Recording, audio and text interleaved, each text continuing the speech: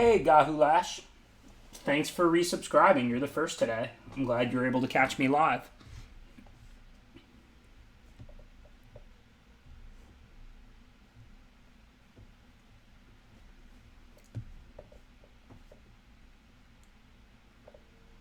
What's up, FP Geek?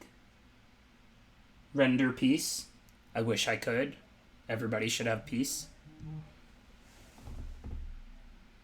How's it going, Equations of Motion? This is an off-stream draft from this morning. I think I'm like 3-1 or something. I've got a little ox plow full house, 3 oxes, 2 plows. And then just a blue-white. Other than that, pretty average. I've got like a Vega or 2 and plenty of Fortel. Good afternoon, Purry. What's up, more too? Buy a canary. I like plow if you have a bunch of oxes. I mean, if I had 1 ox, I would never play a plow. If I have 3 oxes, I'll play my plows. And in this case, I have 3 oxes, 2 plows, so I play them. But you can't play a plow just because you might have 6 power with a creature, or if you have 1 ox, because you won't always draw it, and 6 is just a ton. But if you have 3, then, you should draw 1 of 3 most games. Obviously, I didn't this game, but whatever. I have some other stuff to do for now anyway.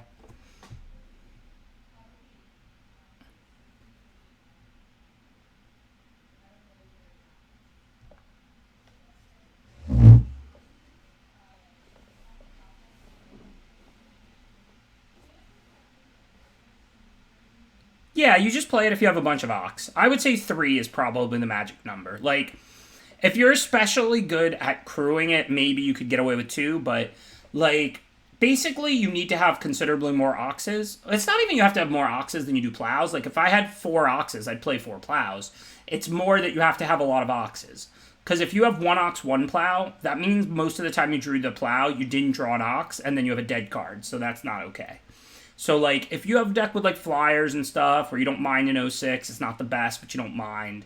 And then, like, you can play your plows. But you have to have, like, I would say at least 3 oxes before I would put a plow in my deck. As a general guideline, I'm not saying there'll never be a case where I play it with 2. Obviously, there are exceptions to all these guidelines and heuristics.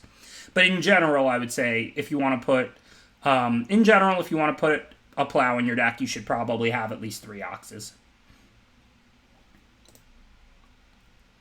I'm attack with both. They should only trade with 1 because of Arnie Slays the Troll. They want to have a 2/1 out to give +2/+2 to.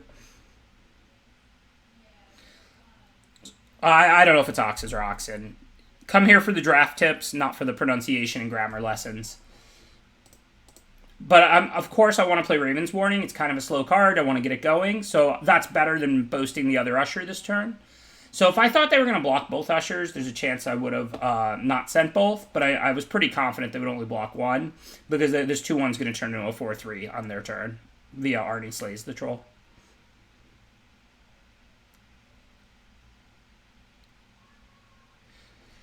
Yeah, the thing is, if you're like a traditional white aggro deck, you just don't want this dead card in your deck. Like, even if you have 3 power creatures, like, do you really want to tap 2 creatures to attack with a 6/3 and, like, have them block it? I mean, obviously, if you can consistently crew the plow, like, on turn 3, like, if you have an Ox, it's a pretty good card. But I wouldn't go far out of my way to make plow work in a red-white aggro deck. I think Broken Wings can be main decked. Usually, there's plenty of removal in this format, so usually I feel like I have a bunch of other removal anyway, and I don't really need to. But if my deck was like, or want to, I should say, but if my deck was vulnerable to flyers, sure, go ahead and main Broken Wings. Like, if you didn't get, a decent amount of removal and ways to interact with flyers, you can absolutely main Broken Wings in a snow deck. But I would look to cut it if I already had, like, 4 or 5 removal spells, reach creatures, flyers, whatever. If I didn't see myself as particularly vulnerable to flyers, I probably wouldn't main it in general. What's up, Idea, Logic, Data? It's a pretty good combination of things.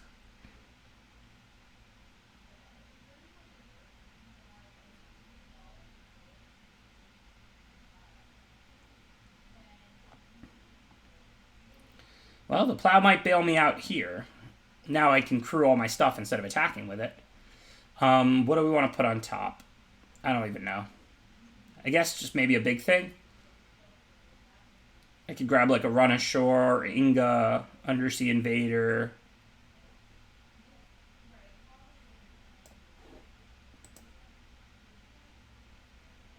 Probably just want Run Ashore. They have a 4/3 token out, so I can bounce that, top something else. That looks pretty good. And then that especially means I don't actually want to trade my Bergstrider for either of their creatures. I probably would have otherwise. But now I'm just, and you can overcrew. Now I'm just going to tap all these and crew. This has summoning 6, so it can't attack. Although I should definitely play a land. Because I have this thing to sack at some point. But since I'm drawing Run Ashore, I don't want to trade anything. I don't want to trade Bergstrider for one of their creatures. I wouldn't mind for Cardor, but I don't want to trade Bergstrider for the token, because the token is already dead, because when I Run Ashore, it goes away for good. So next turn, I can Run Ashore, bounce the token, and top whatever their best on-tap creature is. This is draft 0. Yeah, I'm going to do 3 best of 1s today, no more, no less. I don't actually even have coaching or anything tonight, so we'll just do 3 best of 1 drafts and play them all the way out. This is draft 0 from this morning. I'm good. How are you, Alex?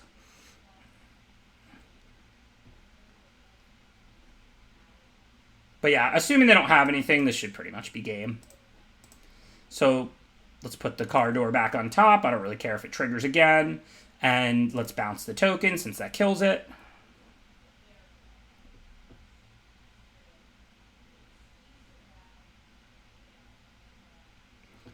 I think I'm probably not going to actually crew the Plow because because I can boast the Usher. It's the same amount of damage. I get 3 life if I Plow, and I get a 1/1 otherwise. So at this point, I can deal them 7 either way. So my choice is simply, do I want the 3 life from the Plow or the 1/1 from the Usher? And I think the answer is clearly the 1/1 from the Usher. I don't need life and I'm ahead on board, right? If I attack with the Plow instead, it's the same 7 damage. I tap 6 to crew it. But then I gain 3. But then I don't get to boast. Who knew it was possible, Dangle? Hey, what's up, Rachel? Thank you for stopping in. I appreciate it. Is there a comment I would take pick 1, pack 1 over Toski? Yeah, I think Toski's good. Nothing special. I would take Packmate over Toski. I think Toski's probably pretty close with like a Demon Bolt. But I think Packmate is fantastic. Alright, so they probably have nothing, but I'm probably also not going to just go for the kill. I'm not under pressure. Let's start by sacking the gate, because we still have mana to boast.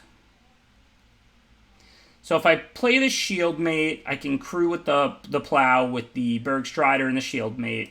That looks good. This way I get in... It's basically like haste, because the Shieldmate couldn't have attacked, so I get in 2 more damage. I miss out on the boast, but I get the 3 life and 2 more damage. And, yeah, I know I could Kaya's Onslaught, and it seems to be passing through priority, but what can they do? If they Blood in the Snow, I still get this 1/1 token. I'm not going to lose. But I don't want to play the pump and then have them play a removal spell as the last card in their hand.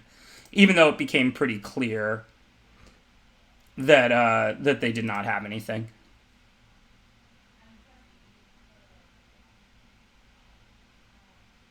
Yeah, Dangle lives 15 minutes from me, so yes, we know each other in real life, Alex.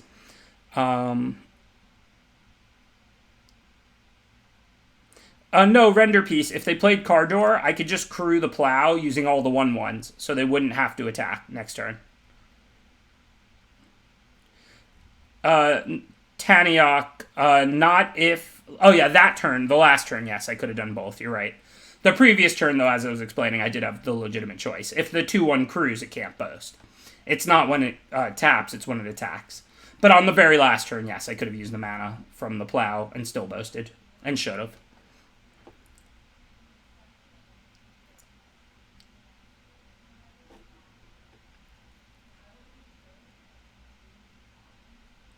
I feel okay, Marky Mark.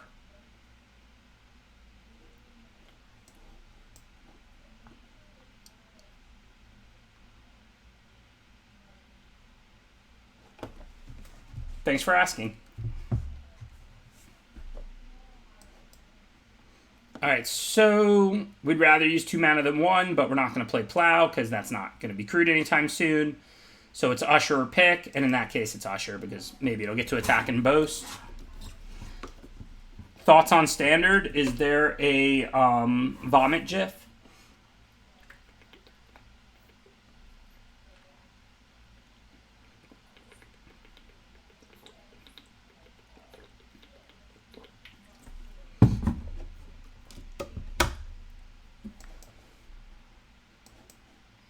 Not that I expect to be attacking with it next turn, but there's clearly more value in putting out Plow than Pick or Foretelling Verdict, because I have 3 Oxes in my deck. So I'm 10% roughly to be able to attack with it next turn, and if it happens, it would be sweet. Okay, well now there's less value because I can't draw 2 Oxes in 1 card, so there's no way to be able to attack with 2 Plows in 1 turn. So now I'll put out the Picks.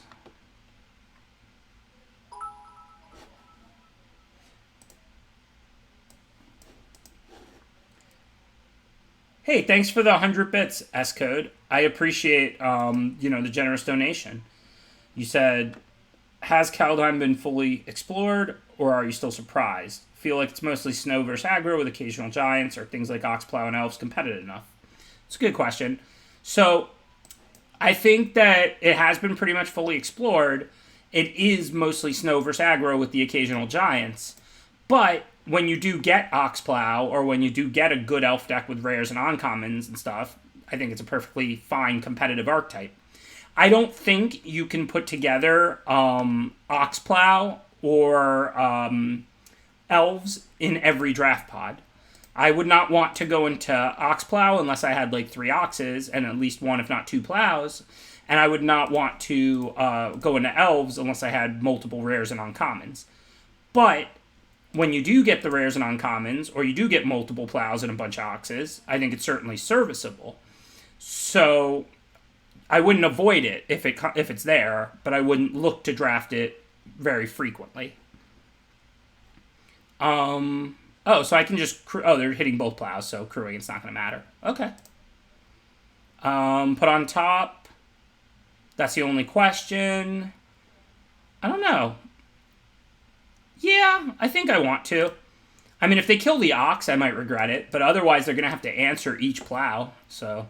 And I do have 2 more Oxes, plus plenty of creatures.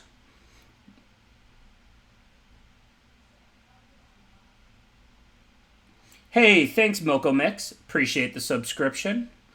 Also, I have these 2 picks, so my creatures are going to be a little better at crewing the Plows than they normally would.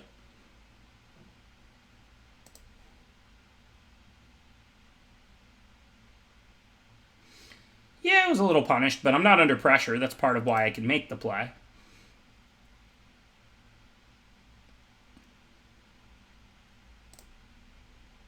Hopefully we'll draw a creature. I don't expect it to be an Ox or be able to crew Plow. I just would like to find a little something so I can pick it and be 1 creature closer.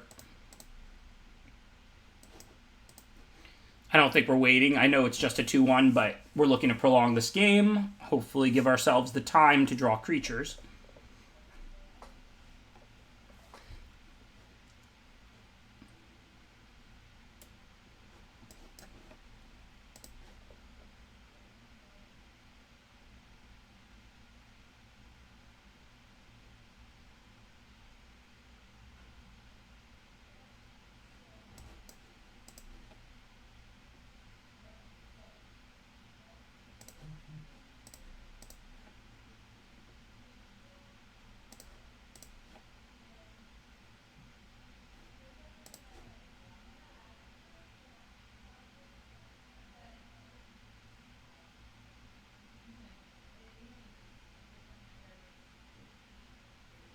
Yeah, I agree with Miserloo. I think Demon Bolt's clearly a good card, but I don't have it as even close.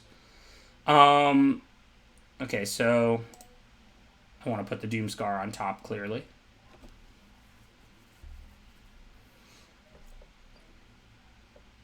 I mean, I'm like 3-1 or 4-1 or something. Like, it's not like Oxplow doesn't work all the time. Like, this game, I drew 2 Plows and they killed my 1 Ox, and 06s are not easy to kill.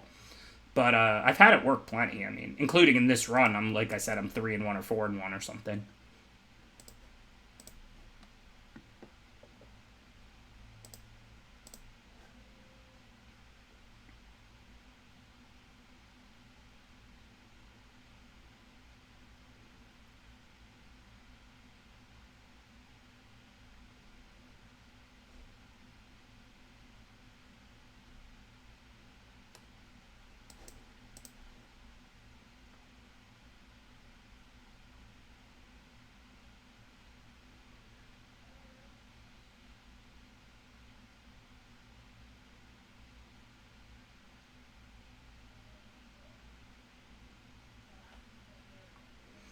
I am playing 17 lands, I believe, including one white-blue sack land that draws 2.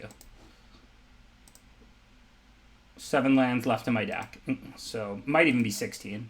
7, 9, 12, 16. Yeah, I'm playing 16 lands, and only 15 that don't sack. I have 1 copy of Gates of Istafel, the white sack land.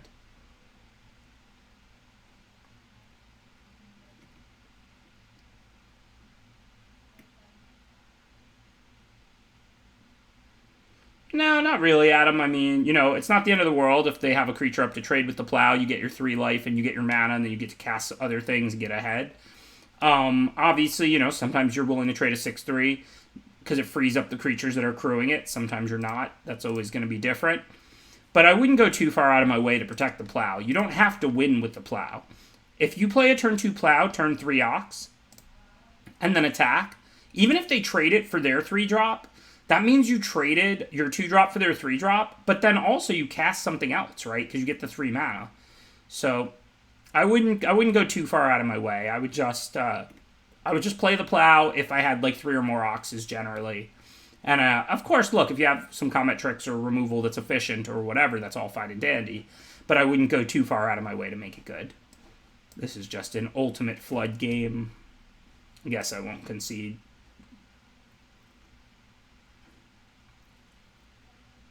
Yeah, I'm playing 16 lands, and one of them sacks to draw 2.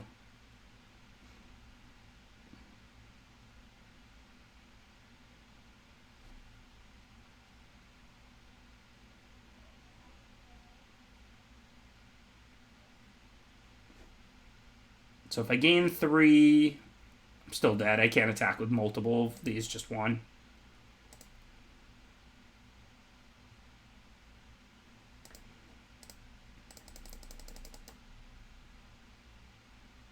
Yeah, that's awesome, rookie MVP. I mostly just draft when I'm at the gym now. I just bust out my phone and do an arena draft. Yeah, so we're 4-2. Not bad. Here's a quick view of the deck before I go to the next game. We got 16 lands. We have 2 duels, so we're effectively 9 blue, 9 white. 2 Vegas, 3 oxes, 2 plows, a bunch of cheap creatures. Pretty solid deck. Like, not like a super duper high power level. I don't think Raven's Warning is anything special. But we have like some decent cards to grab out of the sideboard, as you saw. Inga and Run Ashores and stuff. 5/6. A couple of Bergstriders.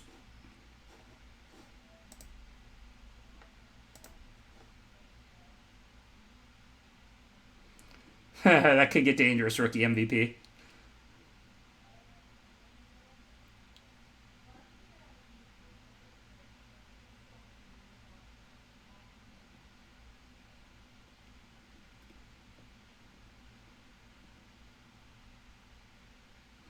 Thanks, Gem Citadel. Love you too. Appreciate the support. I haven't yet, but that could be right. Equations of Motion. I mean, if it's in my opening hand, I'm probably going to set it to blue or white. I mean, if my hand is like blue-white dual, Veil, Plains Island, then maybe not.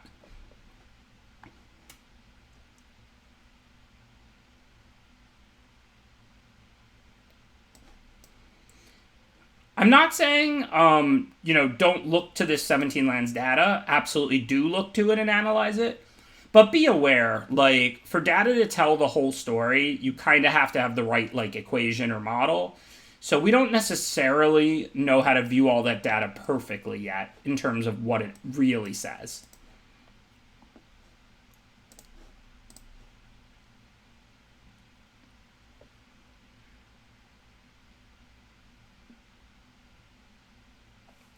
Thanks, Kiki Kikutsun.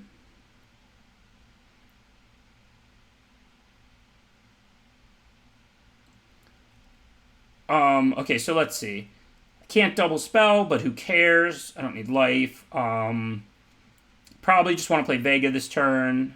And I think I'm comfortable trading Doomscar Oracle for their Goldmaw Champ. Neither is particularly good, but my hand isn't very good at double spelling, so that a 3/2 for a 2/3 is an even trade. I think their boast is worth more than my ability to gain 2. Also, I help clear the way for the 2/1 to attack. In general, if you're debating whether to make an even trade or not, you want to ask yourself, is there any upside for me? And if they have a 2/3, and a 3-2 and a 2-3 is an even trade, while there's the upside of it unlocks this 2-1. And even though Vega's a powerful card, I have 0 Foretell in my hand, so I'm just going to attack. The Recluse can stop Mistwalker. They may have trouble stopping Flyers.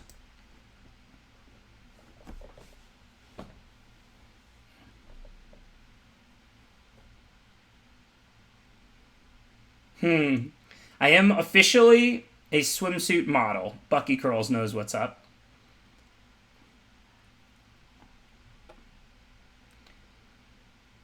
Okay, so I could play Vega and hit for 1 in the air, or I could play Ox and hit for 1 in the air.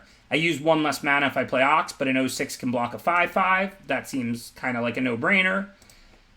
We could hit for an extra 2 with Vega, but then we take an extra 5. So I think we will just lock up the ground and hope we can ride our Flyers to victory.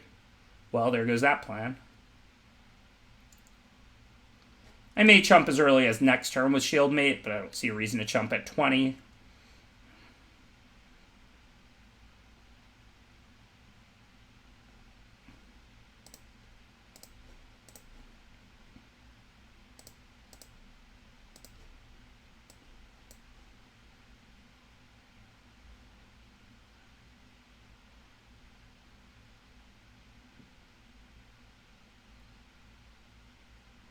I haven't really looked at the Time Spiral Remastered draft set. I really know nothing about what's in there. I liked Time Spiral. I played the original, 10 years ago or 15 years ago now or whatever it was.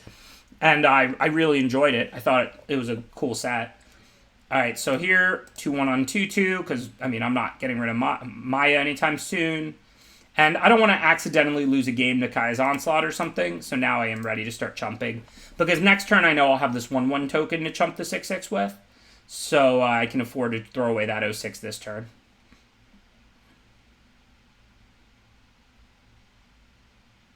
Oh, yeah, you're right. It was 471 years ago, J. Amos said. But when I drafted it 471 years ago, I enjoyed it. I remember pretty clearly. It was only almost 500 years ago.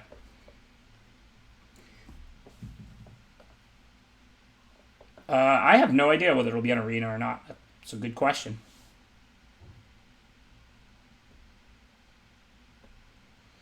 Yeah, Spark Smith and Sprout Swarm are the commons that come to my mind as most dominant commons of all time in Limited. I don't know which I like better. Or I should say, which I dislike more. Okay, so I don't know if we can win this race or not. 3 plus put out a couple of blockers. We're not under jeopardy this turn of dying or anything, but they're going to go to 13. If they play 2 spells, they go back to 15. I've got the Kaya's Onslaught, but I could also just foretell it and then play it and draw a card. So I think I'm going to switch gears and play defensively. I don't really think I'm winning this race now that they played the Game 2 card.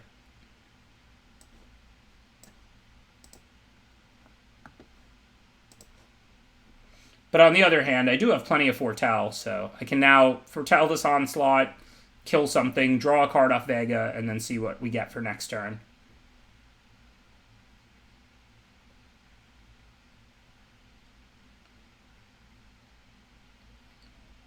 ESPN. ESPN did some kind of a coverage for a draft event back in 98 or something. There was some kind of 100K draft event or something like that at Nationals that had ESPN coverage or something. I don't remember the details. You can Google it. I might have this somewhat wrong, but I think they had some kind of involvement. I guess it didn't get good ratings though.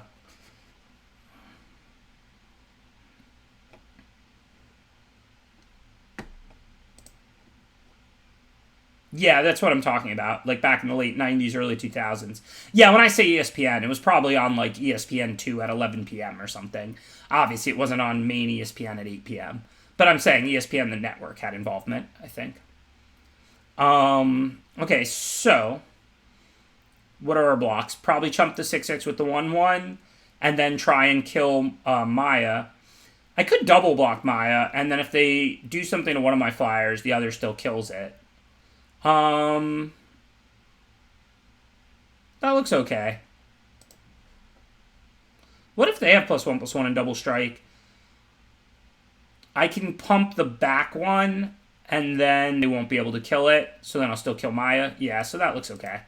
This is a bit risky, but I think it's worth it. Because, I mean, they're going to have something. Could be like Mammoth Growth. Could be their own Kaya's Onslaught.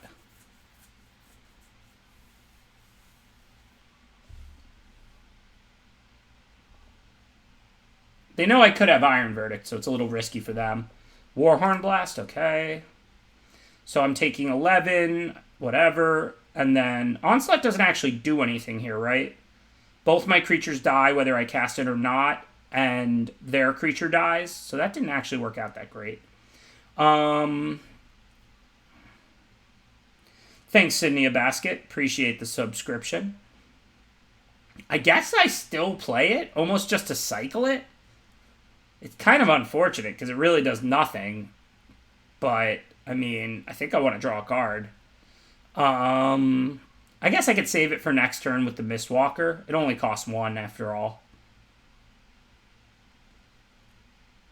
No, I think I need to just draw a card now. This is a pretty rough spot.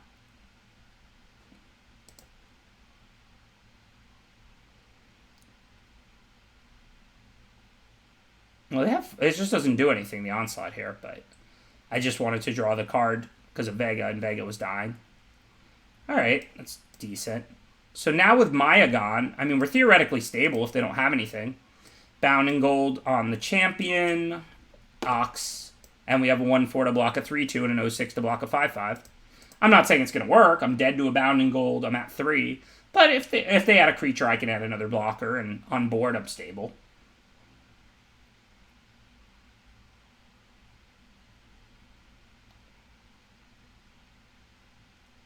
Good thing I drew that card. I wouldn't have found the Bound in Gold, and I would be in way worse shape. Not that I'm patting myself on the back or anything, even though I literally am.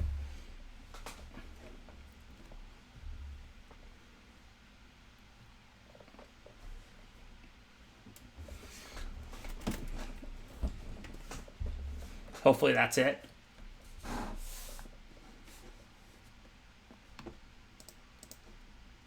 Probably not going to let either one through, so this block is scripted. Letting either one through would literally kill me.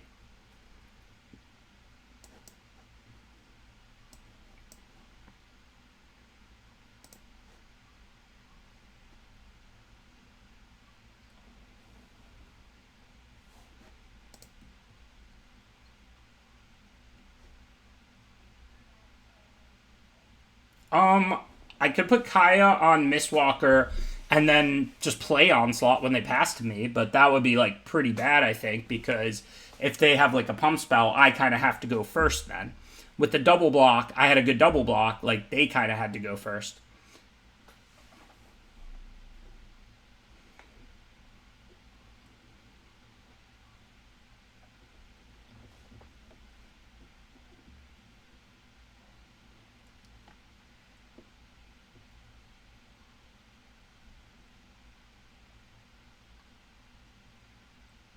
Oh, that's awesome. Congrats, Holy Diva. It seems like basically everybody who like doesn't play Limited just hasn't gotten into it yet, and then they start playing Limited and they just realize how great it is. And congrats on the Mythic. And yeah, Limited is what's up. Alright, so let's see. We can crew up the Plow to block with it. We have to block all 3 of their creatures, though. And I don't really want to trade the Plow for one of their 3/2s. So I think I'm just going to block like this. I have to take the 1, even if I crew the Plow. It doesn't gain life on defense, only when it attacks. So I pretty much have no choice but to block these 3 creatures. I could trade Plow for a 3/2, and then, you know, that frees up a blocker for next turn. But I could also attack with Plow. So I think I'd rather do that. Might not work out here.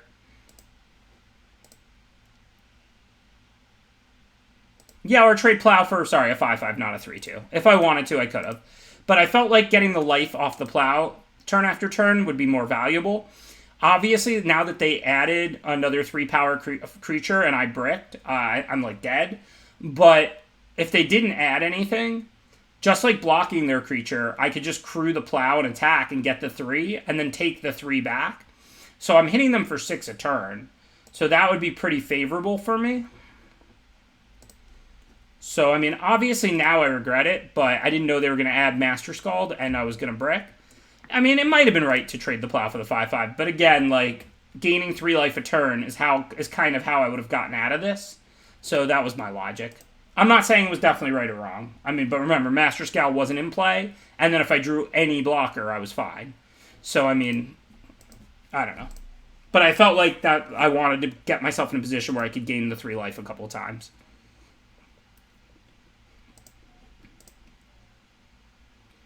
The land comes into play tapped, so I don't think it would help me. If it came into play untapped, playing it would have saved me.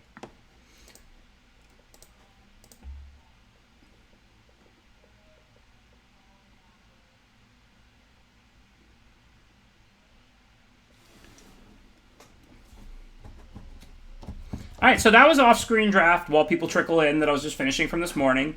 So we're going to start 3 of these best-of-1 drafts. Hopefully we can advance up a little bit. I've been not playing as much off-stream, figuring I'll use this account mostly on-stream, and I've been using my other account on my phone. So we'll try and at least hit Mythic, hopefully with a decent ranking.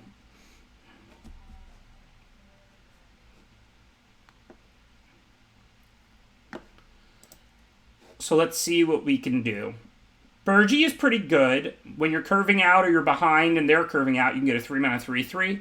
And then in the late game, the Horn is really powerful.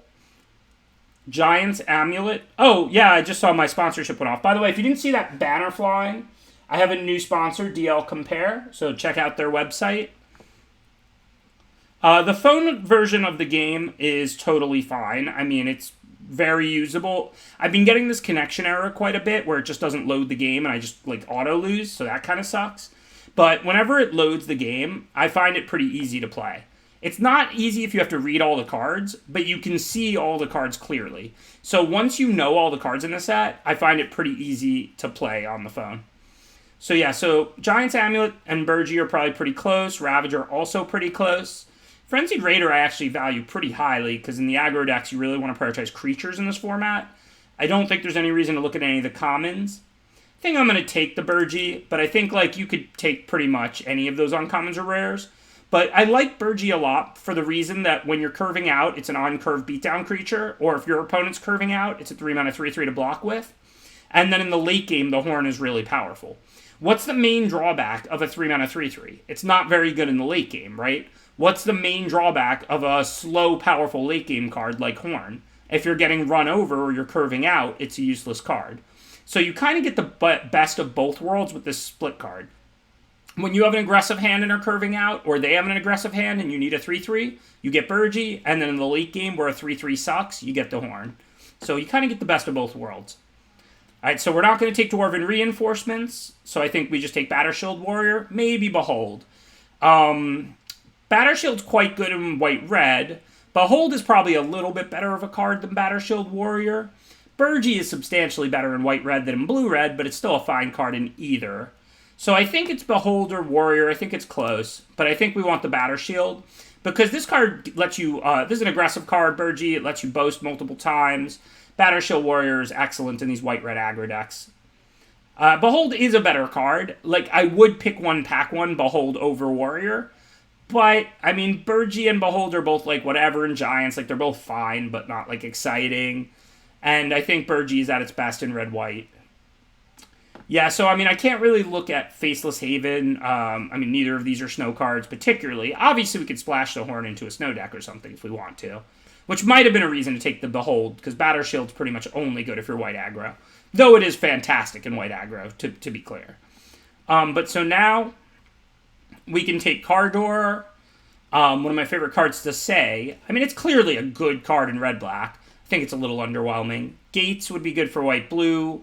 I really like Valkyrie for red-white, but, I mean, it's kind of underpowered compared to Cardor. But honestly, I don't know. All my cards seem to go better in red-white, and Valkyrie's a good card. So it looks like we got rewarded here, because Cole is busted. This card is just fantastic. Basically, it makes all your equipped creatures unkillable, and there's plenty of cheap, good equipment in this format. This was probably just a good pack overall, Because, I mean, you can see Sculptor, Rimewood Falls, which is, the best snow duel, green being the primary and blue being the next color for snow. Blue and green both really are snow, but I think green just does it a little better. But anyways, so, like, the blue-green snow duel being the best snow duel, and that's still here fourth. Obviously, this is a Windmill Slam Cole for us. Yeah, if you're ranking the colors, how well they do snow, I think it's green first, blue second, black third, red fourth, white fifth. Okay, so now Kaya's Onslaught, or these creatures.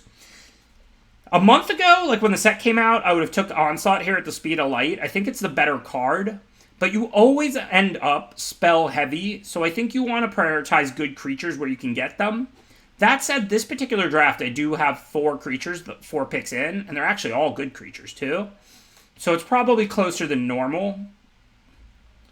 Yeah, I'll move the banner, sorry. But for right now, I think I still want the Axguard Cavalry. I mean, Axguard Cavalry is the best of the creatures. It's between that and the Onslaught, for sure.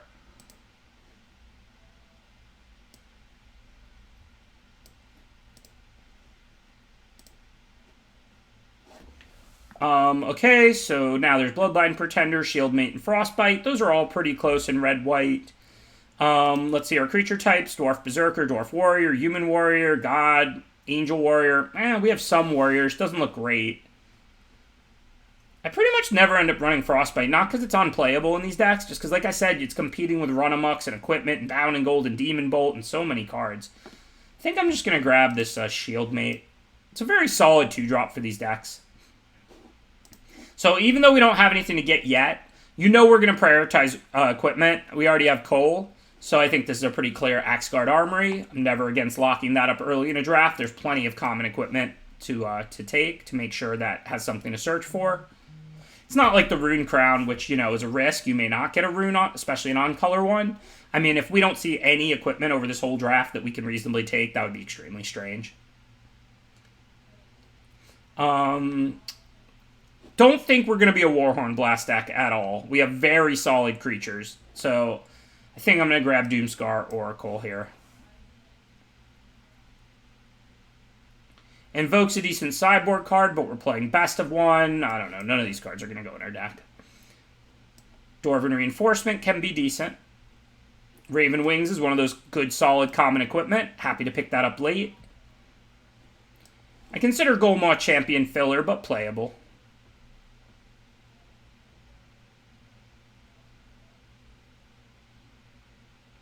The reason something like Armory Wheels is not because it's not very good, it's because you have to be red and white to use it. You're not going to splash it in snow, you're not going to splash it in like black-red aggro. This card is only playable for red-white aggro. Sometimes there's only one red-white aggro in a pod. Even if there's 2, they might have just took something over it, like a Bound and Gold or Demon Bolt, and then you get it, 9th pick or whatever. It's okay, Loop 4X. I greatly appreciate everybody who supports my content, but if you can't afford to sub, please don't. Like, I'm comfortable financially, and Magic doesn't make a ton of money, so if you can afford and you like my content, I greatly appreciate it. But if you cannot, if it's going to stretch you financially, I would rather you pay your bills than sub to my stream. So no need to apologize, Loop. And as I always point out, there's plenty of other great ways to support content creators than financially. You can always just spread the word. If you get me more viewers, that helps get me more sponsors and get paid more from sponsors, and that makes me money. So, you can always, if you really like it, but you really can't afford and you want to support my stream, you can always just tell people about it and stuff like that. Okay, so this pack is pretty weak for us. Kaya's Onslaught, Helm, and Steel would be the cards to consider. I think Helm is probably the right pick, given we have Axguard Armory and Cole. I do like Kaya's Onslaught and Aggro. I'm not, super low on it or anything. Just, I don't know, lock up the good equipment when you have Cole, right? We want a lot of equipment in this deck so that our creatures can be equipped and come back. I don't think Steel is very good. I will probably play it if it's the only aura I end up with, because I can search it out. But I think I'll probably table it, and I don't think it's very good. Yeah, now just another Helm. This one's easy. Courser's fine, but it's kind of fillerish. Helm is better. Well, looks like we're going to be covered on equipment because this pack only has Braggart for us other than Helm. And while I didn't want to draft 5 straight Helms, all right, it's a fine card. I mean, I'm not switching colors at this point. I'm like half red, half white with pretty good synergy, so.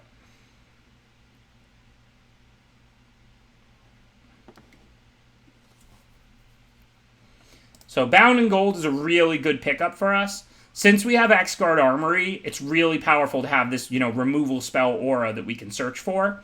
Obviously, if you draw it, that's fine. It's a great card. It's 3 mana, kill a creature. But also having 1 or 2 of these in our deck so we can search them out with Armory. Hello! Where was this pack the first 3 picks when I was taking Helms? Battershield Warrior is quite good in red-white. Dwarven Hammer's even better. Dwarven Hammer is like near busted in the stack. But I think Battershield Warrior is also excellent.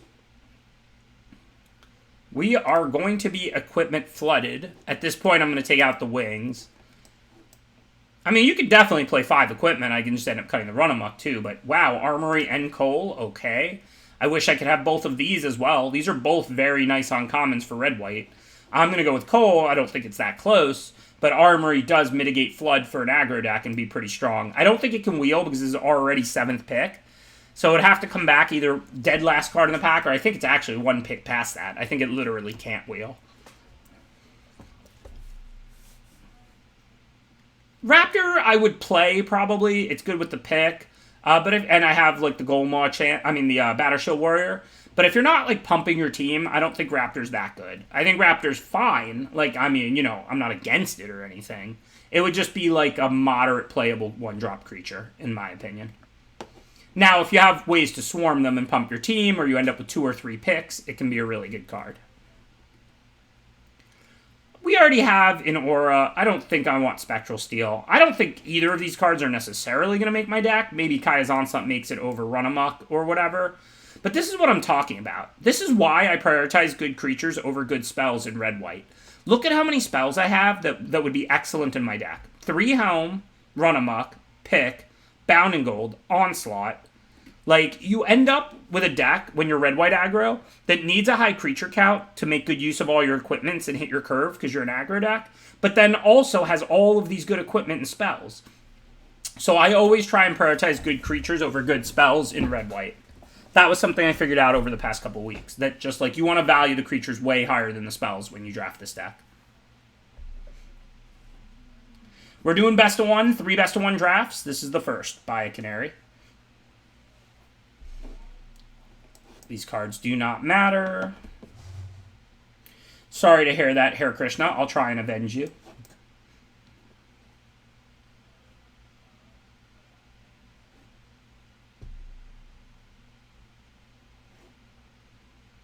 I like Pick more than Helm. I'm on. I agree. Wings is third. Like, Wings is perfectly playable, but I would rate the equipment at common for red white. Pick 1. Oh my God, the Armory did come back dead last. No other cards in the pack. I did not see that coming. 15th or 14th or whatever, just dead last pick. I guess we're the only red white player. Kind of wish I'd gotten that second aura now. We'll look for an aura this pack. I didn't even think that was possible. So, anyways, rare draft, yeah, maybe. Otherwise, it's a Shieldmate for us. I'm not about drafting 40 gems, but I'm not even sure the Shieldmate will make our deck, and we'll probably table it. 3, 4, 5, 6, 8, 9, 10, 11, 13, 14, 15, 16. Yeah, we have 1 million playables and 1 million 2-drops. So, I mean, if this was a Pro Tour, I would take Shieldmate. I'm not above taking the 40 gems just because I think we'll table that Shieldmate, and I don't think that Shieldmate will even make our deck. But yeah, my pro pick there would be the Shieldmate. I like Mate too. I just like, we have plenty of cards and plenty of 2-drops. We already have Shieldmate, Cavalry, 2 Coals, and we still have the whole rest of pack 3. So yeah, now there's Coal, Doomscar Titan, and Demon Bolt. I think Coal is better than Demon Bolt. We do have a lot of equipment, and I mean, so that makes Coal even better, but it is legendary, and it would be our third. That said, they have to kill it. Yeah, Coal might wheel. That's a good point. And Demon Bolt's splashable. So I should take Demon Bolt because this is the one like Snow can use. And then I'll probably wheel Coal or Doomscar Titan. I do think Coal is better than Demon Bolt in red-white, but I'm taking the Demon Bolt because a Snow deck will take this and just play it as a splash. but a snow deck can't play Cole, so I'll probably table Cole, whereas I have no shot to table Demon Bolt. So that's why I made that pick. But I do think Cole is better than Demon Bolt in red-white aggro, to be clear. Yeah, we could start off drafting the easy way. I mean, it's okay. So do we want Courser or Pick? Probably Courser. Play the Horn turn early. And the Hammer on curve. Oh, I'm sold. So, as a little trick with this card, the more expensive your artifacts and enchantments that it's lessening the cost of are, the more powerful the card is. It's not a bad thing to be able to play your pick for 1 instead of 2 after you play Courser, but it has less value than lowering the cost of a 5-mana equipment like Hammer. And I see this card as costing 5, not 3, because you're looking to make the 2-1 every time. Fourth Cole, we might end up, or third Cole, we might end up with 4. Do I want the Rune of Speed, though, or the Cole? I mean, I want both. We have a million equipment. I kind of want an aura to search for with these armories, though. And we're probably going to table that other Cole, and it is legendary. Don't get me wrong. I think Cole is a lot better than Rune of Speed, but I think with double Axguard Armory and 5 equipment and 2 Coles already, and it's legendary, and a good chance we're going to get a third, I think we can take Rune of Speed. But I want to be clear. Cole is a lot better than Rune of Speed under normal conditions. There's the Cole that we pretty much knew we'd table because we're the only red-white player in the pod because we got an Axguard Armory 15th pick.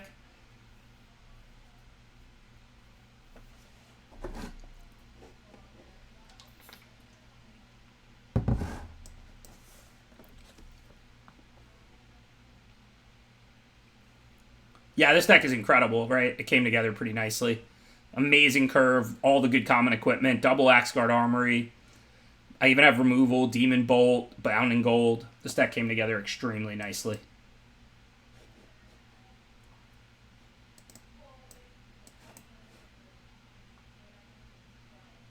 Yeah, the play will matter a lot for sure.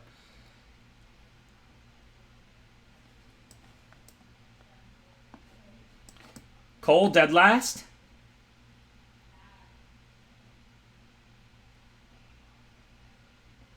Even I'm not that lucky, right?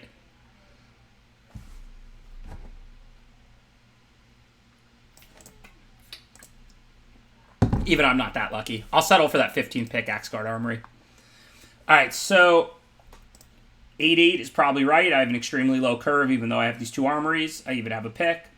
So we have to cut 2 cards. Definitely can cut Dwarven Reinforcements, Gold Maw Champ. Let's just move our filler stuff over to the right.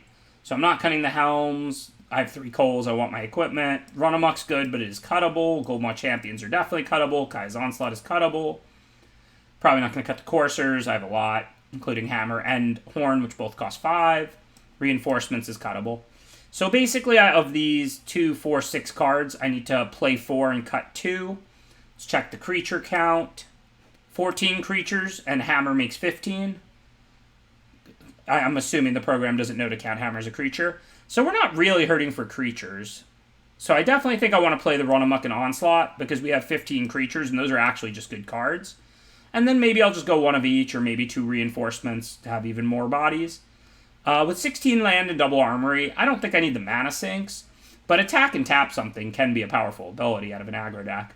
But I think I'd rather just have the bodies. With how much equipment I have, the only way they're going to beat me is if I don't have creatures in play, right? And this gives me 2 different bodies. So I think I'm going to go like that. Oh, Dwarven Reinforcements absolutely counts as a creature. Yeah, the only reason I didn't count it yet was because I had it off in the maybe cut, maybe play. Oh, you're saying it was counting? No, it wasn't counting as a spell. Right, yeah. You're just saying I should view it as a creature, which I do. So I wasn't counting it as a creature because I had it off to the side. Thanks, True Prince. Yeah, Braggart's fine, but again, it's somewhat expensive. I am playing 16 lands. I'd rather the cheaper good cards. Like, if I'm stuck on 2 or 3, I can just foretell the reinforcements and play it. If I'm stuck on 2 or 3, the Braggart's a dead card in my hand. I don't think the Braggart's unplayable or anything, but I find it unexciting.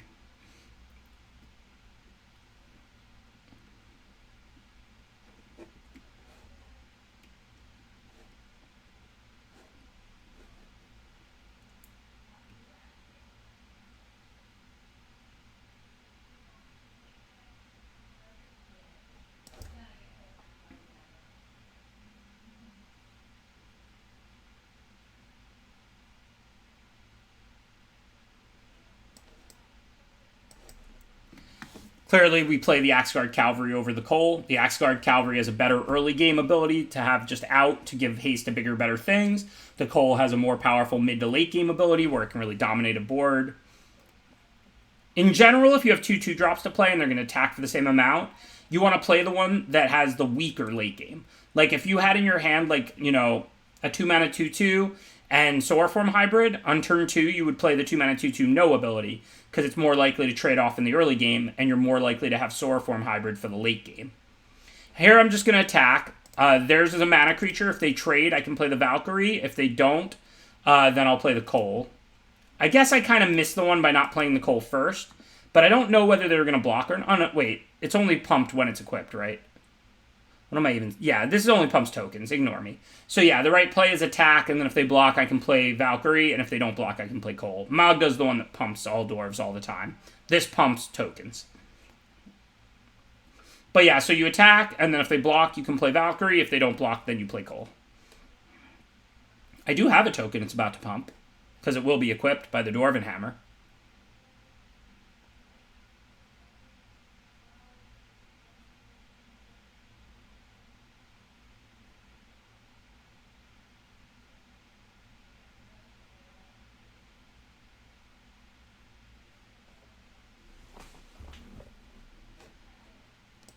Okay, so I probably want to play the Courser, because then I can play the Hammer next turn. If I play the Valkyrie, I can't necessarily play the Hammer next turn. I have to draw a land. Haste doesn't matter. I would actually like to kill the Priest, because if I don't, the Priest can kill the Cole. So what I might do is attack with both, and then if the Priest blocks, I'll just play the Onslaught. If it doesn't block, I'll play the Courser post-combat. 6/2 trample haste sounds great, it's just, it costs 1 more mana.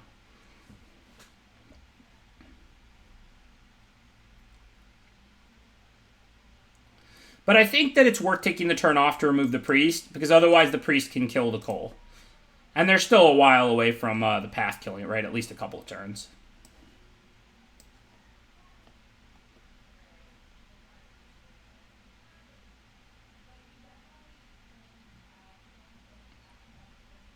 And that's assuming they don't trade off the Sculptor, I don't draw removal. They also still need a white source. Maybe they have it, maybe they don't.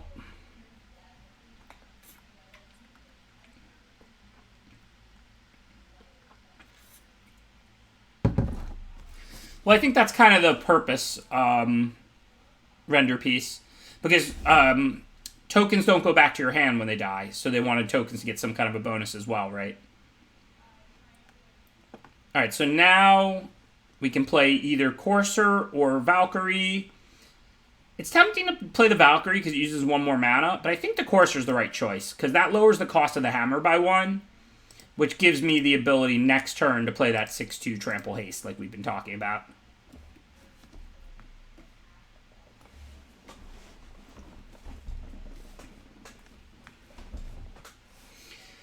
Yeah, I could have held the double strike to try and land it on the Hammer, but that was kind of ambitious. Pretty easy discard of Shieldmate, by far the weakest of our 3 cards, and we have the mana to cast all of them.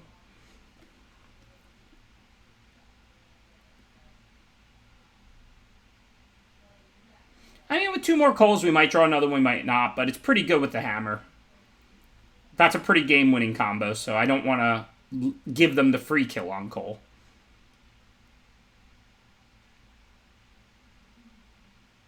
Sure. Tokens go to hand and then cease to exist immediately. Okay, but same thing as them not going to hand, right?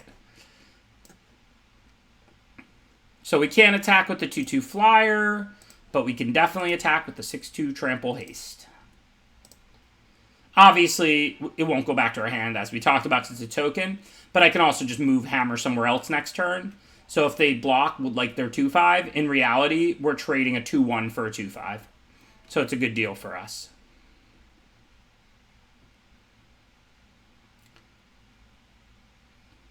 Yeah, this is going to be a good game. I mean, they have Path going off now. Which, you know, I have a lot of threats, but and the Path doesn't kill Hammer, but it will kill Cole or Courser. I think for now, I just want to play the 3/2 flyer, give it haste and attack.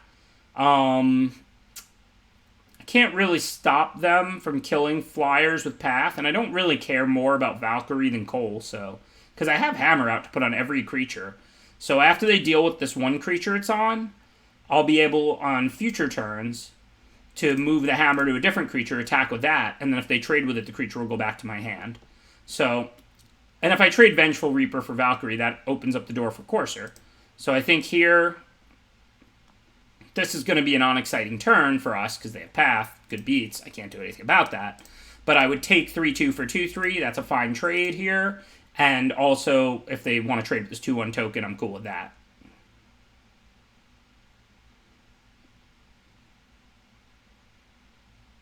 But Path is really good. You know, it's like my favorite uncommon in the set.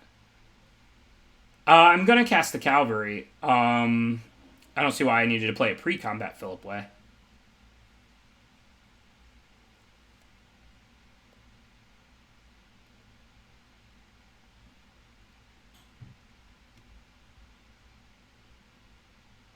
Oh, no, Path doesn't make you discard. No.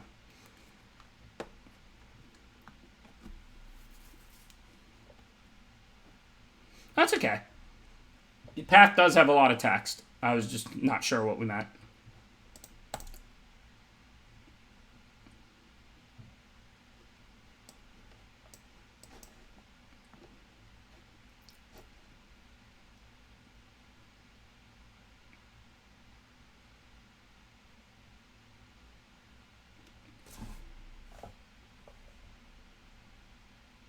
Yeah, I mean, I'm not saying you want to force Path when you open it, but it is really good. It's just it's a fixer and a win con, basically. Like, you know, it's good in the early game for fixing and just making your land drops, whatever, and then in the late game, you just... Basically, like, you didn't spend a card, right? You paid 2 mana to turn it into a land, so all you did was basically pay 2 mana to get a land in the early game, but you didn't go down a card. And then suddenly you just have this free sacrifice effect because you never went down a card, and then you get to sack it and get it's a really powerful effect. So it's a really good card for these 5-colored green snow ramp decks.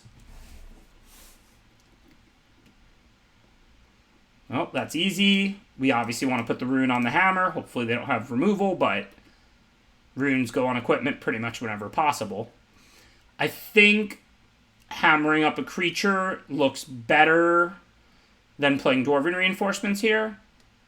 The only thing is, this is a 4/7, so +4 to the 2 powers isn't getting through. I mean, we have no way to know if they have removal for the flyer or not. I guess we're not under a lot of pressure, so we might as well try just in case they don't.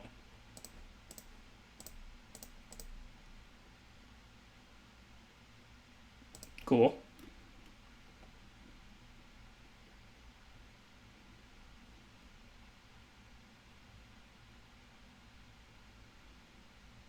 It's okay with me, Gar. I don't know if Twitch will allow it or not.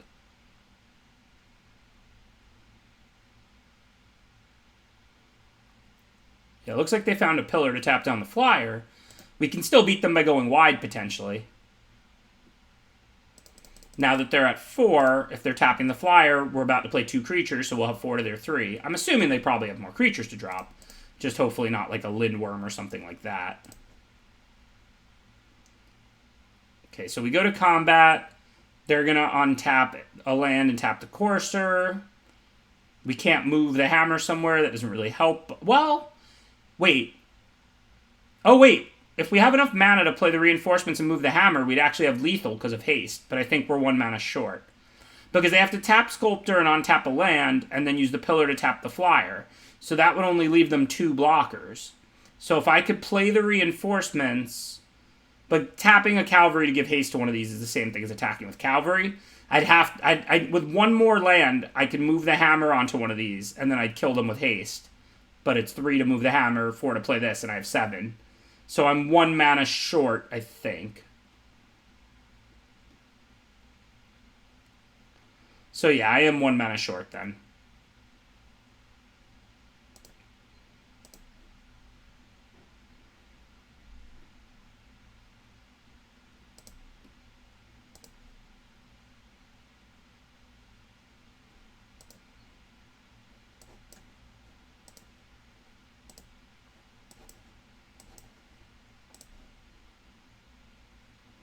Well, why would I want to foretell next turn try and do that? I could just cast the card.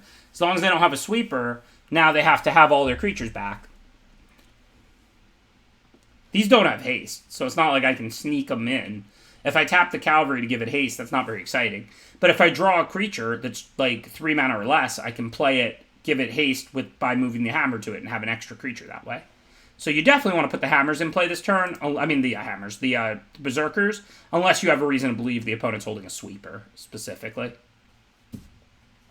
This card doesn't give haste, like... So when you say misplay, like, I mean, they should expect that I could have one haste attacker, right? Okay, so they have 6 to my 5. So they're not dead now. But now I won't show them the bolt because they may leave up one creature too few. I'm going to move this over somewhere else. 2 is a lethal flyer anyway. Yeah, you're right. Bolt plus trample might have been lethal. I might have just screwed up. Well, no, they have some high toughness creatures. But if I put a bolt on a 7... Well, they can double block. So, yeah, I think if they tap one thing, bolt plus hammer will likely be lethal. But last turn, I don't think it's very likely. They had 5 blockers to my 4 attackers. So they would probably just, like, double block the 6-1 with, like, a 3-7 and a 4-4 or something. At least they should. Can't say for sure they would. But even if they just, like, want to block the 3 profitable blockers on the 2-2s, if they double block the 6-1 with the 3-7 and the 2-2, bolt's not enough, I don't think.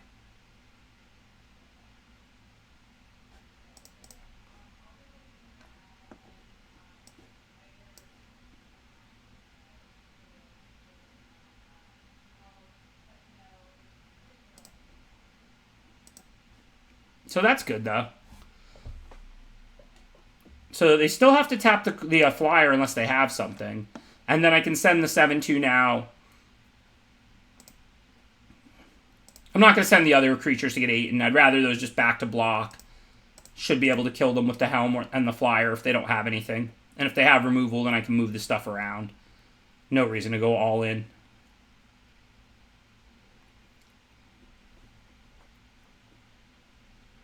This drains for what, 3 a turn? I don't know if they have dead creatures. Yeah, they have 3.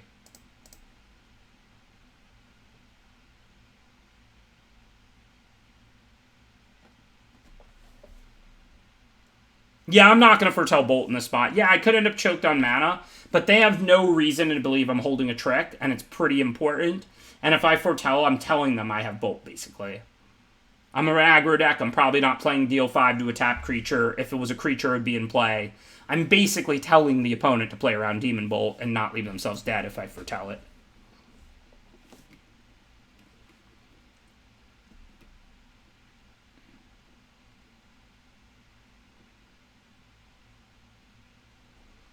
Okay, so now I can bolt the 4/4 token, and then if they have removal, I don't kill the U, so that's actually kind of nice. If they don't have removal, then they're just dead to the trample.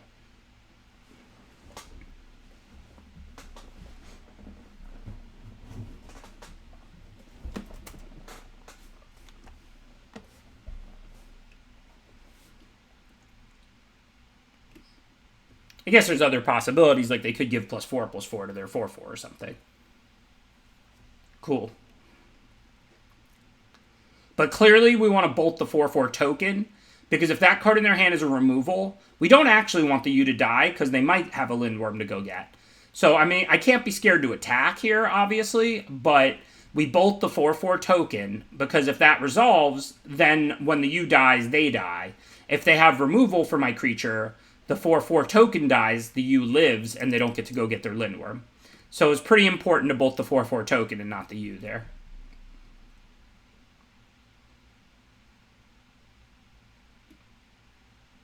Oh, I'm sorry, I didn't look at their foretell card.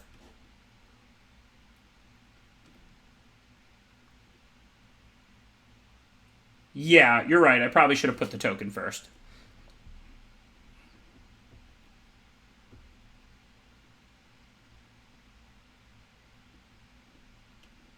Yes, it should have been the bear token first. You're right.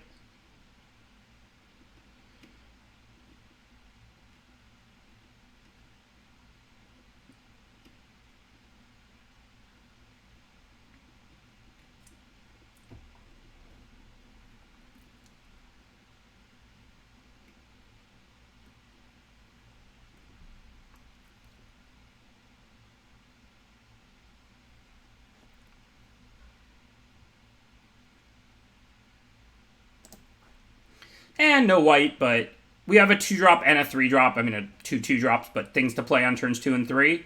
So that gives us a bunch of draw steps to Fina Plains. I'm not really about mulling hands like this. Keep and lose, my favorite strategy. Thanks for resubscribing, Thunderwonk. Appreciate you putting in the effort necessary to do so on mobile. Favorite archetypes? No. I'm a sucker for the grindy long games. I do traditionally like more grindy decks. Like, I'm more of like a, I guess like a Jundy type player than like a ultimate late game type player. But I just love the way like Snow in this format has like removal and all these little advantages via the lands and just plays these long games every game. I mean, Magic's the best, so the longer time I get to spend playing, the better, right? Okay, I can just attack and play the Courser, or I can play the Courser tap to give it haste. That seems like it would produce the same outcome, except I would have a tapped Courser and Cavalry, and this way I have an untapped Courser, so there's no real reason to do that. I don't even know what the commanders are. I have no idea.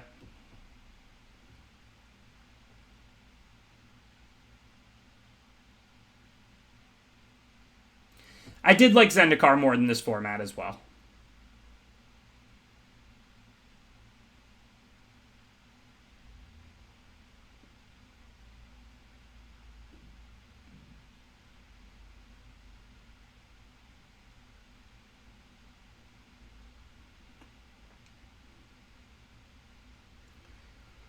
Okay, so we can now only attack the flyers, and we can probably do better with Bound and Gold than a 3-3, so this turn looks easy.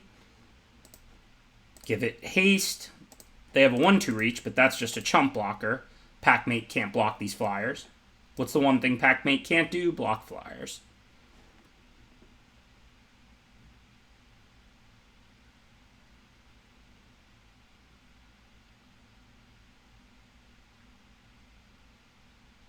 Yeah, I like Theros too on Zendikar. I think Ikoria could have been good. They made the cycling payoffs way too good in Ikoria. That was just a fail on their part.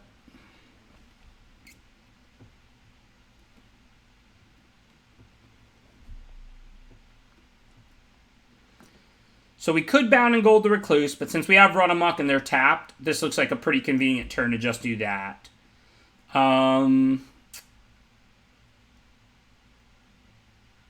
You know what, though?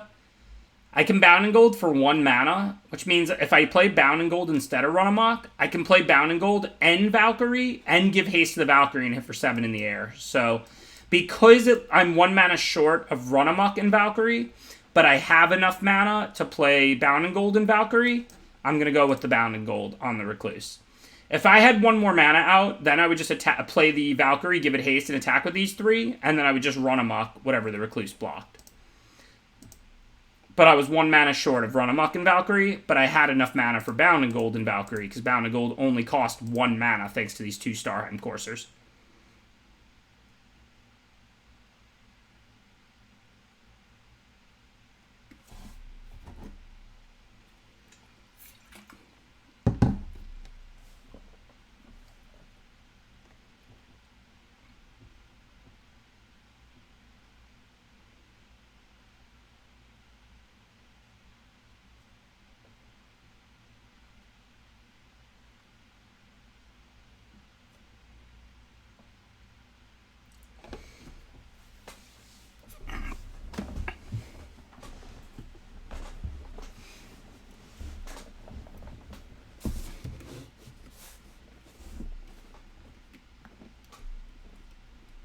So they're not dead, because don't forget this thing has reach. It's only a chump blocker, but that's okay. We're not dead on the swing back either. Even if they draw removal, we're still not dead on the swing back, so no real decisions.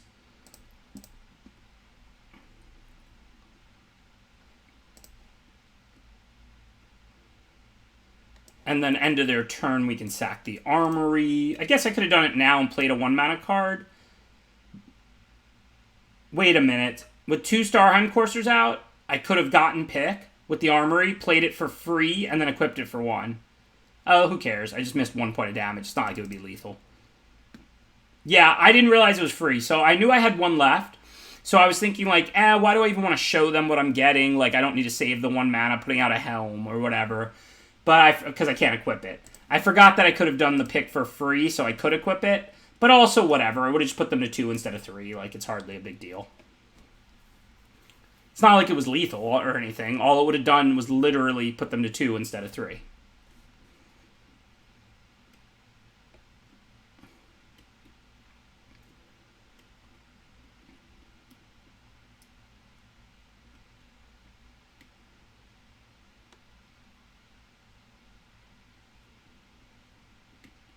Yeah, Snare Tactician was way too good for a common. I think for cycling to be healthy in Ikoria, Zenith Flare should have been a mythic, Flourishing Fox should have been a rare, and Snare Tactician should have been an uncommon. This hand is like, if I draw 1 mountain, it's incredible, but I'm on the play and I can't cast anything. It's a little different than the double Axguard Cavalry 2 mountains on the draw where I have my 2 and my 3. I think I'm going to mull this. Alright, I'm not worried about getting slightly flooded because I can sack the armory. So I think this becomes a pretty clear put Onslaught back, and then we can Foretell Bolt if we don't top deck a 2-drop, and then start casting Coursers, and if we draw spells, we have things to cast, and if we draw lands, we have armory to sack, so hopefully this hand can pan out.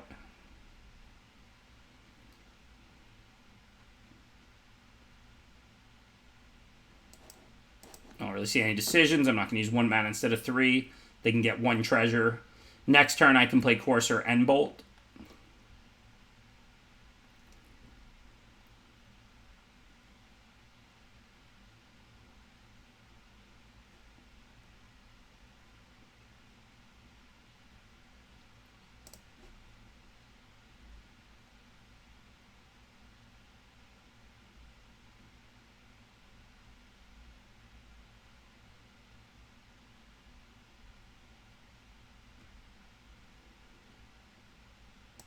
Okay, again, this turn feels pretty much scripted. It's nice to get a tap land in play, but I already have 1 to sack. And I want to be able to play Bolt here.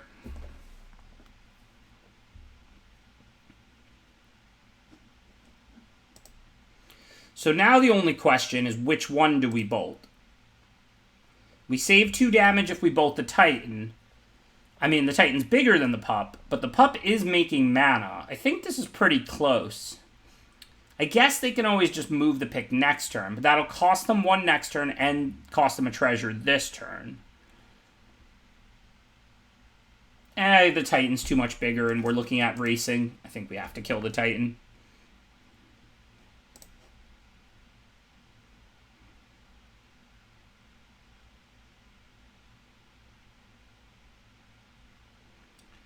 Okay, so we could play the pick for free, but remember, we can't equip it for free. I'm probably going to get the hammer, so I think I'm just going to attack and pass the turn.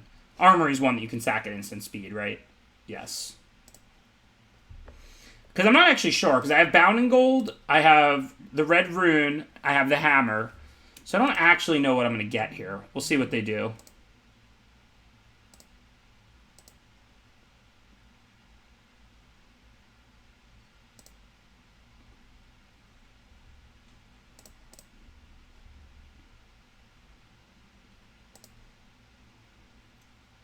Yeah, I mean, we'll see what they play, obviously. If they don't put out any more creatures, I'm pretty inclined to get Bound. But remember, I could get Rune and Hammer and then just mash them for 1,000,000 damage, right? That could be right, too. I can put the Rune on the Hammer. Like, this will cost 1, this will cost 3. I think I have enough to do everything. Yeah, that has to be right. Because then I keep the Runed Up Hammer. And, I mean, I don't need to Bound and Gold that Pup that bad.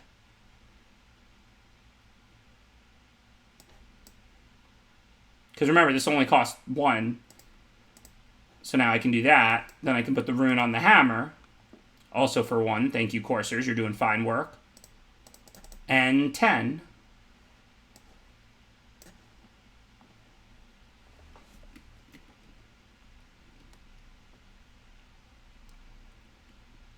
Hello, Ampelos.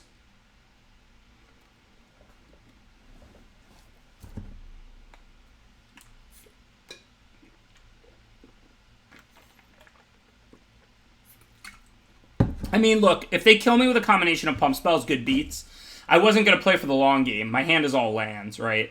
Like, I want to race. It's not like there's any common that kills me. Run Amok is short. Mammoth Growth is short, I think. Like, if they have both, then I lose. Good beats. But the idea would be to try and end the game, to try and race here.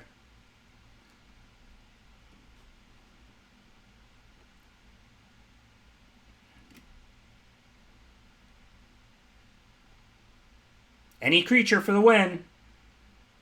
Creature. That's not a creature. Okay, so now I can get Bound in Gold and another equipment. I don't have any more living equipment. That's going to hit for 5. I don't really have any choices, I guess. I guess I just have to pass and see what happens. Assuming they don't +1, I could still win the game with any creature. Plus, I'm getting Bound in Gold to deal with the Hulk. So, I mean, we're going to 1, but assuming they don't have a way to deal to 1, we're actually still in pretty good shape, right? Because we're going to get Bound in Gold, and a creature lethals them if they don't have removal. And we're thinning out by 2 as well, which is kind of nice for the second time.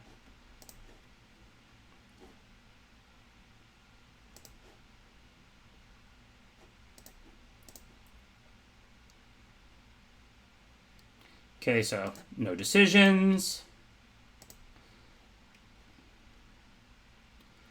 So if I shield mate an attack, I lose to removal. If I Bound in Gold and play shield mate, I don't lose to removal. The way this game is played, I think it's pretty unlikely they have Demon Bolt. I mean, they could have Squash. Oh, wait, I'll get a 1/1 to block with, so I won't even be dead. Okay, I'm going for it. Yeah, it leaves a 1/1 behind. I mean, don't get me wrong, I'm going to have to then chump with the 1/1, so it's not ideal. But I won't be dead. I can top a creature next turn to go on to win or whatever. But somebody said what removal? I mean, Frostbite, Squash, and Demon Bolt are all castable for them right now. How would they kill me with Demon Bolt? What do you mean? It doesn't go to players. Frostbite, Squash, and Demon Bolt are all playable cards, none of which go to players, and all of which they have the ability to cast there. I do think with the 1/1 the Shieldmate leaves behind, it's right to make them have the removal, and then you can chump the Hulk, and then I can top deck another creature to give haste to win next turn. But, you know, they only have one creature. Arnie is doing nothing on their turn. It's putting 2 counters on the Craven Hulk. So there's certainly an argument for Bound in Gold and play the 2/1. I mean, what are they going to do? If they play a haste creature, I can block with the 2/1. If they play a creature, I can helm the 2/1 and put all the equipment on it and they're dead. So there's definitely an argument for Bound and play the 2/1. I know the chat just, like, loves lethal as quick as possible. But, like, yeah, Provoke the Trolls, the uncommon, would kill me.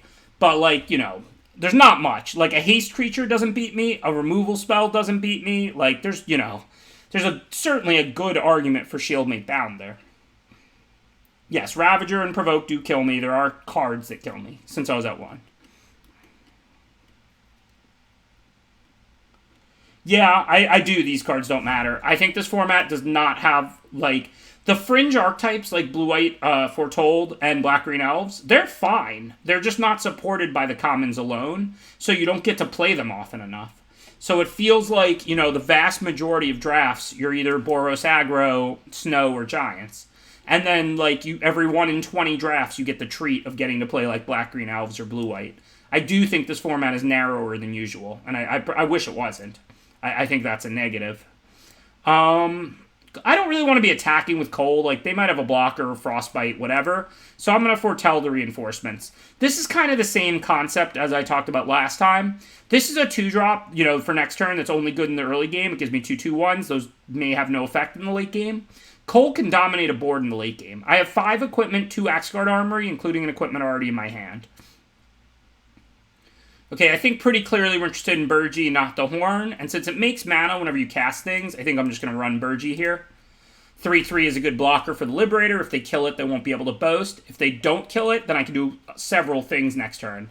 Given every time I cast something, I get the 1 extra mana. I can practically dump my hand.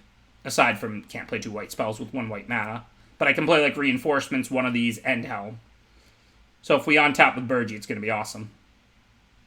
Yeah, I like Black Green Elves just fine. I 7-2'd with a Black Green Elves deck like the third or fourth draft I did in this format. Like, I think I tweeted a picture of it like maybe 2-3 weeks ago, whatever, when the format came out. But I don't think you want to go Black Green Elves for just the commons. Like, I think you want to go Black Green Elves for Elvish War Master and Herald Unites the Elves and stuff. But I'm not afraid to go it if you get those by any stretch. That's fine. Burgee's going to stay out. I'm cool with that. All right, so let's see. How much can we do? So all of our cards effectively cost 1 less. So the helm is free. This costs 1. This costs 2, and this costs 1. That sounds like 4. Can I actually play it all, or can I not play the last thing because I can't use the last 1 mana?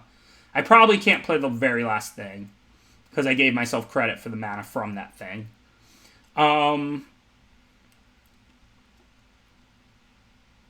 So let's see. Well, we can start with the helm because that's literally free. And then if I had to choose between Cole and the Courser, I'd probably rather get the Courser out. If I do that, that's 3, and then I get 1 back, and then I can play the Reinforcements and get 1, but I can't play Cole. Yeah. So I can play Reinforcements and Courser, or Reinforcements and Cole.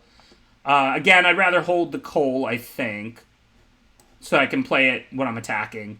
So this looks like Courser. Yeah, equip with Helm with the last mana. Agreed.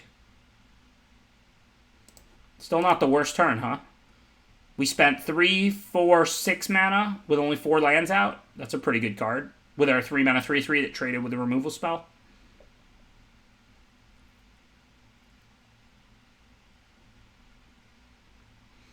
Okay, so what I want to do is have something back to block the Liberator profitably. So I might actually not attack with the Courser. I think I would be pretty happy to trade my 2/1 for either of their creatures, but I don't want to block with Cole, and I don't want to let them start boasting. Never let your opponents brag. You know that. So I think what I want to do is just load this up. I need 2 mana for Cole, so I can't move the Helm because then I won't be able to move it back. So I think I just attack with that. Oh, no, I will. I get the 1 from Burgee. Never mind, I lied. So I can move the Helm too. And then post-combat, I can play Cole and then move one of the equipments back over to the Courser. Oh, Cole pumps the token, so maybe I should have played Cole pre-combat. I might have just missed 1 damage. Good point. It might have changed their blocks in a meaningful way, but it might not have. And I'm going to move the pick since the Courser flies. It wears the pick pretty nicely. Yeah, maybe I should have played the Cole first. I temporarily forgot there that it pumps tokens, so I just missed the damage. It does give them information, like maybe they end up blocking with Ravager, but probably not since they needed to be able to play Glimpse. In order to flashback Glimpse, they needed the Ravager out. So I probably should have played Cole first.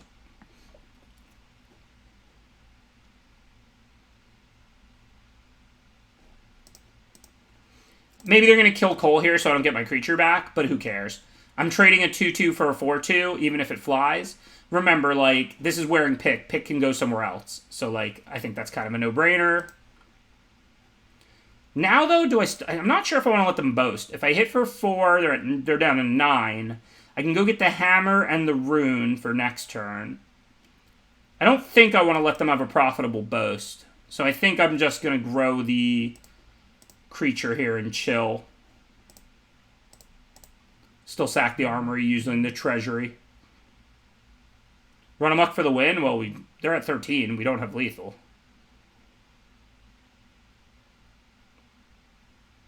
I knew they might kill the Cole when I blocked the Courser. But remember, it's a 2/2 for a 4/2. Like, that's not a race I'm winning, and, like, I can just put the equipment other places. Thank you, Clump BR. Appreciate the subscription. All right, so do we want, like, Hammer and Bound and Gold, probably?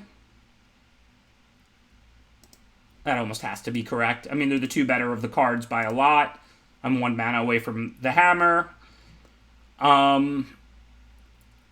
Okay, so now I think I can just attack and play Hammer. They still could boast, but I'll probably just kill them next turn with Run Amok and Bound and Gold now. Oh yeah, Armory is fantastic for preventing Flood. Like, no question. These aggro decks love an Axguard Armory.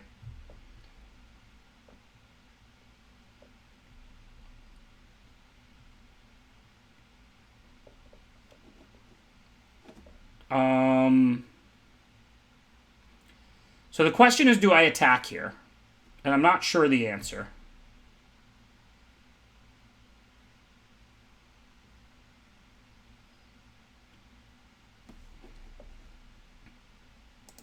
I think I can.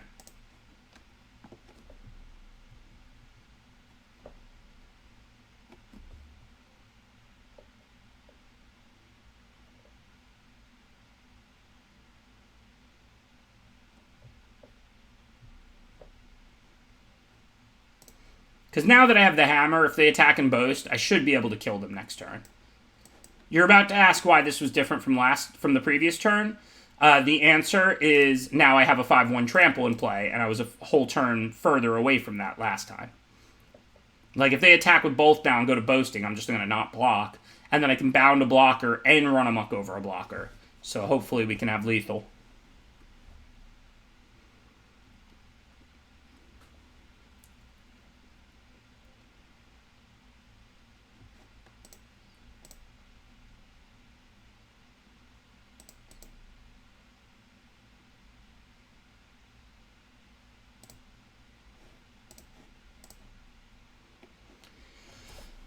Hopefully they do not have a second squash. Oh, they have to pay 5 for the Arcanist, so they're going to be 1 short of squash. Because as long as they don't cast anything in addition to the Arcanist, they're dead.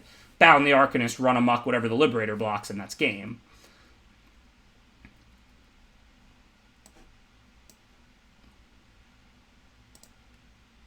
Can even put out Cole too, right? I have the treasure to start the Run Amok. Thanks to Burgie, I can cast Cole here, and then I still have Run Amok mana.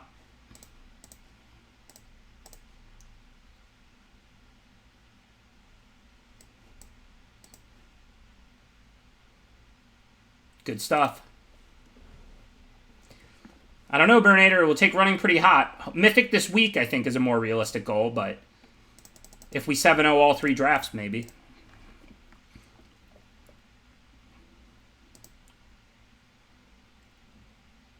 Yeah, the green-white one is incredible. I agree with that, Finis Moody. It's so cheap to activate and so powerful. Like, you get the 2+1/+1 counters permanently, and, like, even though the lifelink's still only till end of turn, it gains you, like, 6 to 10 life or whatever, which makes you impossible to race. I probably could see myself doing that Thursday night if I was close and not there, but this is only Tuesday. We're only kicking off the week, so it'll give us something to aspire to. Plus, I mean, I'm running hot so far, and this deck is really good. Who knows what the next 2 decks are going to be like, and who knows if I'm going to keep running hot.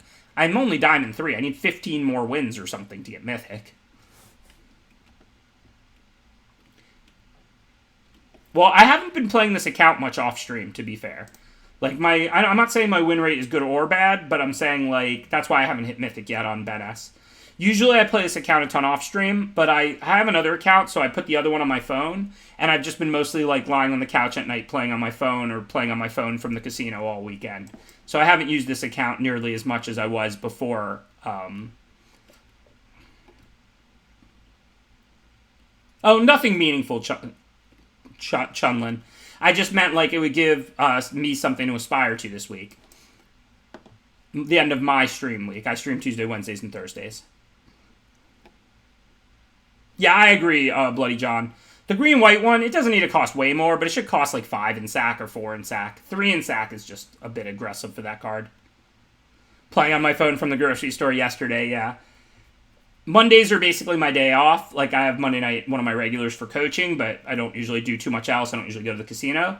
So, like, I went shopping yesterday, and, yeah, I was, like, walking through Walmart, like, doing a draft on my phone with it propped up on the shopping cart, and then just also, like, grabbing the items I needed, like, make a pick, and then walk to the next item, and then, make a pick. It was great. Never, ever in my life did I envision I'd get to grocery shop and draft at the same time. Okay, so what do we want to do? I guess just put out Shieldmate so that I have a good blocker for Avenger. When I draw a land, I can give haste to the Courser.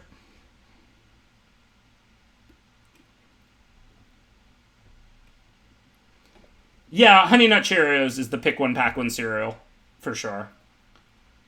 Sometimes, like, I might have to audible into some Lucky Charms or something if I have a hankering for sweets. But my, like, baseline go-to is Honey Nut Cheerios. Because, like, it's just sweet enough that it's actually good, but it's not, like, candy or anything, and it's still, like, relatively healthy. What did you want me to attack with? If I send the 2/2, then I, like, take one back at least, and maybe they trade. I don't know. I mean, I guess the cavalry attack is close. Thank you, Hamst. Appreciate the subscription. Like, I'm certainly not hasting or something. Well, they have a first striker, so only attack would be with the cavalry. And, I mean, they're on the play, and I'm missing land drops with a handful of spells. I'm not particularly looking to race this game. I'm not even sure that 2 for 1 is worth it, even if they never pump.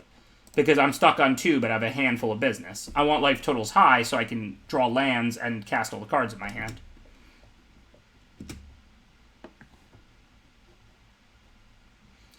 Okay, so now we have the choice, again, between play a 2-drop, we could foretell reinforcements, or we can play Helm and Equip. Again, I'm still not looking to attack, so I'll probably just play a 2-drop. I might just put the reinforcements on foretell here. This way, next turn I can get the 2/2/1s. I already have a cavalry to give haste to the flyer. If I draw that, if I draw the land, I don't really need a third ground blocker this turn. Yeah, I think I just want to put these on a layaway here.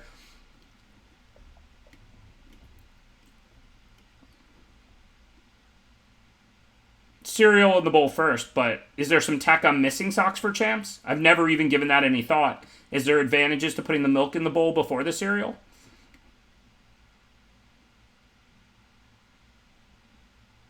That's funny, Mr. Fancy Pants. I wasn't trying to flex. I just, like, was doing something else or whatever, like, and not focused. Like, I know Vega's legendary because that whole cycle's legendary, but I looked over after I cast the Vega, and I was just like, why did I do that? What am I doing? Because I was, like, dealing with something else at the same time.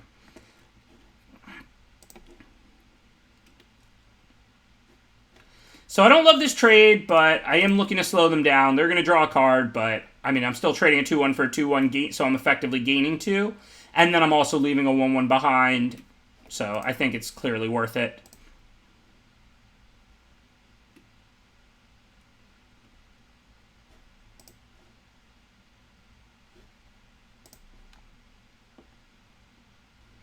Yeah, I mean, I'm all about evaluating things that we take for granted to look for better ways, more efficient ways.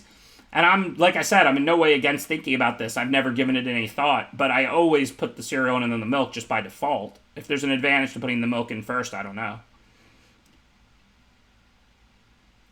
If they gave us cycling lands, well, in every set, well, cycling lands make you up your land count, but cycling cards can help make you lower it. So if it was only cycling lands, Burnator, it would certainly be more total lands that would get played. So if I attack for 2, they can attack back with the pup, and I don't have a block. But now the pup is stopping these 2/2/1s in addition to this 1/1. So I think it's right to attack. Even though I'm not looking to race, the one pup is stopping so many of my creatures from attacking. If you draw too few lands, cycling lands are just tap lands that are slow. If you draw too many, you can cycle them.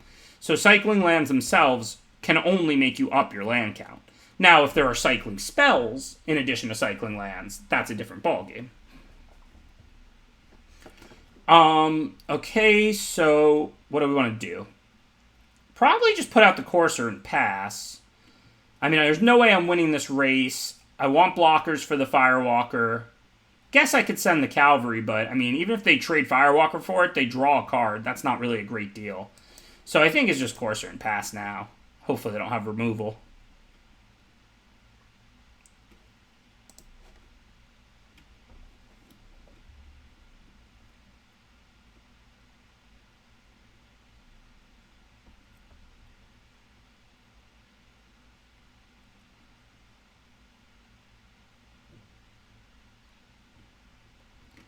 I think most of the breakfast cereal, not like the kids' overly sweet stuff, is perfectly fine. Like I said, Honey Nut Cheerios, they're like 120 calories for like an 8-ounce cup or something. Like, and they're pretty filling. Like, I don't think that's particularly unhealthy. Obviously, I'm not talking about Lucky Charms and Frosted Flakes and stuff. Like, that's candy, but... I mean, them drawing a card is like a better boast, right?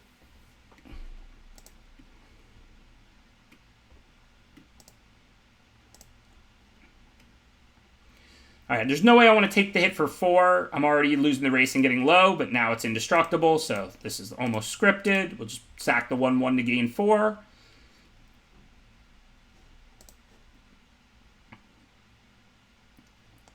So now we need our 1 flyer. Well, they can always move the wings. So what I really need to do is put out Cole and put Helm on the flyer. Can I do any attacking? Not if I do that, and I pretty much have to do that. They're too far ahead. But if I do put the Helm on the flyer and put out Cole, I do have the ability to block. So we can somewhat stabilize a little bit. And if I get to dump my whole hand, maybe, you know, we could turn the game. I'm a pretty big underdog, but remember, this is the game I was stuck on 2 for a lot of turns. Well, that looks bad. Am I just dead? Yes. See, y'all start talking about Mythic on stream, and this is what happens. We put an end to this win streak. I blame you. I listen, I take blame sometimes, not often, but for this, I blame my chat. Start talking about Mythic on stream, and I get mana screwed the next game. Whose fault could that be besides yours? Definitely not mine, the person drafting and playing the cards. It has to be yours.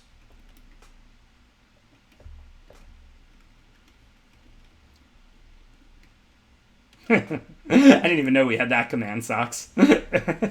Chat is never wrong. Chat is usually right. Not always. I've been right, but chat is usually right.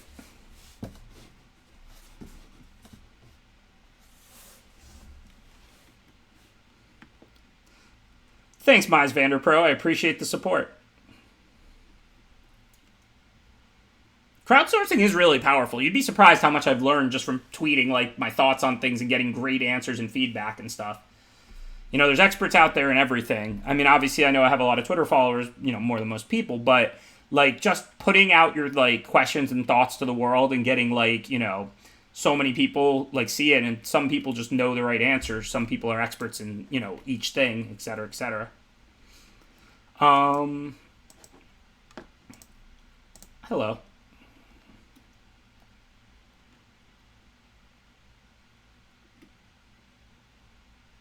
Yeah, I mean, that seems fine, Bloody John. That's not particularly bad, right? Like, even if you have for breakfast 2 servings, plus, like, you know, some, like almond milk or something, it's not overly bad for you. That sounds like it'll be around, like, a 250-calorie breakfast. That's pretty filling. That seems reasonable.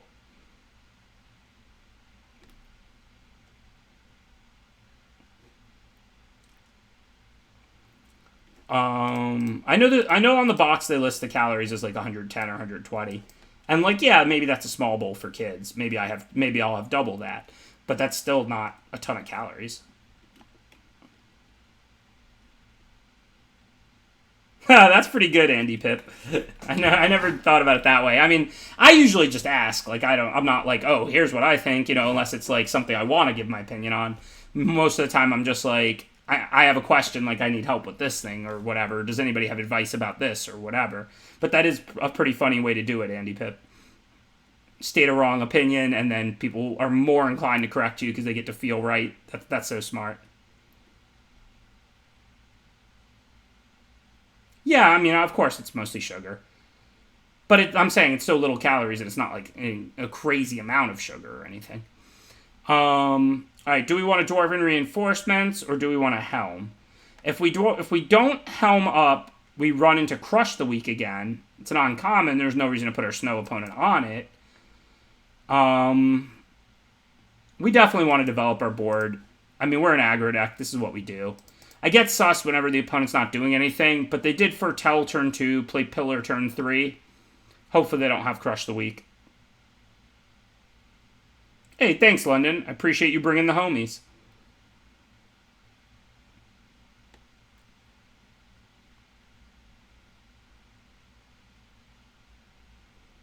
I don't, but I'm going to set it up soon. I didn't know 17 lands could let you replay your games. That's pure gas.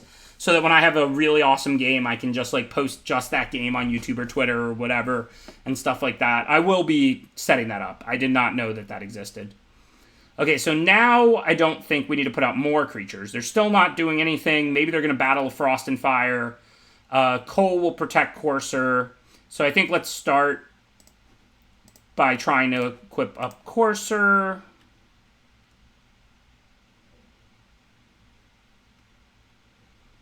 Okay, no dice. Now we'll just double equip the 2/1s.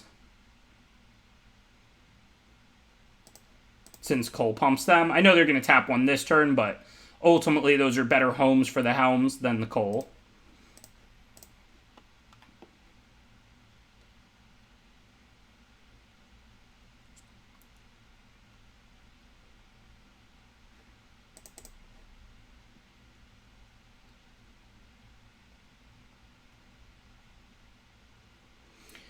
I don't really drink soda, not because like I'm against it or even that much for health reasons. I'm more of a tea drinker, so I just drink on-sweet tea all the time. Like I drink coffee, but like I don't super sugar it up. My treat is like the vanilla sweet cream from Starbucks, which is not as bad as you would think.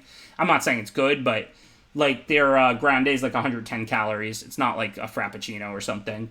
And like on left to my own, like when I have cold brew from my refrigerator, I put in a little bit of milk and no sugar. Okay, so I can go to combat, and then they're going to tap one of the 4/3s, and I can attack with the other, and then play the hammer. Seems pretty straightforward.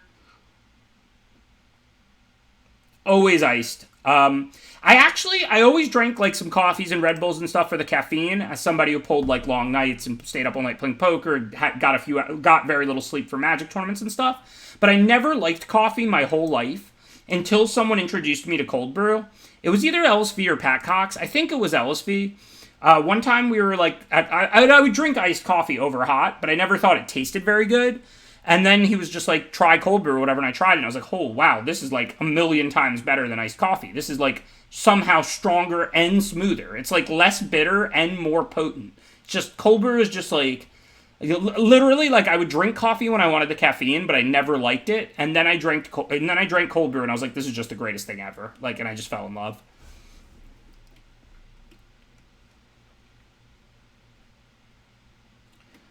Perhaps that too, Gratz. Okay, but not exclusively Starbucks. Wherever I had gotten coffee, like when somebody just made coffee at their home, I still never like loved it. Like I'll drink it, it's fine, but I never loved it before cold brew. Okay, so what can we do? Can we kill them? No, because they're gonna tap a creature and then they have a blocker.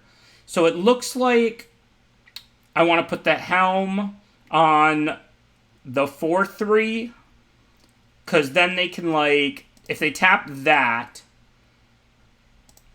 I can attack with the 6/2, and that's a great trade. I kill Ingo with no risk of 3 creatures dying, and they take 3 points of trample. If they tap the 6/2, I send just the 5/4, and then they take 5. If I put it on Cole, they can still just block Cole with Inga.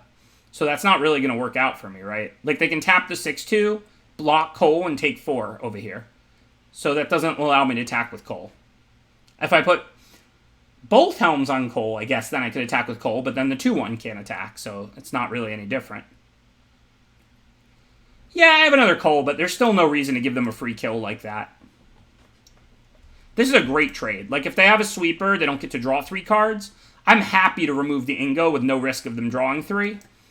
And now we can just put the hammer. I probably shouldn't have put the hammer there, but whatever. I'm going to move the Helm to the Cole now. This was definitely the right attack this turn. I probably should have put the hammer on the Cole after combat or something. But whatever. Just because we have another Cole doesn't mean we want to trade it off frivolously. Like, as long as it's in play, that's really good for us, right? But what we do want to do is present both lethal threats. So let's go ahead and move the other Helm.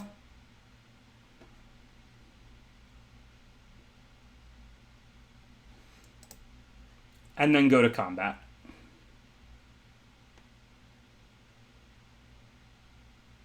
Ads and chats is Thursday night, John Orange. Thanks for asking. First made that thinking very few people would stick around and that it would just be kind of a fun way to answer like draft questions and show some ads not while making live Magic content. But it seems like a lot of people seem to like hanging out and talking, and maybe you're doing it to support my content since I run up some ad revenue then, but either way, I really appreciate it. It's really taken off as this thing that I do for hours now, most Thursdays, and there's usually 500 people, 700 people who stay just for chats. So thanks to everybody who does hang out and support that. It's basically like a live Ask Me Anything I do Thursday nights. I don't draft. I mean, I draft on Thursdays like always, but after the third draft, then I just switch to just chatting, call it ads and chats, and just answer questions and hang out and talk about whatever and so on for a few hours. And I show ads constantly. Thanks, Galgamation. Yeah, it's a good way to, get to know the viewers, let them get to know me, answer magic questions, and make some ad revenue while not watering down my content with ads and with chatter about cold brew like I'm doing today. Because you got me talking about one of my favorite things. I'm very addicted to cold brew. Bets in chat? Yeah, Bets should be here, Jose. You may have to ask one of the mods or something, but Bets should be active.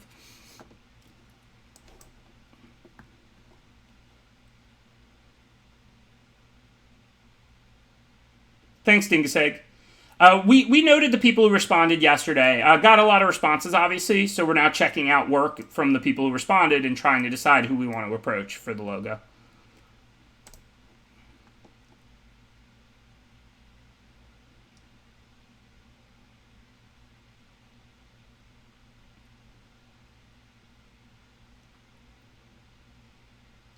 Whoa, Nixius gifting out 5 more subs.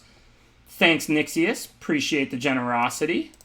That's 70 subs. That's a ton gifted out in this channel.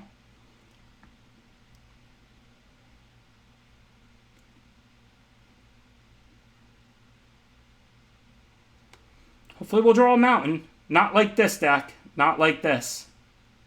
I already missed the land drop. That's fine. Mountain this turn, please.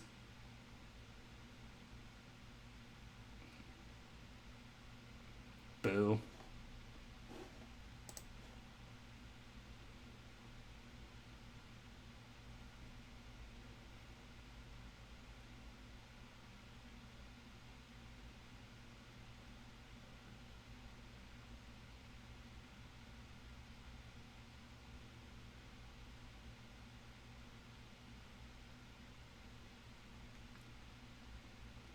Yeah, this is looking pretty bad. I mean, one more shot at it, it's still a game. Alright, well now we're just dead. If we drew the mountain this turn, we could still kill Braggart, and then we can maybe trade with the 4-3 if they didn't have anything else. I do not know yet, D-Rock.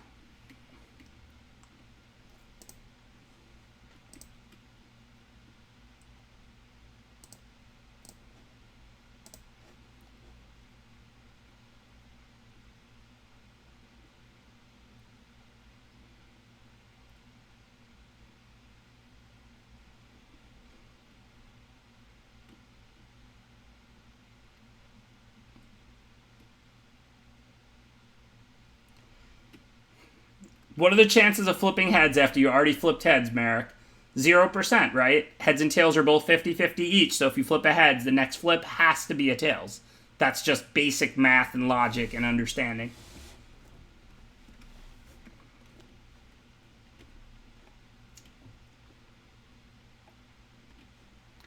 No red again? Yuck. Easy money. I don't even know how casinos stay in business offering something like roulette where you can just see if it's black and then bet red the next time for a guaranteed win, or see if it's red and then bet black the next time for a guaranteed win. I'm surprised every casino doesn't go out of business. It's a keeper or mole.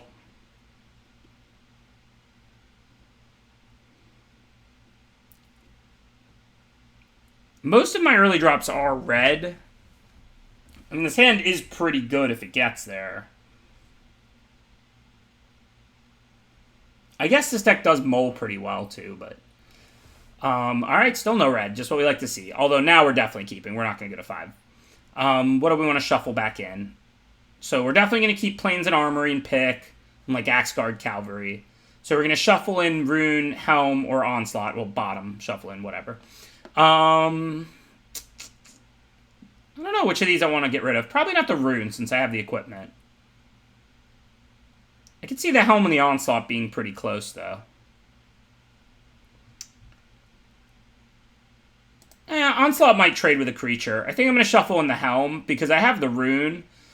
Plus, I'm going to be limited on red mana, most likely, assuming I just draw one. So I think the Helm costing a red, I may not have that good of an opportunity to put it out.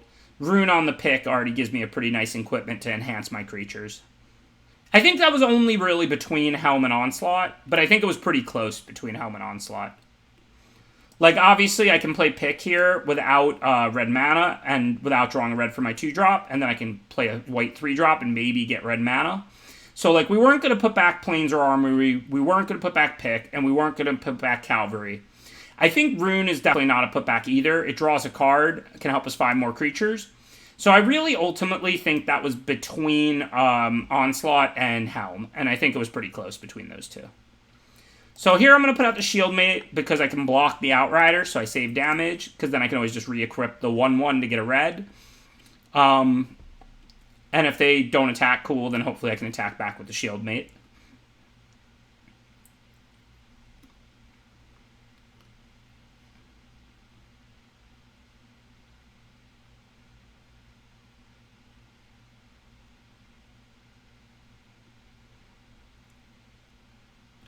Thank you, No Magic, No Fun. I appreciate the subscription, and I agree with the name.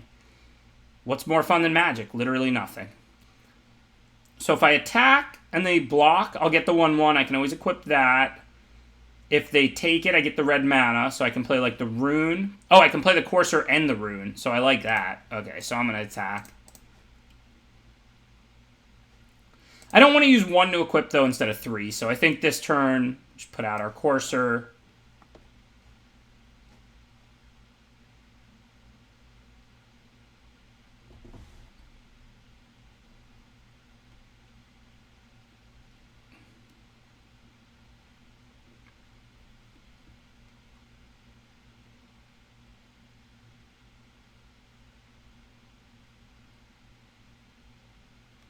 No, I haven't seen that, Finis Moody. To be clear, I thought I was overt enough that it's clear I was joking about heads, tails, and, getting massacred 2 games in a row.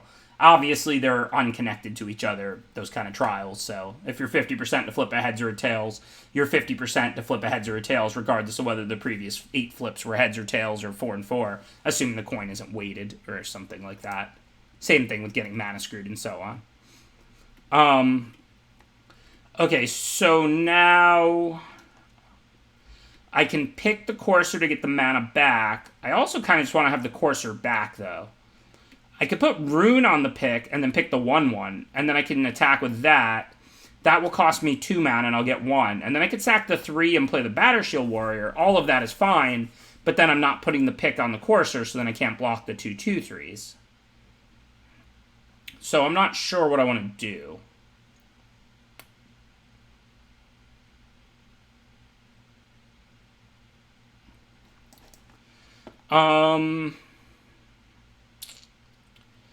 I guess I'm just going to play defense because I can start attacking soon, but I'm not winning this race. And I already make my land drop this turn, so I'm much more incentivized to Rune by next turn because then I can find a land off the Rune if I don't draw one. But I'm not saying this is going to work out, but I definitely, don't want to race. Like, at the very least, I at least make them use the Bergstrider here to get in the damage, and then the Courser will untap long before I'm dead. Okay, for now...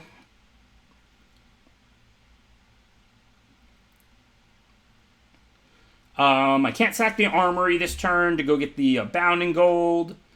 I need a blocker for the 5/5. I mean, I can chump it with the 1/1 if I have to, but I'd rather not have to. Chump block. So what are my options? Can put the pick on the 1/1 and then Kaya's Onslaught. That looks decent. So let's start by ruining the pick, because I do want to really do that, see if we get a land or what. Cool. Now I can do what I wanted to do. Move the pick over here. So now I can, just block the Bergstrider with the 1/1 token and, Onslaught for the trade.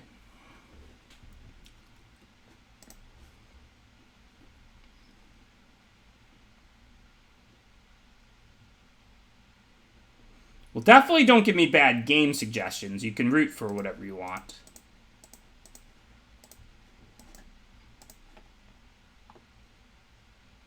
Why not on 2/2? Because Battleship Warrior is a lot better than this 1/1 token. And, oh, 2, 3, 4, 5. I would have lost nothing. Yeah, that might have been better. I mean, don't get me wrong. They could have removal or something. But yeah, you're right. I missed that. I didn't think I was going to get to big enough.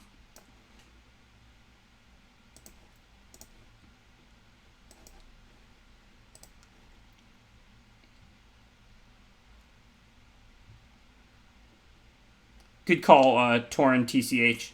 Yeah, you're right. I missed that it would actually grow to 5.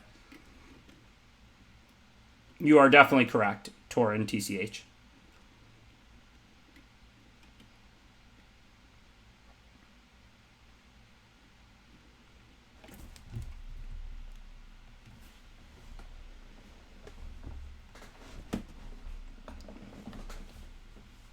No, it was right. It's only moderately greedy. It's not that greedy. It would have been correct. Okay, so let's see. I don't want to lose Cole if possible, so let's see if that can block the 1/1 and me not die.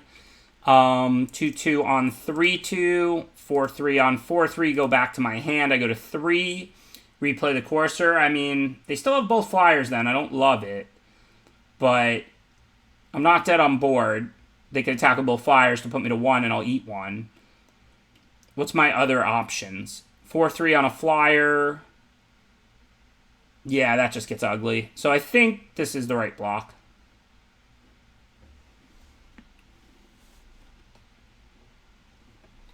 If they play a ground creature, it's fine. Hopefully they don't have another flyer.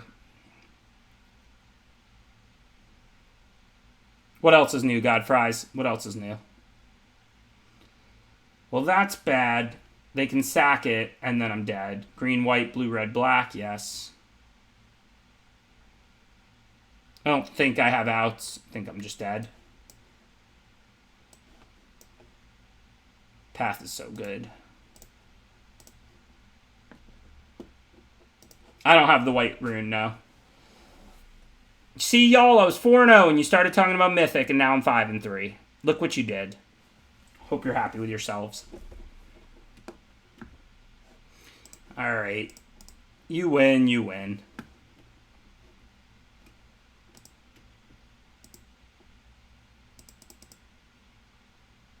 Stay disciplined, Atomic Sheeple. Stay disciplined.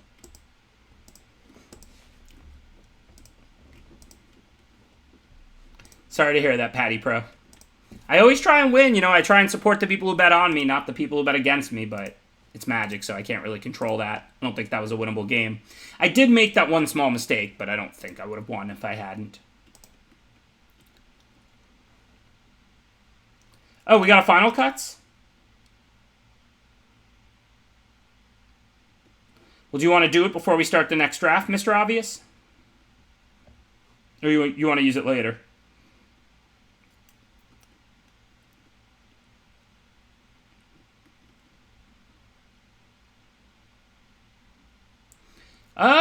I don't know why I buy with gems instead of coins. Is it a better ratio to use 10,000 gold or 1,500 gems? I don't actually know the answer to that.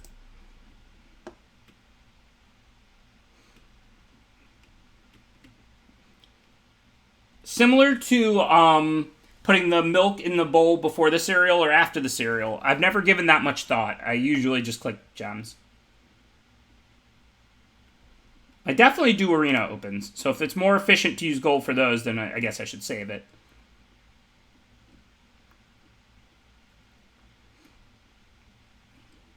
Trigger my chat? Never on purpose. Well, Kyle's probably done the math then, and you probably should be saving gold. So, for qualifiers and opens. Alright, let's see. Crippling Fear is really good. It's one of the black cards that will actually pull me into black, like basically a one-sided Wrath. Poison the Cup is excellent too. I'd rather not see that in the pack. Crippling Fear is better than Poison the Cup, in my opinion. Spectral Steel is way more fancy than good. It's not unplayable, but it's not very good. Basalt Ravager is excellent. Behold is excellent. So really, this is a pick between Crippling Fear, the best card in the pack, and then 2 one-color non-black cards that are pretty close in Behold and Ravager. I don't draft black that often in this format because I do think it really sucks, and I think Crippling Fear is totally busted, so I think opening a Crippling Fear is a good reason to actually take a black card. Not saying we're going to play black, it still has to be open, but assuming we get past like some Feed the Serpents and some Jarls and Death Knell Berserkers and stuff, I'm not unwilling to play black if I start with a totally broken rare. Honestly, Fear is great in everything, because you can just play the 2 creatures that have the same type and sandbag the one that doesn't, and like, I mean, it's just a one-sided Wrath. Like, it's just a very good card. I mean, it doesn't always kill all their stuff, but it'll kill like 2 or 3 of the opponent's cards and none of yours, or 3 or 4 of their cards and 1 of yours. It's a very strong card. Yeah, unfortunately, we're not going to get to double Ravager, but what are we going to do now? Old Growth Troll is excellent. I mean, it doesn't go great with the double black, but it does go if we do go green-black elves. We could also just go like a black-green base Snow Control. Otherwise, Inga, but I don't really like drafting blue-black in this format very much. So I think Troll makes the most sense. If we go green-black elves, we can get the Jaspara Sentinels. If we go green-black base Snow, we can get the Glittering Frost. Make sure we can cast our cards. So this is an interesting one.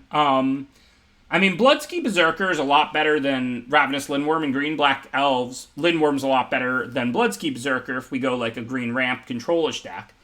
I think the Snow Control is more likely than the elves, since we don't have any elves on commons or rares, and Crippling Fear is going to be excellent either way. So I think we take the Lindworm. I don't want to speculate on the Runeforge. I mean, I don't even think it's particularly good in, like, you know, with Old Growth Troll. This is not a card for a 2-color aggro deck, because you won't always have green, green, green on turn 3. Old Growth Troll is a fine play on turn 5 or 6, if you don't mind not pressuring the opponent early. But if you're like a focused aggro deck, you don't want your 3-drop to be uncastable on turn 3. Obviously, if you're like, you know, 13 green sources or something, that's great. But most 2-color aggro decks are going to have to play 8-8 or 9-7 or 9-8, and Old Growth Troll is not going to be castable on turn 3 very often. Well, I might have guessed wrong. There's Herald. But there's also Giant's Amulet, but that is double blue, and so Crippling Fear is double black. Not that you can't make the 3-color mana work, but this gets warriors. Old Growth Troll is a warrior. And we don't have any blue yet. I think this is a Herald, and then we'll see what's in the next pack.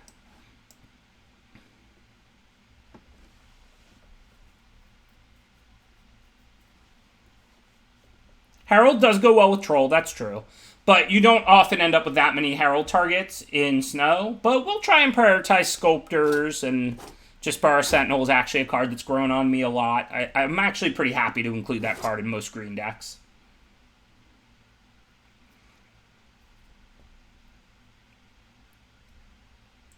So Priest would be a fine pickup for our green-black Snow Control base. Then Herald won't be very good. But there's 0 cards for black-green elves, so we pretty much have to take a card towards like more of a black-green Snow deck. So I think Priest makes the most sense. It's not like we want to go into another color for Frost Augur. It's a pretty mediocre card. Sword isn't that good because if you're hyper aggro, you don't really want an equipment that expensive. I'll play it if I have a couple Starheim coursers. Lowering the cost of a card that expensive by 1 is very important. This is brutal because Woodland Chasm would be perfect for the green-black more controlling deck, and Priest is unplayable in green-black elves, and Lindworm is not going to be good in it. But that's second Herald, so I'm pretty sure I have to try and draft elves now that I have 2 Heralds and Crippling Fear. Or I could just play a green-black control and just prioritize all creature types that hit. What are they, Elves and Warriors? So, I mean, it's not like you can't play 1 Lindworm or something. We would just have to take Elves and Warriors very highly. Speaking of, I think I like Disciple more than Duskwielder unless you're, like, super aggro. Yes, Sword is good in black-white control, absolutely, but that's just not an archetype you draft very often. Most of your white decks are just, like, aggressive white weenie decks, where Sword is not very good. But yeah, absolutely, if you're, like, a black-white grindy late-game-oriented deck, Sword is fantastic. So now it's Raise the Draugr or Disciple. This is the one, or Roots. I mean, Roots is playable. I think that Draugr's still better. And, you know, with all these, with Double Herald, and if we're going to prioritize Elves, Roots actually does become playable. But I think this is, Raise the Draugr is going to be very good in this deck, probably.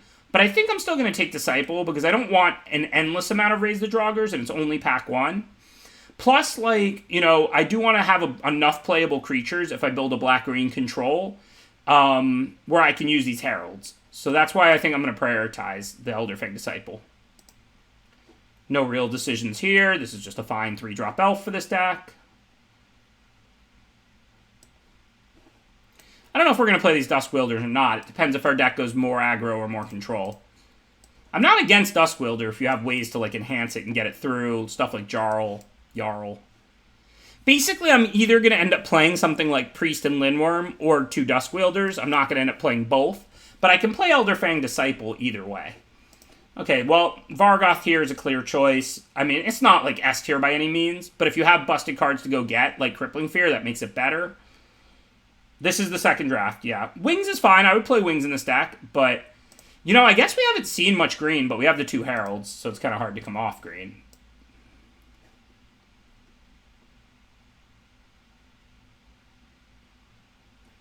Yeah, 3 Dusk Wielders. That's true.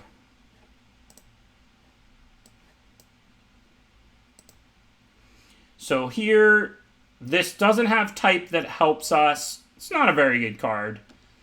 I mean, there's not really anything for... Like, this is good for Snow Control for the same reason Burgee is good in Red-White Aggro. In the late game, Cauldring the Rhyme Staff is really powerful, and on turn 3, you can play Jorn if you need to. For our deck, yeah, we could cast this, but it's a 3-3 that untaps itself, maybe something else. It's not a very good card. But there's not anything great here for us. I mean, Jarl might be good with all these, like, little bodies.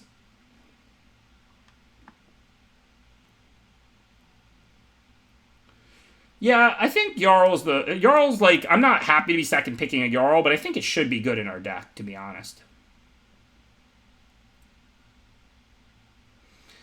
Okay, so now just grab a Snow-Covered Forest in case we want it, because it's over nothing. This pack is going very poorly, although it just started going a little better, because there's a 4th pick backmate. And we'll table one of these elves for sure. Ooh, a 5th pick backmate. There's a Vengeful Reaper, and this card is good, but honestly I think Packmate's just better. I just take Packmate over everything at this point. Like, this is just a mythic rare.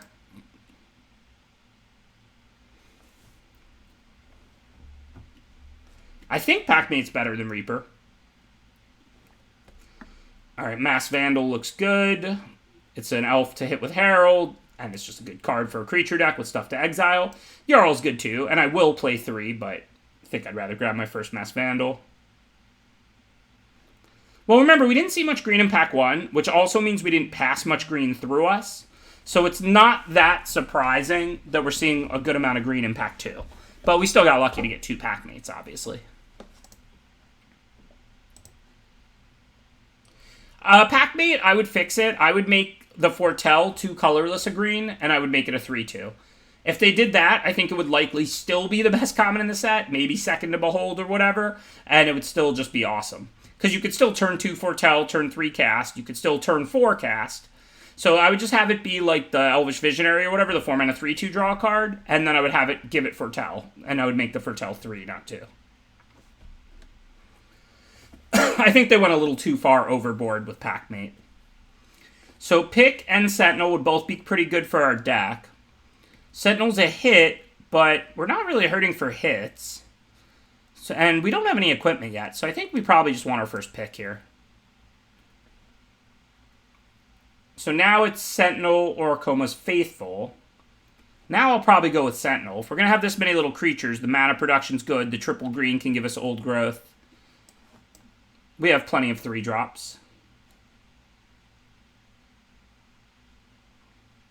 Yeah, I like Jaspar Sentinel. I'm not, you know, don't start, like, second picking this card or whatever, but, like, I'm happy to play Jaspar Sentinel in these kind of decks. I think it's a good card. As a whole, the higher power format, the more ramp is worth, and this is a pretty high power format, so ramping is pretty powerful. So do we want to, can we activate this? I mean, if we can, it's fantastic. And it's a green tap land, so we can play it, but we'd have to get 2 treasures off pick, Sentinel. It's not going to be easy. I know it's double white, but it also taps to add a green, so I think I'm going to take it. It's just over another Sentinel, which Which we already have one. We'll play 2 or 3, but it's not like there is still diminishing returns. It's kind of an underpowered card, even if it's smooth. Well, it wasn't over nothing. It was over just Power Sentinel. That's why it was a tough pick. Which I think it was a close pick. But if we can pick up Shimmerdrift Veil, if we can pick up, Goldvein pick makes 2 treasures, then we can sack it. That will happen. We might get another pick. Like, it can happen. Also, we'll take Sculptors if we can get, like, a white-black or white-green Snow Duel. I'm not saying it's, like, necessarily going to happen, but it's really powerful if you activate it. And it's a green land otherwise. It's not like a spell sitting in our hand. The cost is that your forest comes into play tapped, right? Okay, well, Vengeful Reaper tabled. That's fortunate. Thank you, Dev. I really appreciate the 20 months of support. That's almost the whole time I've been streaming. Thank you for the great support. Yeah, I stand by Packmate over Reaper, but I didn't expect Reaper to table. So, Binding of the Old Gods or Shadow Sage? I mean, Binding is substantially better in the vacuum, but we have a lot of elves. Shadow Sage is excellent in this deck. We might table the Shadow Sage, though, and we're not going to table the Binding because the Snow player is going to take it. So I'm going to take Binding, and I'm going to cross my fingers and hope we table Shadow Sage.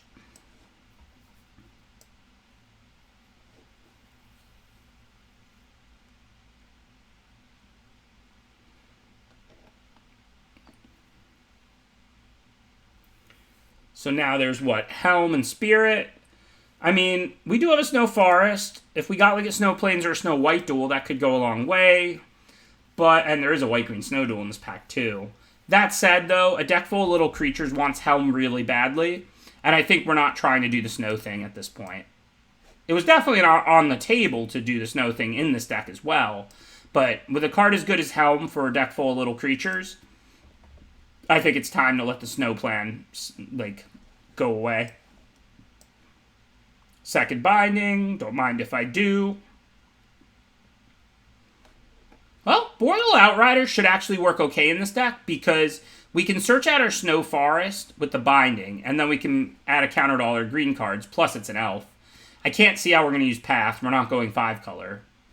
Even if we work a little bit of Snow theme back in, we're still not going 5-color Snow. This land could be okay off the splash. Green, and a blue. We just need one treasure. Or just Power Sentinel. We don't have any blue cards we're interested in. Let's just keep it tight and take the Sentinel. So now there's the green-white land, which could be good for getting the Stronghold off, because we can search it out with the Binding.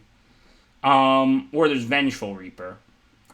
Vengeful Reaper is just too good to go for that kind of cuteness, right?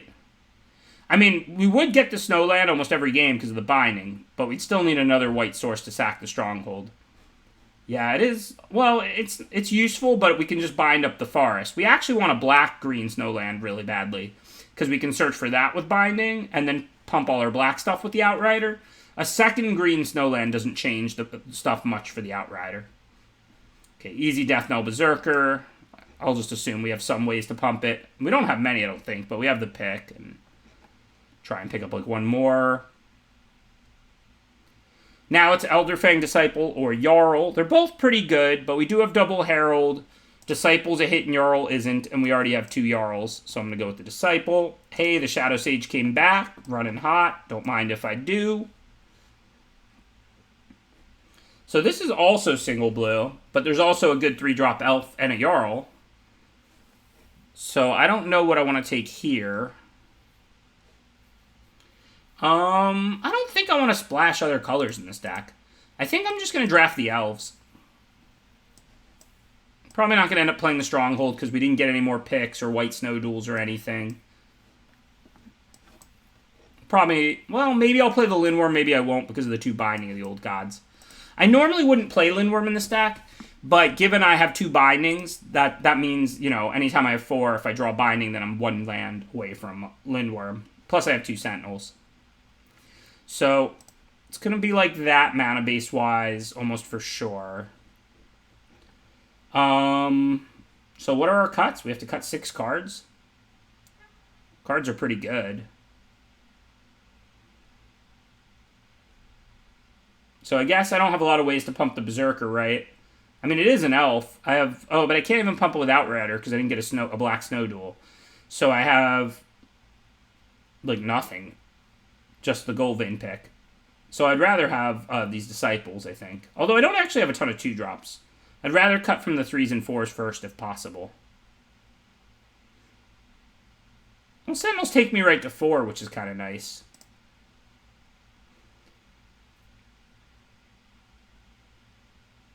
Yeah, I think we can cut wings. My deck's not slow. Outrider boosts all my green creatures almost every time I draw it, but none of my black ones. That's pretty important. I've got 2, 3, 4. It counts for these. That's 6. They're green. 7. Well, I won't count itself, but 8, 9 other green creatures to boost. And remember, I don't have 1 Snow Forest. I have 3. Every time I'm binding, I'll search out the Snow Forest. Yeah, Boreal doesn't pump Death Knell. I think I covered that. But I do have 3 Snow Forests, not 1, because anytime I draw Binding, I can search out the Snow Forest. Yeah, the Rakdos Snowland, if I already had the Boreal, I might have just missed it.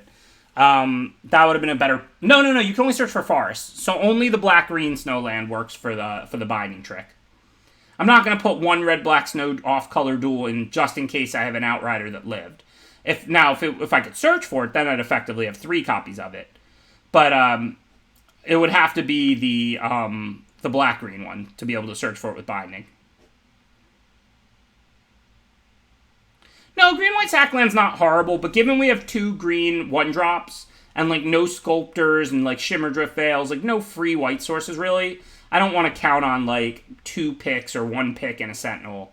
I think it's better to just have the 8 on tap Forest because we have 2 green 1-drops and a pretty low curve.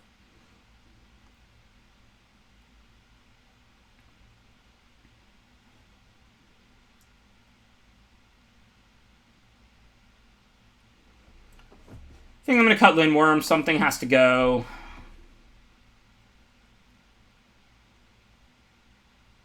I guess I have a lot of Foretell, so I don't need a 2-mana 2/2 no ability, really. I can't really cut these 4-drops. They're all kind of too good, so I'm just going to cut the Faithfuls.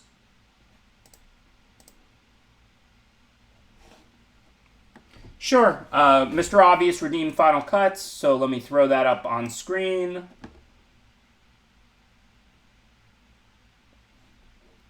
And then we'll get to the games with this deck.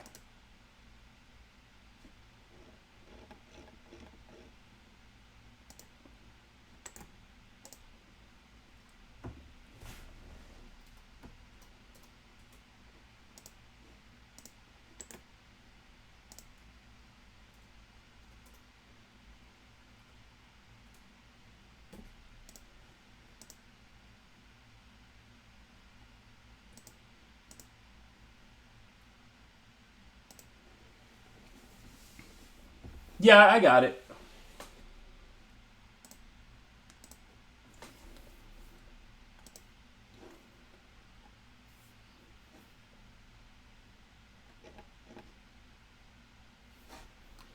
You ready for some real magic?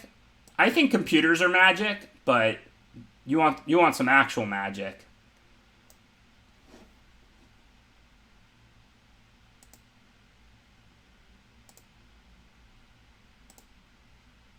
Boom. How cool is that?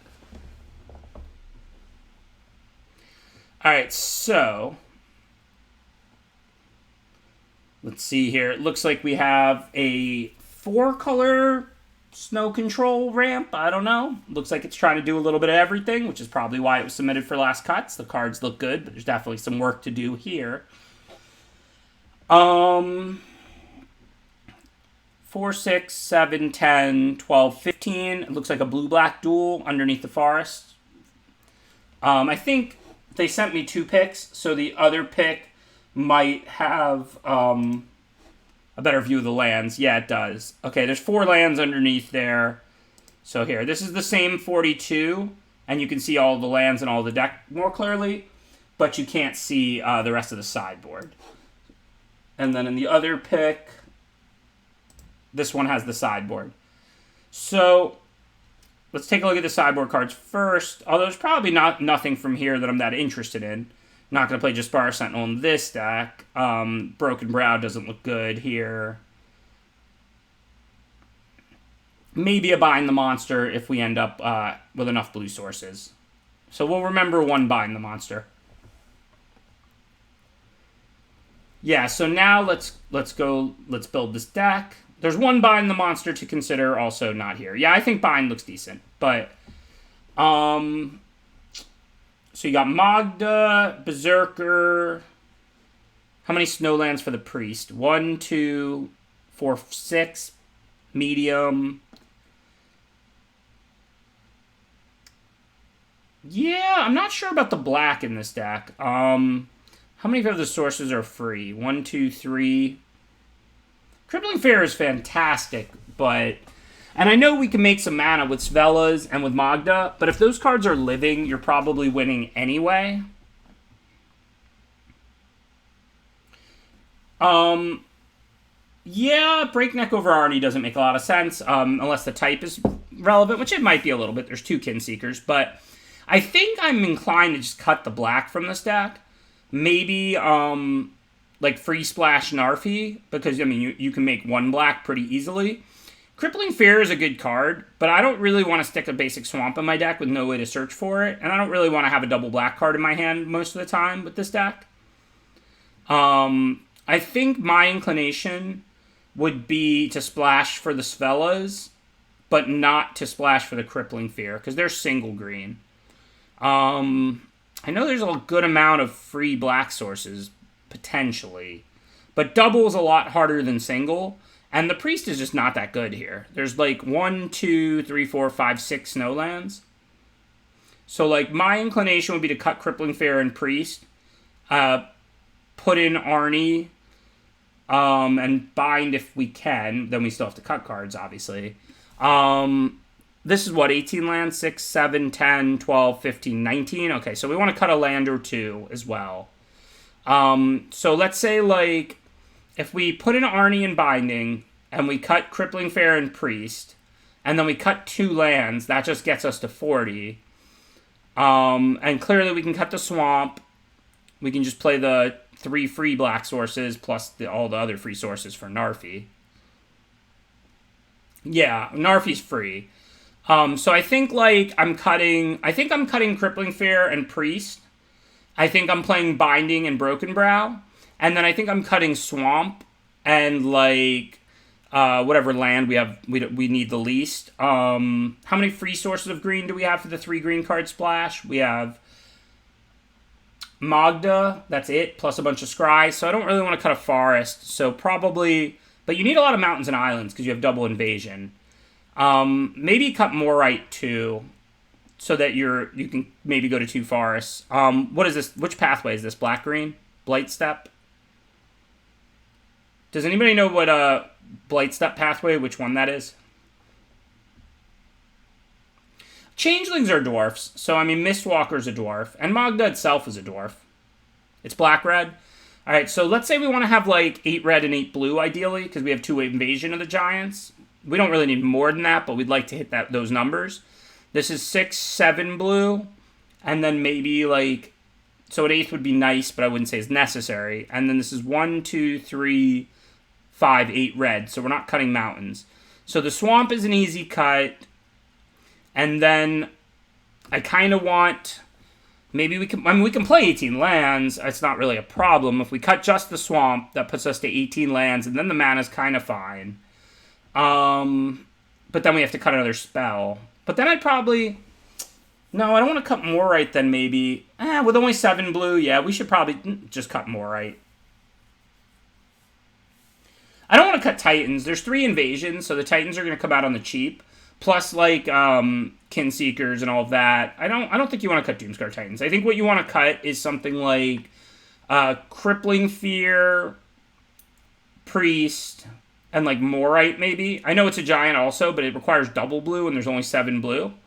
So I think what I'm doing is adding Binding and Broken Brow in, which takes us to 44. And then I'm cutting Swamp, Morite, Crippling Fear, and Priest to take us back to 40.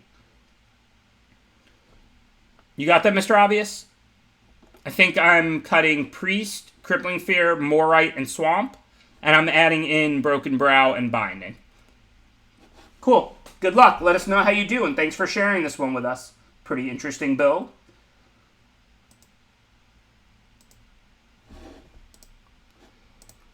And let's get to the draft run. More right. Like, everything I say is more right. Oh, it's okay. No need to apologize for that. I mean, heck, it's more interesting to look at tougher builds. Like, sometimes people just submit these perfect decks, and it's like, yeah, we know your deck's perfect and you want to show it off, and that's fine. You do you. We're not against it. But it's more interesting to build if it's, like, a little harder and we're trying to maximize the synergy. That was a good one. I went 5-3 with the red-white deck. As soon as I started out 4-0, and then the chat jinxed me. So then after that, those last 4 games basically don't count because it was a chat jinx. Thanks, No Magic, No Fun, for gifting out a sub. Appreciate the generosity.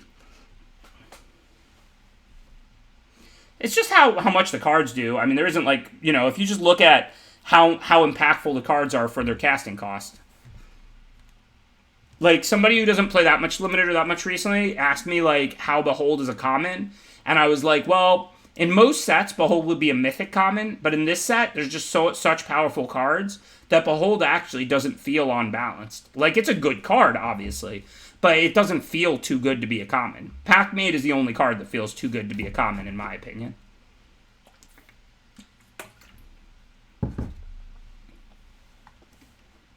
I like the Titans primarily because of the 2 Invasion of the Titans. You want to have one to show to deal to, and then you're going to play it for 4 mana instead of 6. Alright, I'm going to do the Pack-Mate, showing off why this card is too good. We have a 2-lander. Oh, look, our 4 mana creature can help us hit land drop 3 if we're stuck on 2. Yeah, that's fair.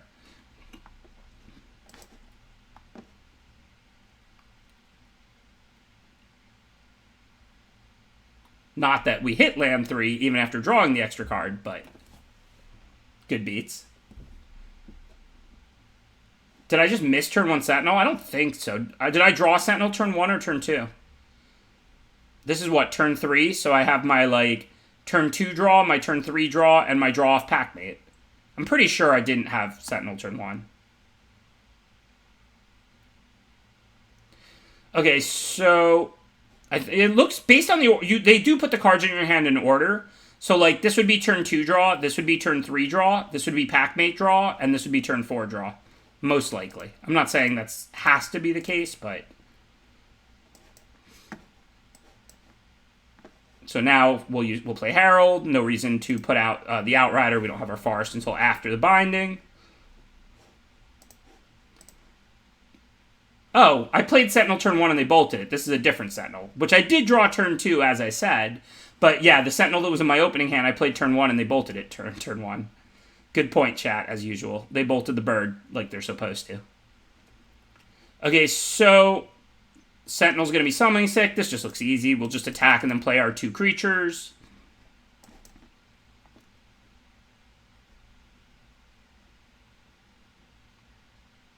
I did draw this one turn 2, probably as per my hand card count thing that I did. But I also have a Sentinel in my yard, which is the one that was in my opening hand that I played turn 1 and it got bit. Yeah, they might have a sweeper, but I've got like a handful of creatures. I don't want to sandbag these. I mean, this is a mana ramper, and this is a 1/1 that makes them discard. They're not exactly cards I need to sandbag, right? Okay, so we definitely want to Binding that, so I don't think we have any real decisions. Of course, tap the smallest creature.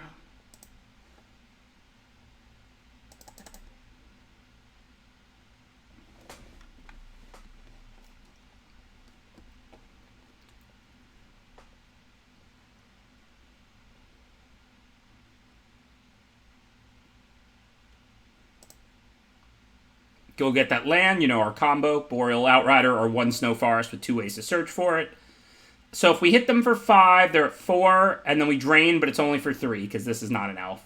So I think I'm just going to attack with all my creatures and play the Elderfang Disciple, and then I'll leave up Raise the Draugr. I know it's an instant, and then end of their turn, I can raise, or I can just untap and, like, Shadow Sage for the win.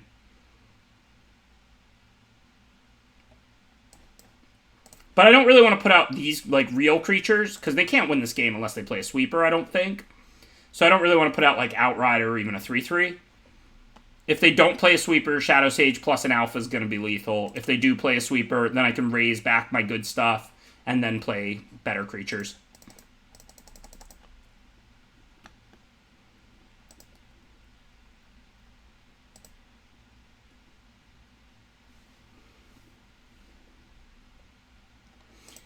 Well, Arena seems to be doing the laggy memory leak thing that it does midway through the day, so I'll be right back in the next game. I don't have to restart my internet or my computer. I just have to restart Arena. So we're restarting Arena as we speak. It should be opening up again in a second.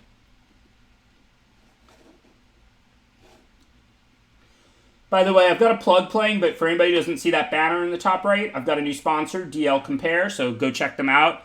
If you're looking for the best price on video games and stuff like that, that's what they do.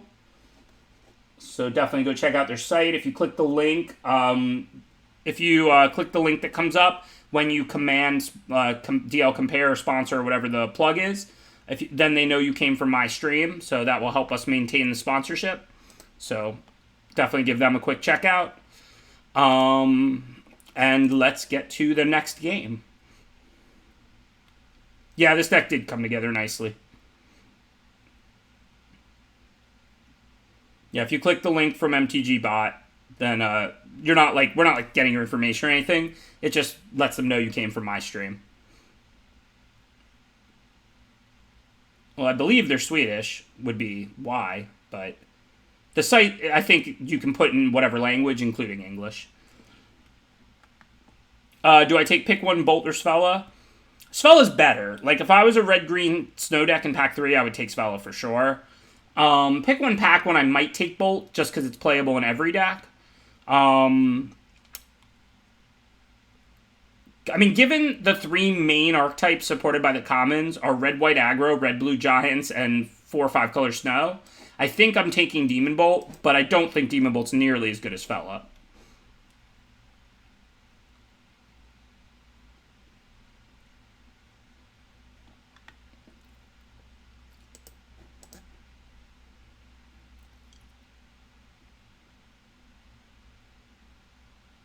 Well, Quest Mode is not a new sponsor. Quest Mode is F2K's thing.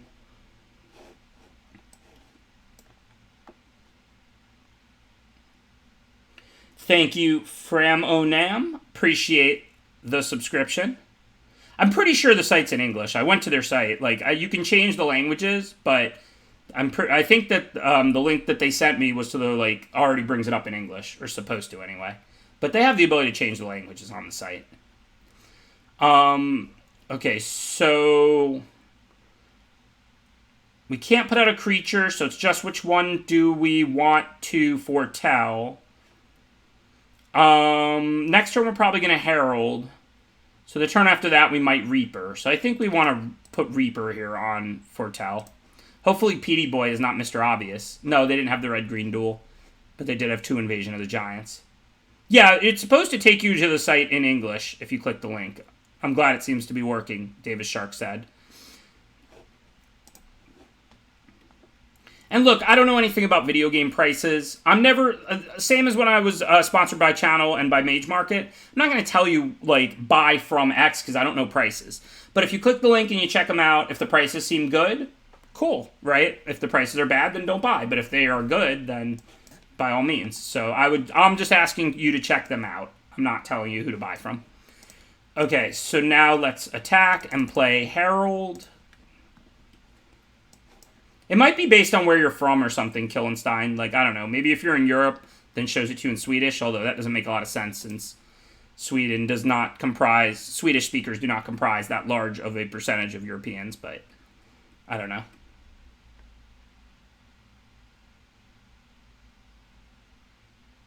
I have no clue, Implode.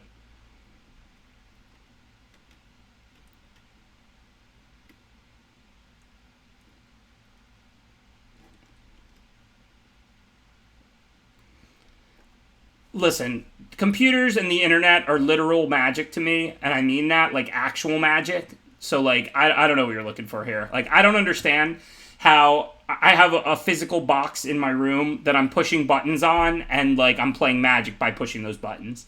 You think I understand how data gets sent across the world via those pushing of those buttons? Like, I don't even know what's going on anymore. Okay, so I guess it's just Reaper and Pass. I don't mind trading it for the 4/4, and this doesn't seem like a race I'm going to win. Plus, my hand is grindy. I'm 1 forest away from Old Growth. I can bring back 2 creatures or the Reaper, so definitely going to play defense here.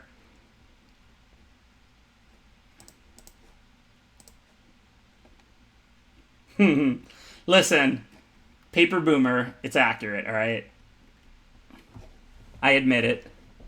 I actually love online Magic. Like, I mean, I like Arena more than I like Paper, but that doesn't mean I understand computing. Okay, so if we play a black creature, we can play Old Growth Troll, getting the 3rd green from Sentinel. So I'm not that worried about jarling anything. I mean, they might have a 4/4, but I don't have little bodies right now. Elf Warrior, Angel Cleric, Troll Warrior, so I can get back 2 Warriors. Yeah, so I think what we want to do here, jarl nothing, because it lets us play Old Growth Troll. That looks pretty good. Oh yeah, the auto tapper tried to tap a forest. I don't know if you saw when I hovered over it. It tried to tap a forest in a swamp. I knew not to trust the auto tapper in this spot.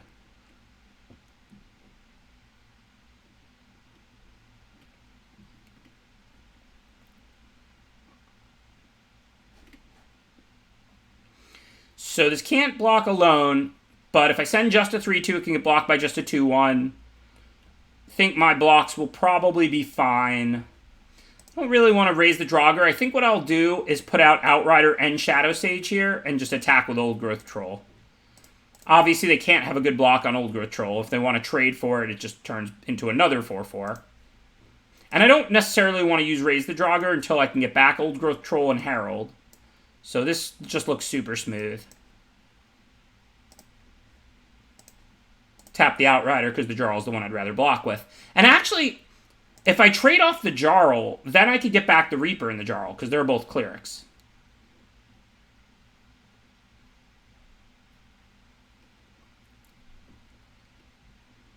Okay, so for now, they have 2 4/4s. I can't see how I'm attacking with anything besides Old Growth, and that's fine. We both have plenty out. So let's just send Old Growth.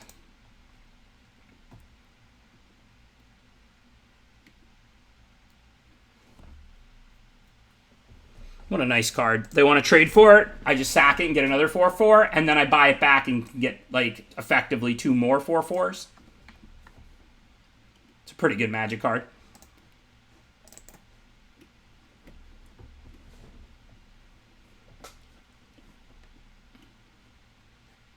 Speaking of pretty good Magic cards, that's Agar. So they're at 7.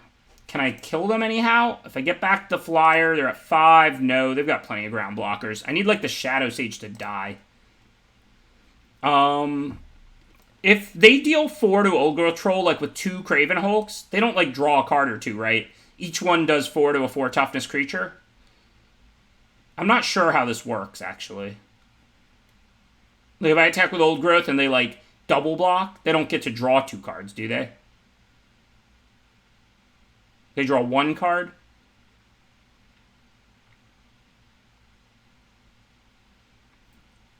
This is a really interesting spot. I mean, I guess it's worth it to let them draw a card. Also, removing a 4/4 gets me closer to alphaing. And I can buy back Old Growth. Can I alpha now? Like, Herald is Menace. Like, what happens if I alpha? There's no way, right? They can just block these 5 and let through Herald. That just can't work. I mean, if they killed the Shadow Sage, I'd win, but they probably won't do that. I think I just send Old Growth.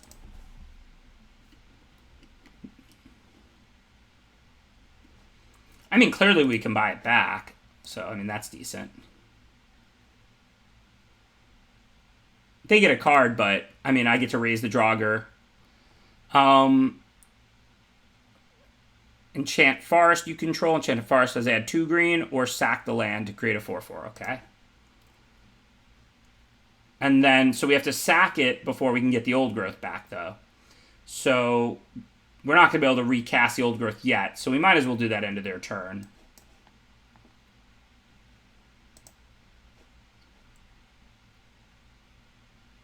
Did they draw one? Is that how it worked?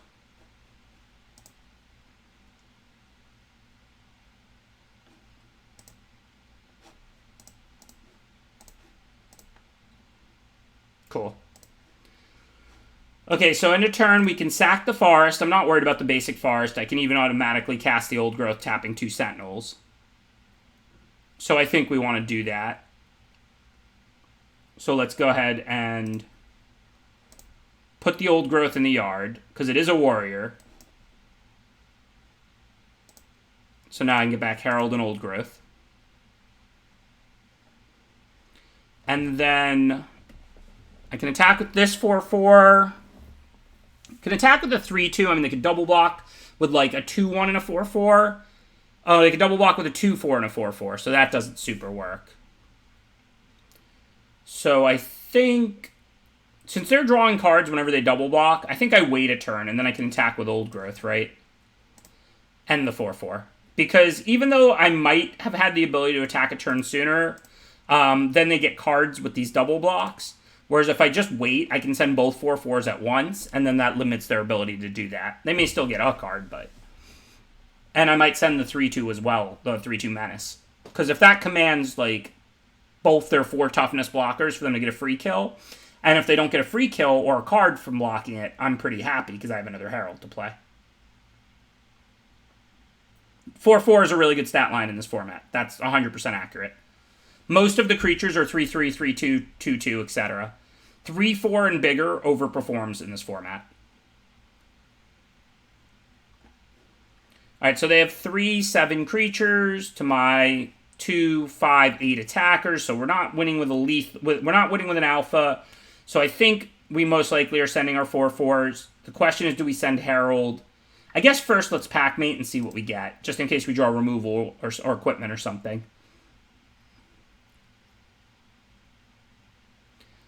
Okay, so then after that, I'm pretty sure an alpha isn't going to be good. They have too many 2/4s and 4/4s and stuff. Any trade helps clear the way. Even if they go draw one card, I'm fine with that. The question is, do we send the 3/2? Like, because if they trade like a 2/1 for the 3/2, I'm happy, because I have another 3/2. But if they get a free kill on it, that requires putting 2 4 toughness creatures, which only leaves them like 1 to block with. So I think that's fine. So I think I'm going to send the 4/4, the 4/4, and the 3/2 Menace.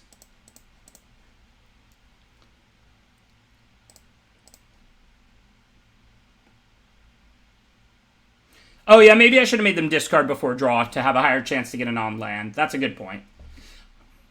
Although if I want to cast Herald, I've got 4 mana, and if Herald dies, I'm going to cast Herald, not Disciple. So in this exact case, it wouldn't have been right to Disciple first, but it is a good point that if I had unlimited mana, like if I didn't pack mate this turn, you should Disciple pre-combat, because after they draw, they might draw land to discard. You have a higher chance to get a spell. In this exact case, it's kind of moot, but because I'd rather cast Herald post-combat, but that won't always be the case.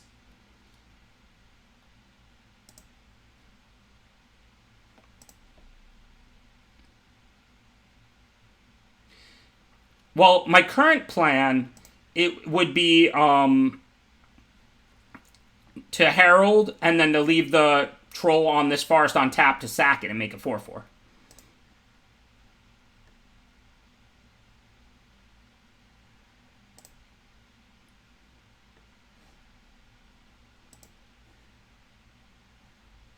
So now we can go like...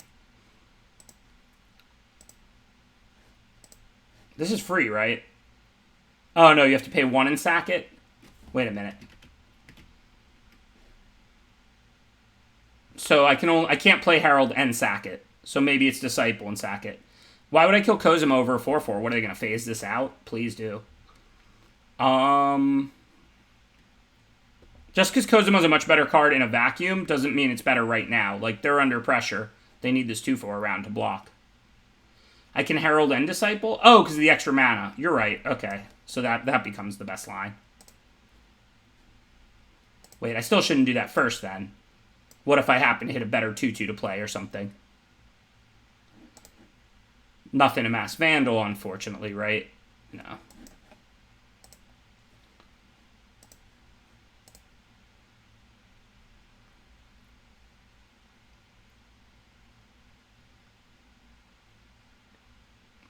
No, that was a good question Kiribos. Because obviously the God is a much scarier card in a vacuum. But at this point in this game, I'm on the aggressive. This 2/4 is a really valuable blocker. So they can't really blink it out. Like, if they blink it out, I'm happy. Unless they have a sweeper or something, but then they could win with that anyway. So basically my choice was kill a 2/4 or a 4/4, so I killed the 4/4. This is basically 2/4 no ability this game. Because I'm up enough that they need this as a blocker. Obviously, in the dark, the God is a much better card than Craven Hulk, but not at this point on this board. Alright, so now they have 5 creatures to my 8. If I swing with everything, that means 3 get through. So, like, 3, 4, 5. So, again, they're not dead, but their blocks are starting to look a lot worse. So, and I don't care about my small creatures. So, I think I'm attacking with everything. They'll get a card off Agar, but that's their only giant. If I don't... No, they'll still get a card off Agar just by trading that off with a 3/2. Yeah, so now I'm just sending everything. Also, if they eat the small creatures for free, I don't really care. They just snuck this little pyre in play. So I don't need them dealing 2 to all my creatures and killing all my creatures anyway. Yeah, but they can let through the menace, so it's still 8. That's why I counted 5 damage. If they let through 2 1-powers and the 3/2, and they block the other 5. But hopefully, if we drop them to 4 or below, at least if they want to sack the pyre, they'll end up in a spot where they have to chump block the Old Growth Troll or something like that. I'm not going to assume they play an enchantment. The Mass Vandal doesn't die to the pyre, so I'm going to put that out.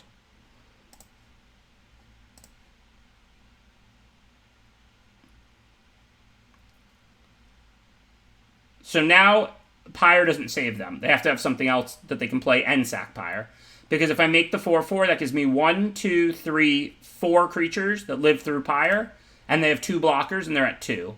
So we get them by Exacxes, even if they sack their Wrath here and kill like 3 of my creatures.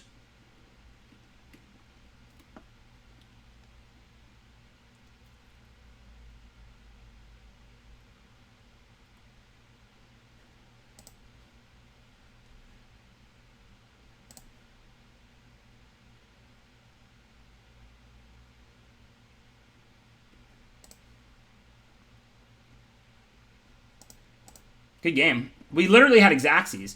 Because they could have sacked the land and cleared all my 2 toughness or lower, which would have left me the 3/3, the 2/5, and the 1/3, and it would have left them these 2 creatures. But they're at 2, so I would have ended turn, made the 4/4, and then I would have had 4 creatures to their 2, which means they're taking 2. We literally won by, like, Exacxes there. And yeah, of course, like Karibo said, the God is a better card in the dark, so your intuition is just kill the God, not a Craven Hulk.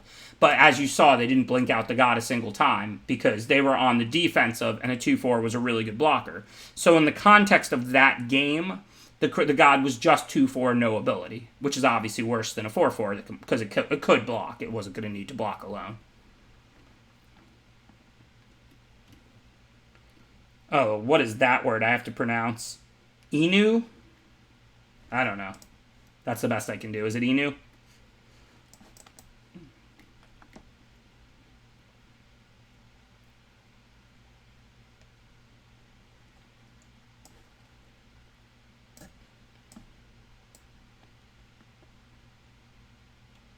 Ennui? Is that really an English word? That's not an English word.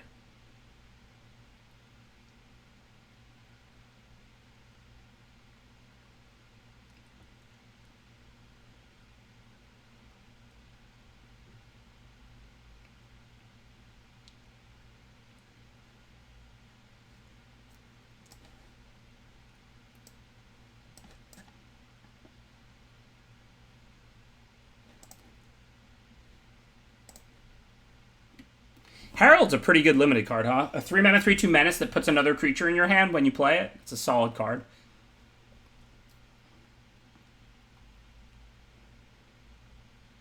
Hopefully we can get a land. I guess I have the Mass Vandal anyway. So now I'm going to attack with both. If they trade 1/1s, I can Mask Vandal away the Spectral Steel. Life is good. If they take it, whatever, I drop a 3/2.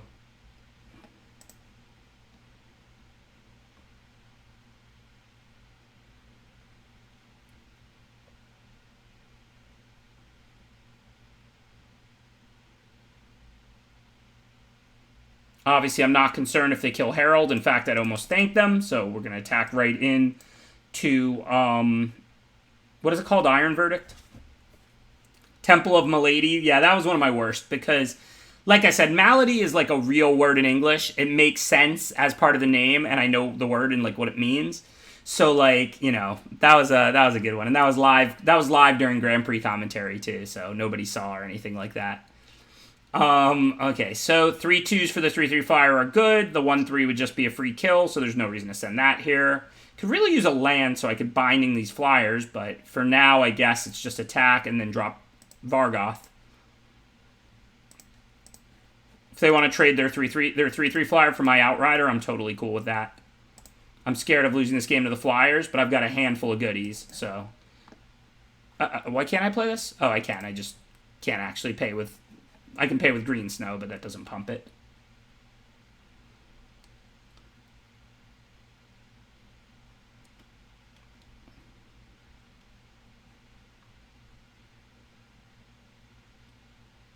Yeah, I'm not super scared of a sweeper, because even if they, like, 4-for-1 me or something, I have all this ammo, right?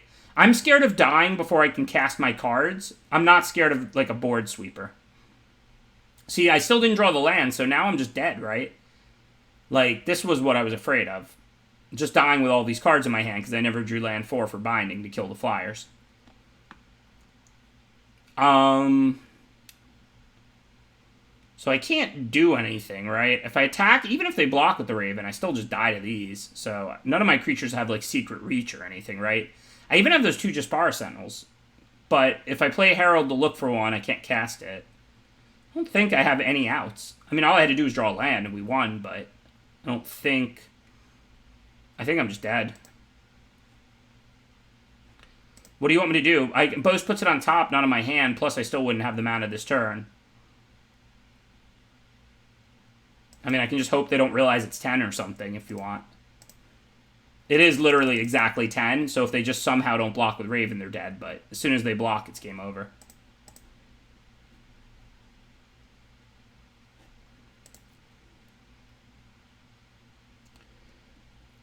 I think we could win with a land. It might have been super tight this turn. If we had drawn the land earlier, obviously we win, but...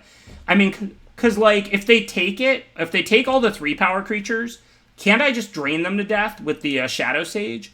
And if they trade the Raven for one of the 3-power creatures, then I can binding one of the 3-power flyers. So I think I would have won with a land. Even that last turn. Pappardelle? I'm sure that's not right. I have no idea what that word is. We're going to start treating this like the scripts or whatever. You're going to have to give me, like, I'm going to ask for, like, a definition, use in a sentence. Like, I need a little help with these pronunciations.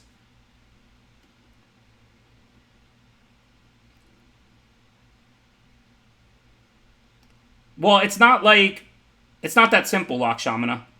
So I attack with all the big creatures, right? If they don't block with the Raven, I drain them out with the Shadow Sage that was in my hand. If they trade the Raven for one of mine, I can't drain them out, but then I can binding one of the other flyers. I didn't actually count, because, I mean, there was no need to count in advance there. But it wasn't as simple as, like, they had 3 flyers, and if I kill one, I'm still dead.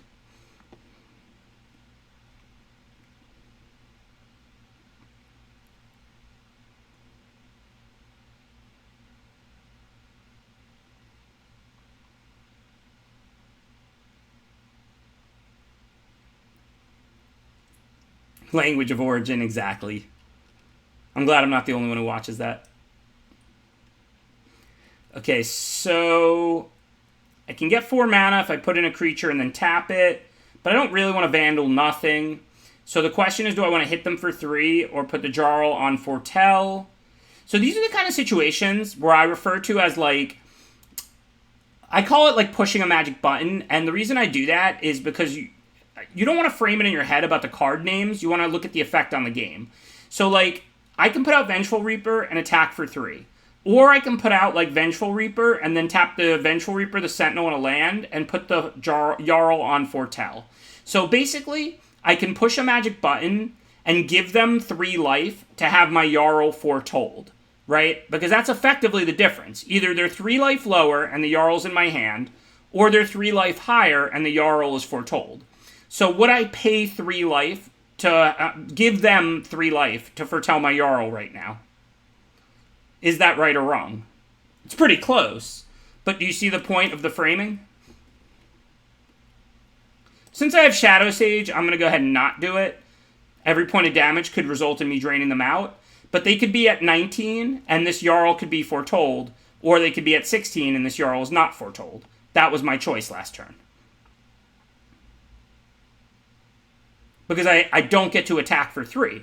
If I wanted to foretell the Jarl, then I don't attack with Sentinel and Reaper. So they would be at 19 instead of 16.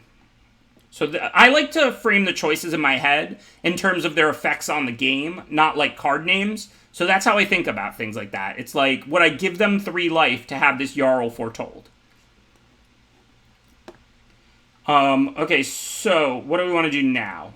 4 mana, we can flash in Jarl. Reaper for Raven is just like an even trade. So I don't see any reason to push that. I'm not against that trade, but I'd rather use the Reaper for mana. So now I will just foretell a Jarl and pass. You never know if you'll get something with the Mass Vandal or not. I'm not, like, particularly incentivized to play it for no reason right now. But if they don't do anything that changes the board, I'll put out this Jarl into their turn, because it's a profitable attacker. If I can trade it for Augury Raven or Clarion Spirit, I'm happy. I have to do it now in this case because they're shooting one of my 2 creatures.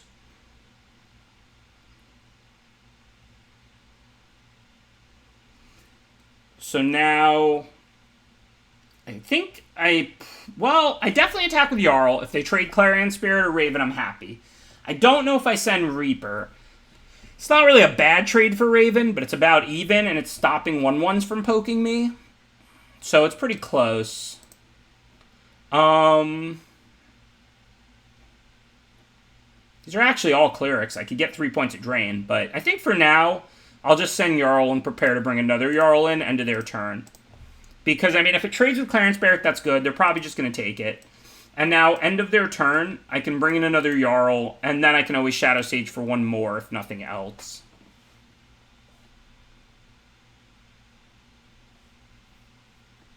Yeah, that's how I do too, Jellobrand. That's how I like to frame all the decisions in my head, because it's just like, what is the effect on the game, right?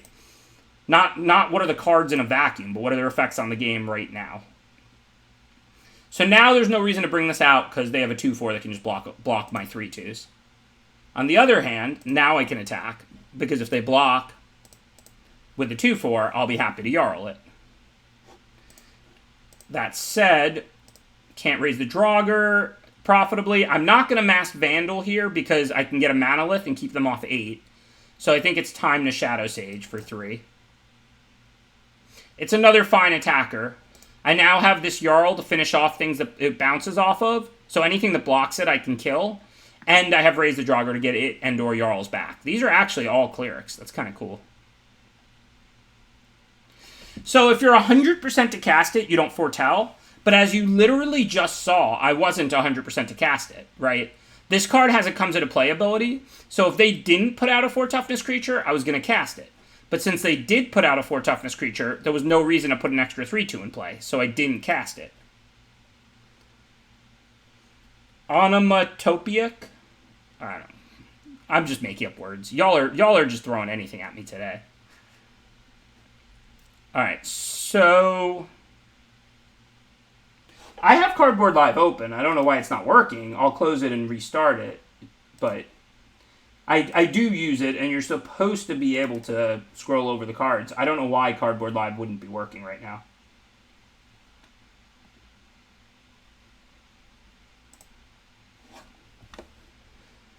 Okay, yeah, this is looking rough, I agree.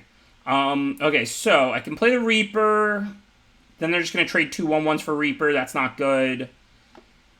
I mean, I don't mind at all if they trade, like, some 1/1s for Jarl or Shadow Sage here. So I'm going to send these.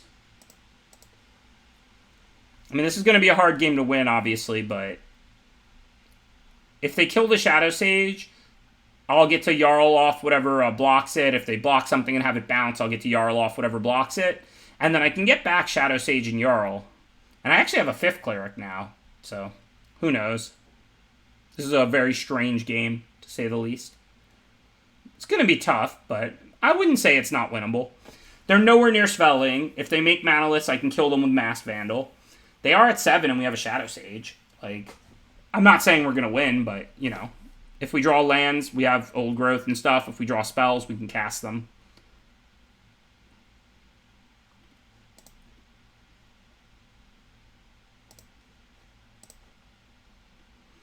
Okay, so now we get the free kill on the Augury Raven. That's pretty nice. And then we'll put this on Foretell.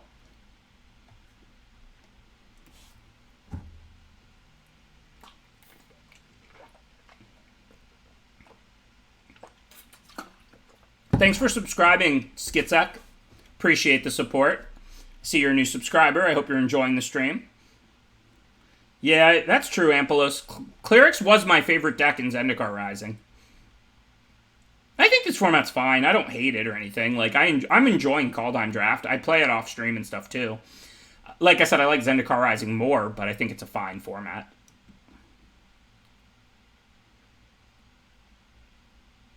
Hey, what's up, Metal Mario?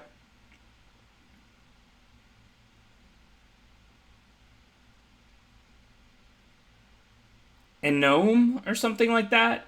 I don't know. I can't say that word. Was killing my own Shadow Sage to buy it back better? I don't know, maybe. The thing is, it's not draining them out. I think killing the Raven kind of threatens them in the air. Like, I have another Vengeful Reaper. If they can't make 2 1/1 flyers this turn, I mean, they have to just chump block or whatever. Like, you know, these Vengeful Reapers are quite threatening right now, right? So now, this is either chump block or 2 damage that gets in. And then we'll Disciple them. We know they're holding all spells because they haven't played a land in forever.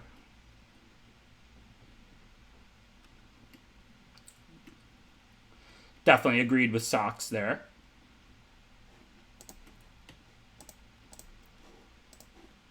So now we can get back Jarl and Reaper, so that's kind of nice. Of course, they also double spelled and drew a card, so that was kind of nice for them as well.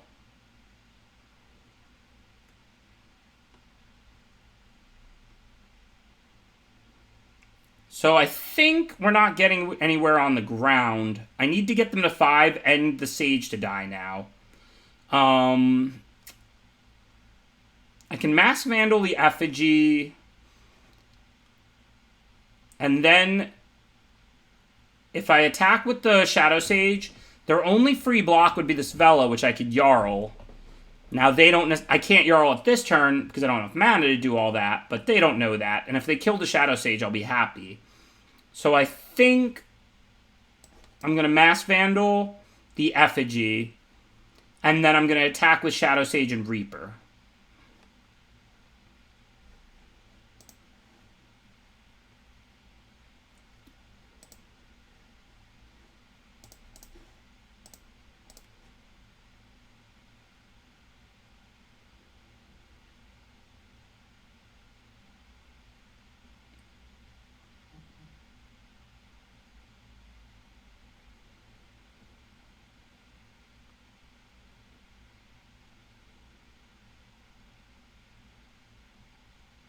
Remember, the Shadow Sage attack is free, because if they kill it, I'm happy. Obviously, if they block it with Svelo like they did, I can't do anything. But, literally, it's just a free attack. So I do need to just kill my own Shadow Sage and get it back now and drain for 5. That's a potential way to win. I can just get back the 2/2/3 flyers. We'll see what they do this turn. Because I do have 2 of them as well.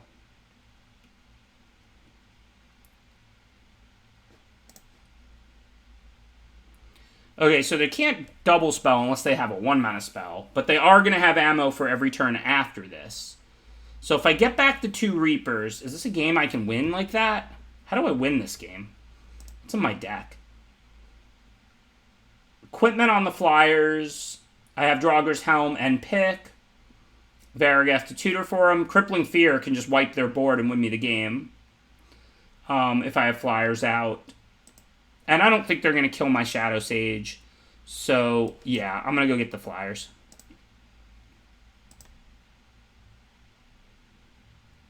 Well, actually, I can get back Jarl in a Flyer. And then, if they block with Svella, I get the kill. But then they don't have to block with Svella, but how are they going to put 5 on that thing? They're going to lose a Clarion Spirit. Yeah, I guess it's better to get back Reaper and Jarl.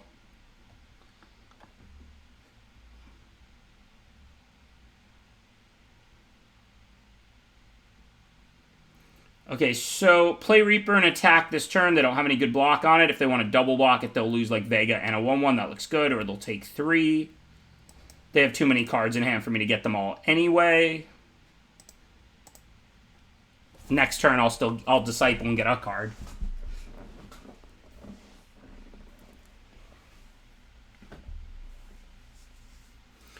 I mean, at any point, if I draw the Crippling Fear or I'm able to boast and go search it out, I should be able to name Elf and then deal them lethal from 5 life. Presumably, I know I don't have much out in the way of elves at this moment, but at some point I will.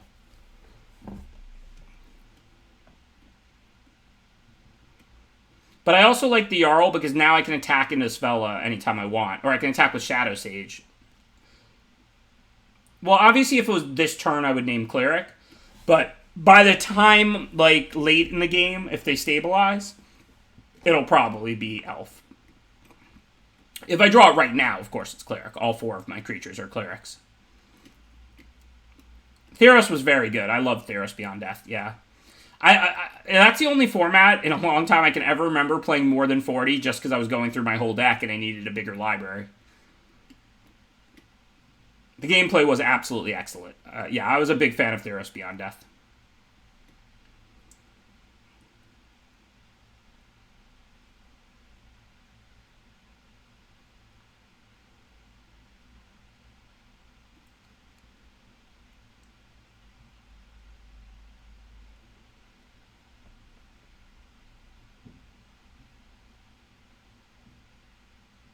Yeah, I agree, Skits. Those are my 2 favorites of the past year or 2.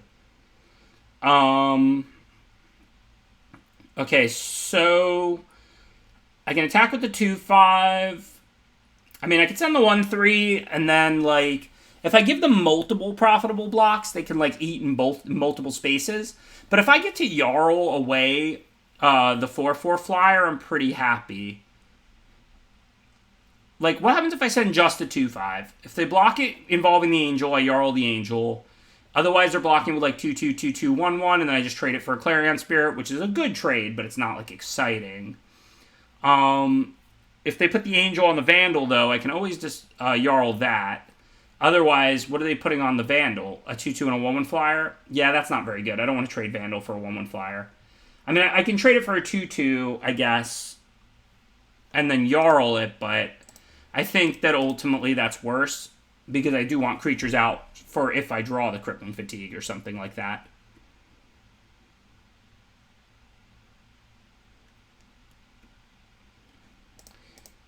Yeah, I know they probably won't block with Angel. I know they have all the information.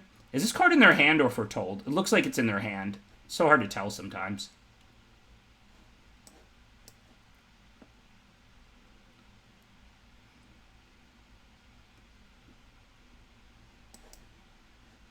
Now I'm not going to foretell the Jarl. Even though I might not play it, I'm down to 2 cards in hand and 6 mana. Oh, they already know I have it. I should have foretold it. I'm silly. Okay, well, let's pretend they didn't know I have it. This is a spot where I wouldn't foretell it and give away that I have a trick. Now, in this case, they already know I have it, so I should have foretold it.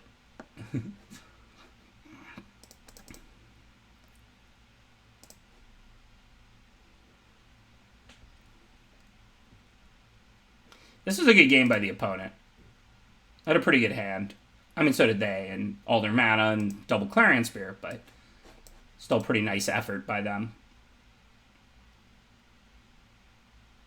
Very true, God Awful Truth.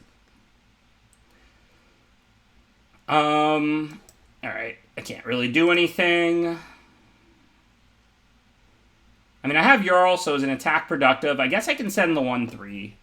What are they going to block it with? And then I'm going to Jarl. It's whatever. They have spell activation too. This game is over.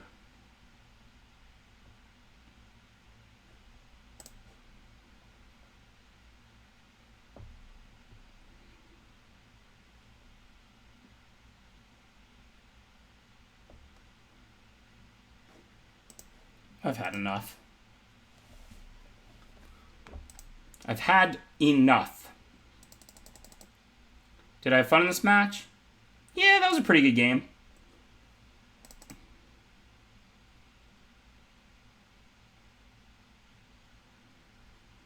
I already had it. I don't have 2 Shadow Sages, do I? I don't even think I have another way to bring it back. I used Raise the Draugr and Shadow Sage already.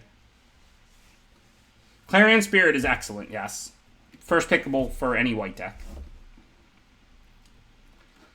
Okay. 2-lander with Packmate, I'm in. Hopefully we'll draw lands.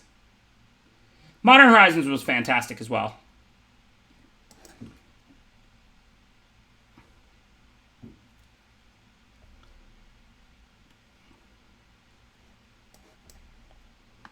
Alright, let's start with the Packmate because we don't have land 3 and that can help us find it.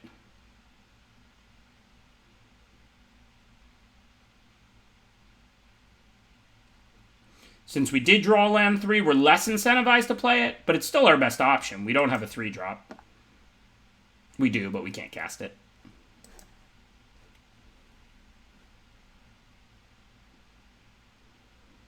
Yeah, I mean, the one game I did cast a troll, it was instrumental in me winning. The 2 games I lost since, I've had some minor mana problems and stuff, including not being able to cast the troll.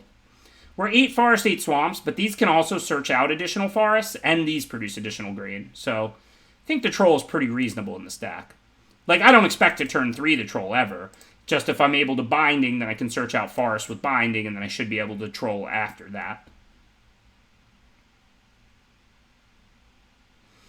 We already have a Sentinel. I think we'll take the discard one.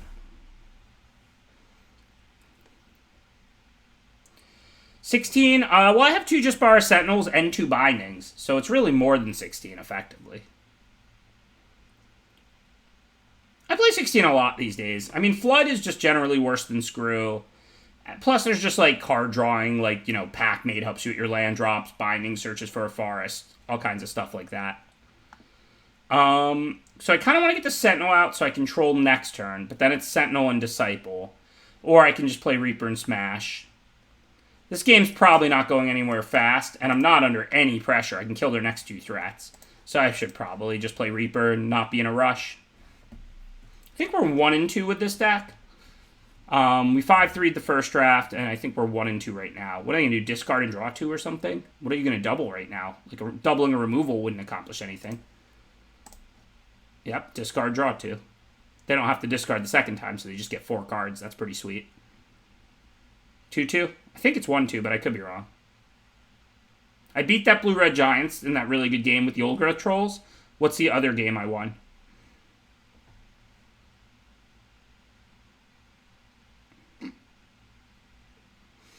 Okay, so now pick, equip, play Disciple, or, like, Jaspera Sentinel. I mean, I don't have to hit for 2. I can just use the 4 mana.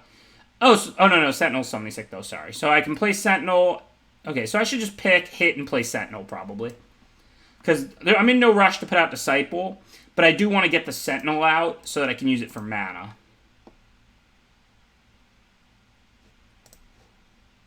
And then I can just leave the treasure around to allow me to cast Old Growth Troll, or just a double spell or whatever. There's no need to play Disciple instead of Sentinel just to use the treasure. Yeah, pick helps fix for Troll as well, in addition to the 2 Sentinels and the 2 binding the Old Gods.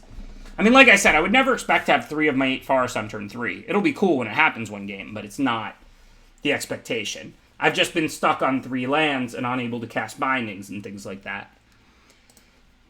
I should be able to play Troll turn 5 or 6 most games. I should not be able to play Troll turn 3.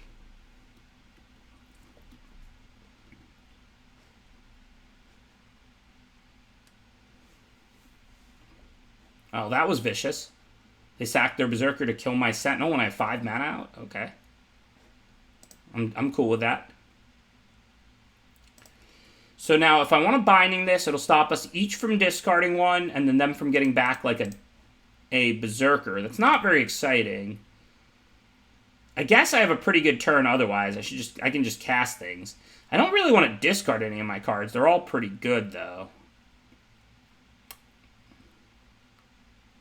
So maybe it's right to binding. The two options for the turn are basically Old Growth and Disciple or Binding. I probably won't sack both treasures just to put a 1/1 in play.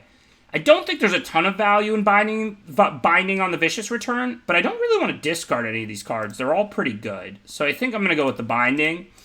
Just because, like, Binding would basically kill whatever they brought back anyway. And, like, in this case, if they bring this back as a 3/3, that's kind of annoying. And it's just, I don't want to discard any cards. So this is going to be an effective card, because they're probably holding lands to discard, because they just drew 4 cards. And all 5 of the spells in my hand are useful. I mean, I would discard the Disciple, but I don't really want to.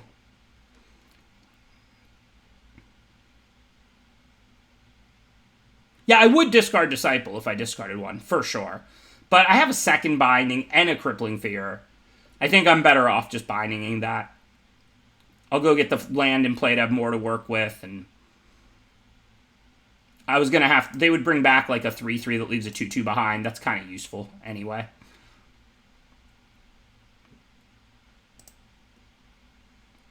So now we're hitting them in the air, and then we have up to 7 mana. I don't really need to binding either of those.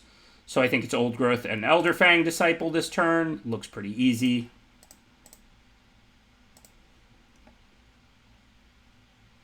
Not that it's some kind of busted turn, just it's an easy turn to play.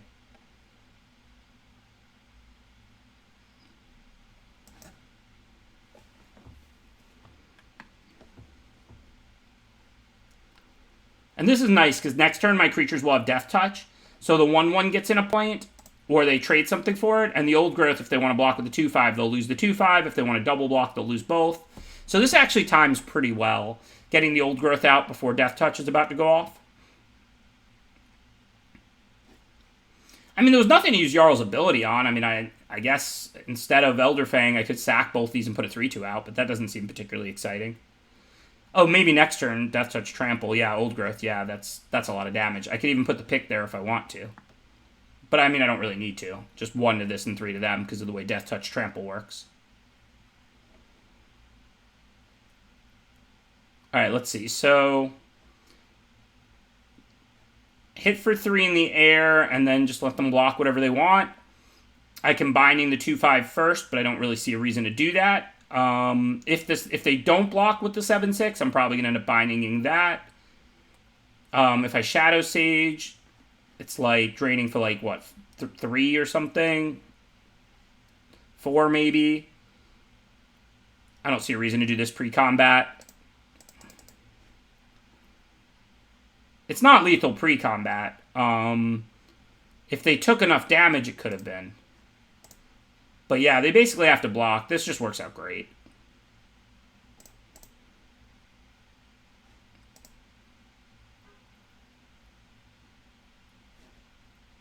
Oh, well now they're just dead.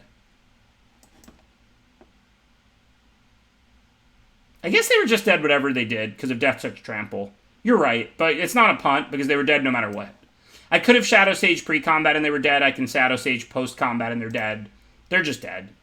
Yeah, I forgot Death Touch Trample, so they were just dead no matter what they did.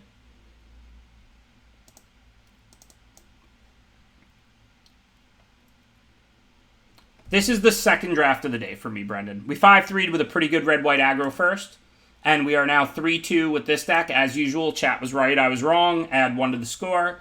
I thought I was 1-2, but I was 2-2, just like the chat said. So, as usual, chat 10,746. Ben, got a few, 16 or something like that. Whoa. I didn't say chat is never wrong. I said chat is usually right. I've been right a few times. Hard to believe, but it has happened. Hopefully we'll draw 1 land. This getting stuck on 2 every game isn't fun. I can get stuck on 3, then I have plenty to do.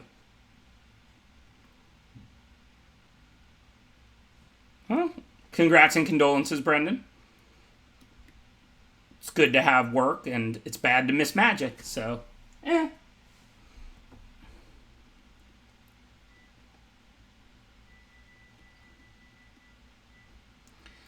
Okay, so what can we do? I can just play Vandal, but a red-white deck may have a decent amount of targets. I can play Helm. I probably will, because I'm nowhere near 5, and I'm going to have plenty to do with my mana. Oh, I guess if the Vandal dies, I can probably buy it back, since it's a changeling. So I'll just play it so I don't get run over while I'm stuck on lands, because, you know. Is this like false advertising? How can your screen name be Chonky Boy, and then you're playing red-white aggro? It's the opposite of Chonky.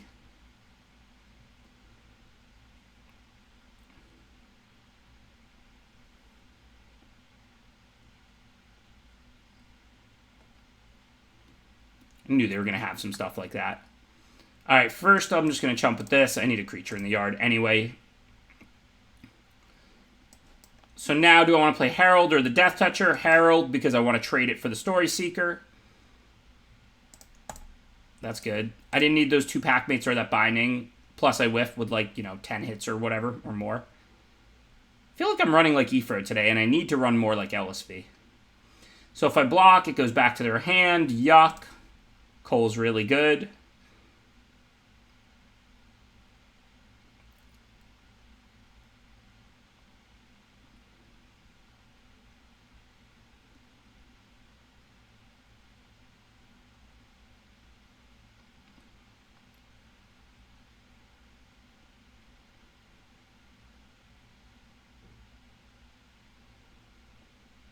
Okay, so we're getting some land, so that's at least nice. I think we can attack with the 3-2. If they double block, we would trade with Cole, which would be awesome. And then post-combat, we're just playing Vargoth. If they don't have removal, Vargoth stops both of these. But even if they do, I still have a 1-3 to block 1, so I'm only taking 2 extra. It's actually, like, it's going to be hard, because, like, they're gaining 3 a turn, and lifelink is really annoying. But they don't have any flyers yet or anything. Like, if I draw a swamp, I have a creature bigger than their board. And my hand's pretty powerful. I can also get rid of that equipment at any point, because I can block with the Mass Vandal whenever I want. I definitely think we have a game here. I'm not saying I'm going to win. I would like to draw Swamp, or just Bindings, but I guess one of my Bindings is on the bottom.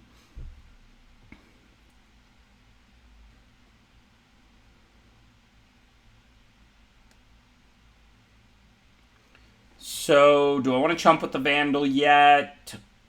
Probably yes, because I do need to kill the equipment.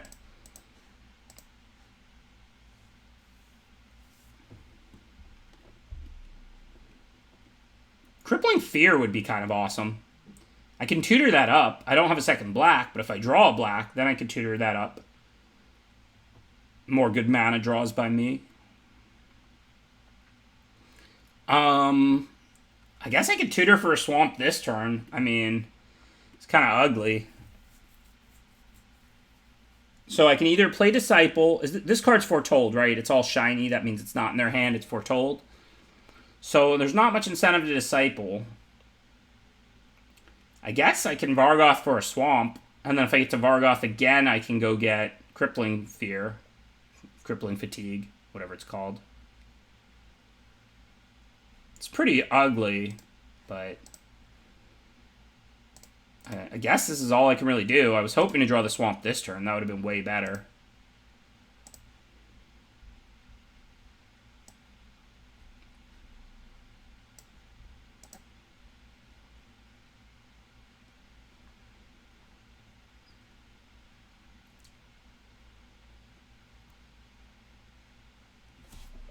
I mean, I guess, like, I can block with Herald, and then I can get back Mass Vandal and, like, Herald, and then I can Mass Vandal away the equipment.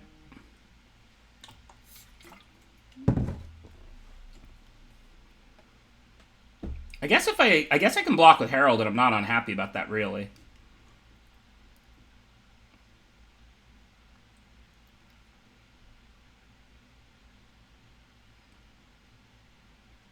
It's kind of rough. I don't want to take too much damage. Oh, they're sending Cole? How low are they getting me? If I block there, it's 5, 7, 10. I'll be at 5. Then I go to 3. I have to draw like a binding. They don't have any other giants. I mean, they're probably going to get me, but I don't know. Can I, like, attack and search for something that kills Quakebringer now? I can't really go to 3. So maybe I can't even make this block. Maybe that's just a good attack by them. But they're going to have all 5 of these creatures next turn, so I don't know how I can win. I don't think I can win. But I will attempt.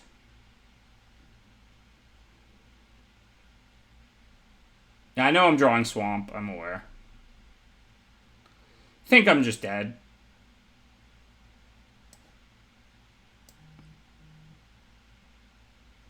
Quakebringer was a pretty unfair draw. I know they foretold it. They didn't top deck it, but I don't know how I can win from here. I guess if I hit a reach creature, I can play it. Which I do have. That leaves me not dead on board. I have to top deck, like, I don't even know, though, because I have to deal with the Courser and the Quakebringer.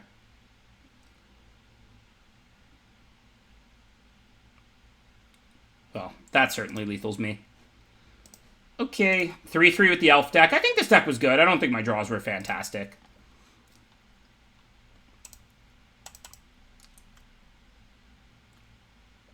Yeah, I think this deck was pretty good. Like I said, with 2 Jesper Sentinels and an 8/8 and 2 bindings, the mana was pretty good, and I don't think my draws were great. Let's see if we can finish the day strong.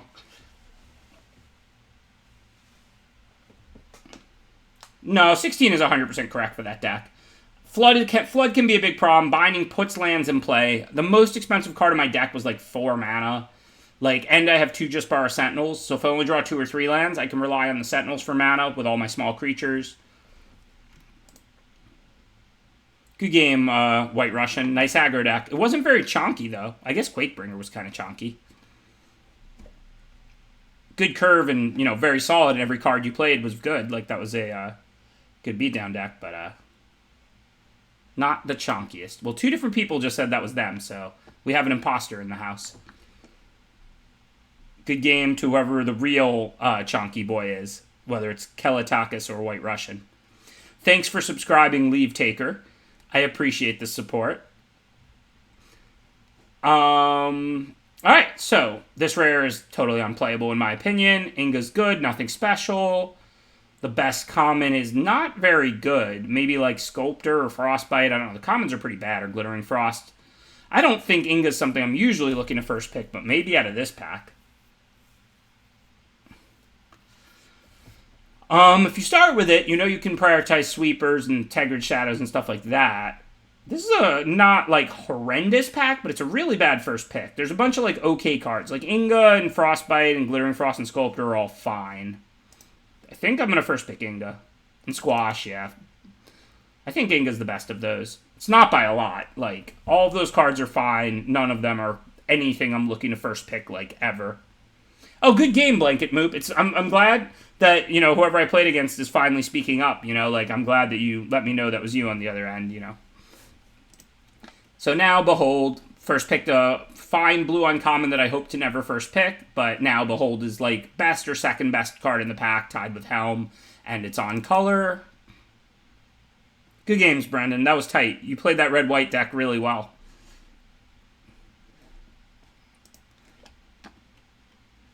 Okay.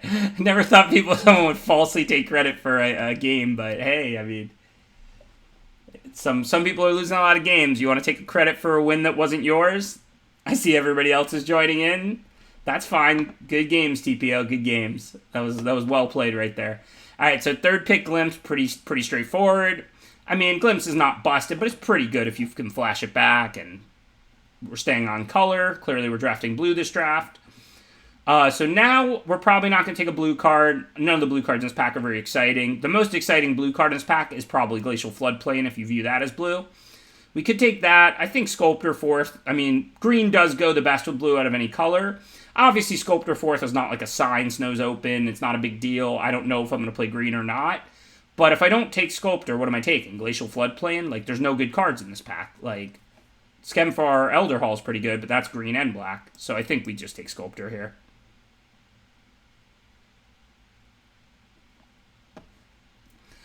Now we may have an actual decision. So the red-green Snowland is... I mean, the red-green uncommon land is really good. It makes a 4/4 and kills a land. It's one of the more powerful ones. And, of course, it's green-green-red, so it's easy to splash. If we go blue-red, Boast isn't at its best in that deck, but we can prioritize all the Boast stuff, the whole draft. But does blue even have Boast? Like, I know, like, red has a good Boast common, green does, white has multiple. I don't know if blue even has a Boast common. So I think the land is just the better card. Whoa, hello, Behold Sixth. I mean, listen, card drawing has diminishing returns, and we're already pretty good at that. So, I mean, I'm not, like, you know, looking to get Beholds all day the rest of the draft. You know, remember, it might sound cool when you say I have 4 Beholds, and I'm not saying you shouldn't play 4 Beholds, but I am saying each Behold gets slightly worse, not slightly better. Because if you draw more and more cards, you just die with a bunch of cards in your hand, right? So, like, at this point, I would take, like, a Bergstrider, maybe even a Mistwalker over Behold, because I already have Glimpse 2 Beholds, so I'd probably even take, like, a Mistwalker over Behold. That said, it's still a good card, and I just got it 6 picks, so I can't really complain. So, looks like just an Ice-Hide Troll here, unless I want to take the Giant. I mean, this could be a red-blue Giant stack. I don't really have Snowlands. Plenty of time to get them. I mean, Cinderheart Giants, whatever. Ice-Hide Troll isn't great unless you're heavy Snow.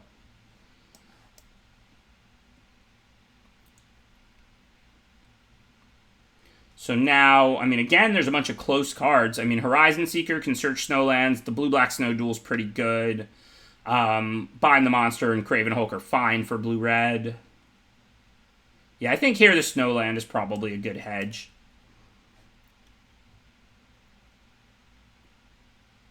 And again, blue is the color we're most committed to.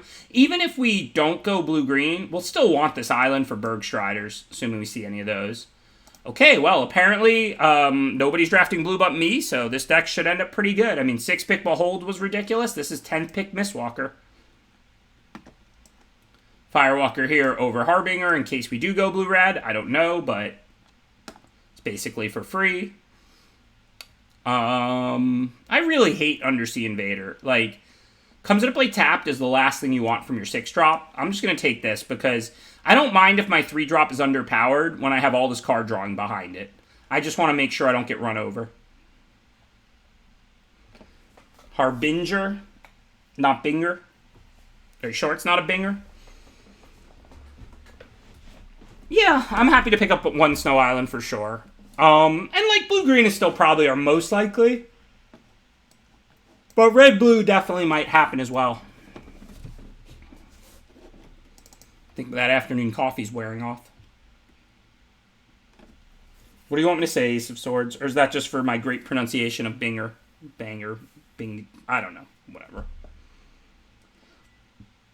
I mean, the -3, -0 is underpowered. If you don't have enough cheap cards, it definitely becomes playable with 2 Behold, Inga, and Glimpse for card drawing. Sometimes I think they make... I really hate Raven Form. I'll play Raven Form if I have, like, 2 Vegas, so it's going to draw a card. Or I'll play Raven Form if I have, like, a sweeper or 2 and some card drawing, because then if you sweep away the 1/1, then, it's, you know, it's like you didn't give them a 1/1. But a 1/1 flyer can deal you a lot of damage, and it's just really annoying.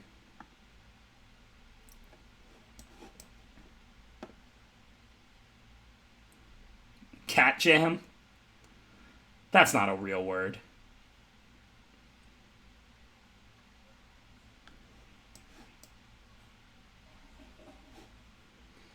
Okay, so we're 100% committed to blue, and it seems like blue is wide open. We got a 6-pick Behold, and we got a 10th-pick Mistwalker. But we didn't really see great green or red. We did get this Firewalker super late, though, so I'm more inclined to believe red is open than green. Going into this pack... Frost Augur if we get enough snow stuff, but we don't have much. I mean, we have 2 Snowlands and a Sculptor. We could and a Troll. We could prioritize it a little higher, so maybe. Otherwise, I don't think Provoke the Trolls is good. It just ends up with Kunio or LSV showing up out of nowhere. Augury Raven, it's fine. I'll definitely play it in a deck like this, but it's kind of underwhelming. Volatile Fjord might not be a horrible pick. It's a pretty good blue-red Snow Duel for us if we go blue-green Splash Red or blue-red. So I guess we just take the Fjord. This is a pretty bad pack.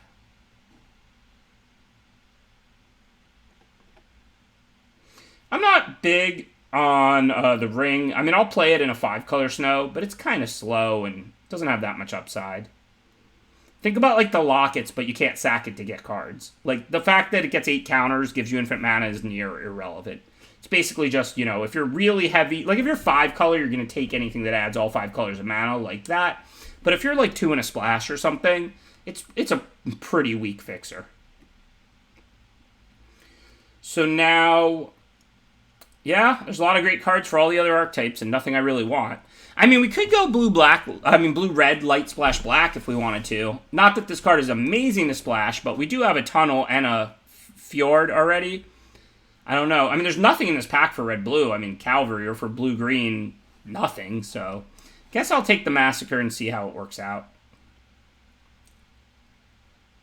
Tegrid's Shadow is double black, though. So that's a lot harder to splash. So Basalt Ravager looks good. We want to get some giants. We've got Glimpse, Mistwalker. Seems like a pretty straightforward pick this time.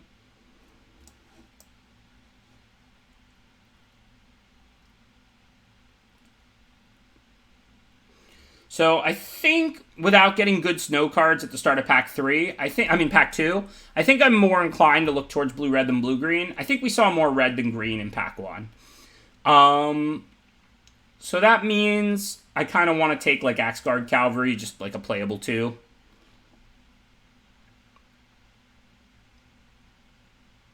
Can we use the Kraken?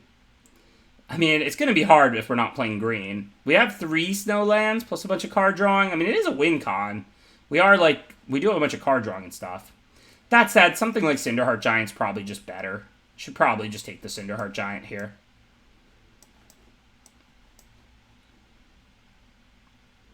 This is double green, so while it's easy to splash in your blue-green snow decks, because it's only single red, can't really use it in a red-blue deck. So nothing really for red-blue, nothing great for green, nothing black that I'd want to splash, nothing, more nothing. Alright, I'll just grab a land. Kinseeker's fine in this deck. It's a giant for our Glimpse. I think it'll trigger a decent amount of the time. It's also a Berserker for this. We want to prioritize these changelings pretty highly if we can. I'm not against Tegrid's Shadow, but it's double black, so I don't think we can really splash that. I think we'd just rather have Bind the Monsters. I don't mind losing some life if I kill their early stuff. You know, prevent me from getting run over. Then I can start playing all my, like, good mid and late game card drawing. Yeah, I know. Where are the Bergy boys? I could definitely use a Berg. This deck would love a Berg Strider or 2. On the bright side, Seize the Spoils is actually pretty good in these kind of decks.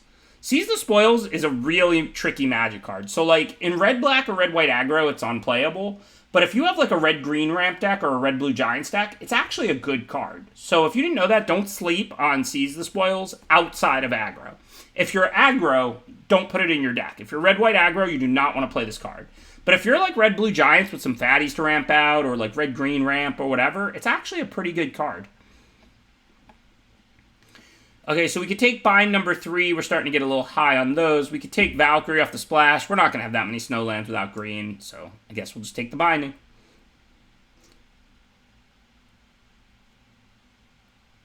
I'm not saying we're going to play all the seizes. It might depend on whether we splash and what the top of our curve looks like. I just do want to point out that it's actually a pretty good card in blue-red.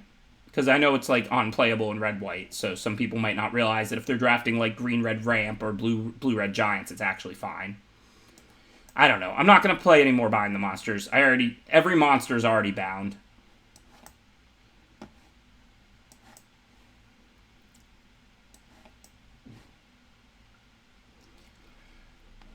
All right, let's see what we have here. We don't have a rune, and it's pack 3, so Rune Crown doesn't look very appealing. Vargoth isn't the best if you're using treasures for your splash, because you won't have a black to boast with it. I'm not saying we can't splash it, but I am saying that's pretty unexciting off the splash. Frostbite would be fine in the stack with this good card drawing in late game. That's when I actually want cheap removal. Frostbite, similar to Seize the Spoils, I think plays better out of a deck like this than an aggro deck. Crush the Weak is probably the pick. It does kill like a bunch of our early stuff, but we can probably make Crush the Weak work with all this card drawing. So I think we're just going to crush the weaklings. We can already bind the monsters, so now we need to crush the weaklings, right? Well, this pack sucks for us. Frenzied Raider, I mean, I guess we can play. We have Hagry Mob and Haggy Mob, Hangry Mob, as it should have been named. This makes perfect sense to call this card Hangry Mob, right? How did they not think of that? And Tuskeri Firewalker. So that's 2 boasters. I don't know. I mean, I don't love Frenzied Raider, but if we can grow it once, that's a pretty decent card. We have the rest of the pack to get more mobs and Firewalkers.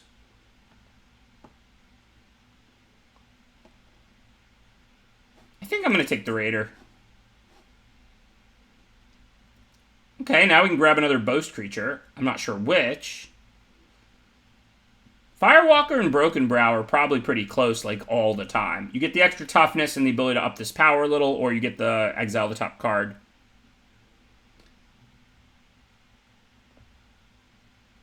Yeah, Arnie survives Crush, but Firewalker's pretty good with Crush the Weak because you attack and it forces trades. This isn't the kind of 2-2 that sits in play blank. This is the kind of 2-2 that they just have to trade with. But I think, yeah, Broken Brow, because we're going to have big stuff and all of that. Okay, now we can take another Behold. It's not really over much, and we didn't get any pack 2, so we're not, like, actually Behold flooded or anything. Veil's fine, but we're basically a 2-color deck. I don't even know if I'm a Splash Bloodski. So this looks like Kinseekers or Raven, which is generally pretty close. Kinseekers is doing work for us with the Glimpse, but I think we're okay on Giants.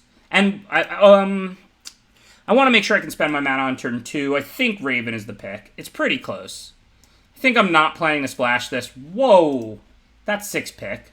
Okay, then. Hello, Battle of Frost and Fire. Where were these cards the rest of these packs? Now there's a Bergstrider 7th after a Battle of Frost and Fire 6th. Not exactly sure what just happened. Not that I'm complaining. I think Kinseeker's probably a little better than Craven Holt. We want to be able to block. Crush does exile. I'm not sure why that's super relevant. Oh, it doesn't work with Ingas, somebody's pointing out. I guess. This deck came together. 3 lands, 26. Assuming my curve is fine and I'm not splashing, I'm probably going to cut the seizes. So I actually want the Kinseekers, but I think I want the Snow-Covered Island. I have a Bergstrider. I don't want to play the blue-black tap duel if I'm not splashing. And I have enough playables. So I think turning an island into a Snow-Covered Island produces more value than getting a Kinseekers, even though it's a solid playable for my deck. Because I don't want to play this off-color tap land just for Bergstrider. And I have plenty of playables. I already have decent cards in my sideboard, and this is 24.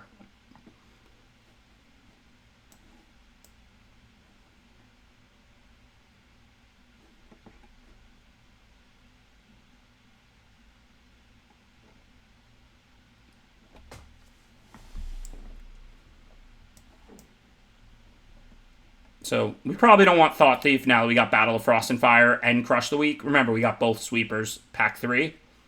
So we would like to be a little more controlling than I was originally planning. But the 3 Boast creatures are still pretty good with the Frenzied Raider.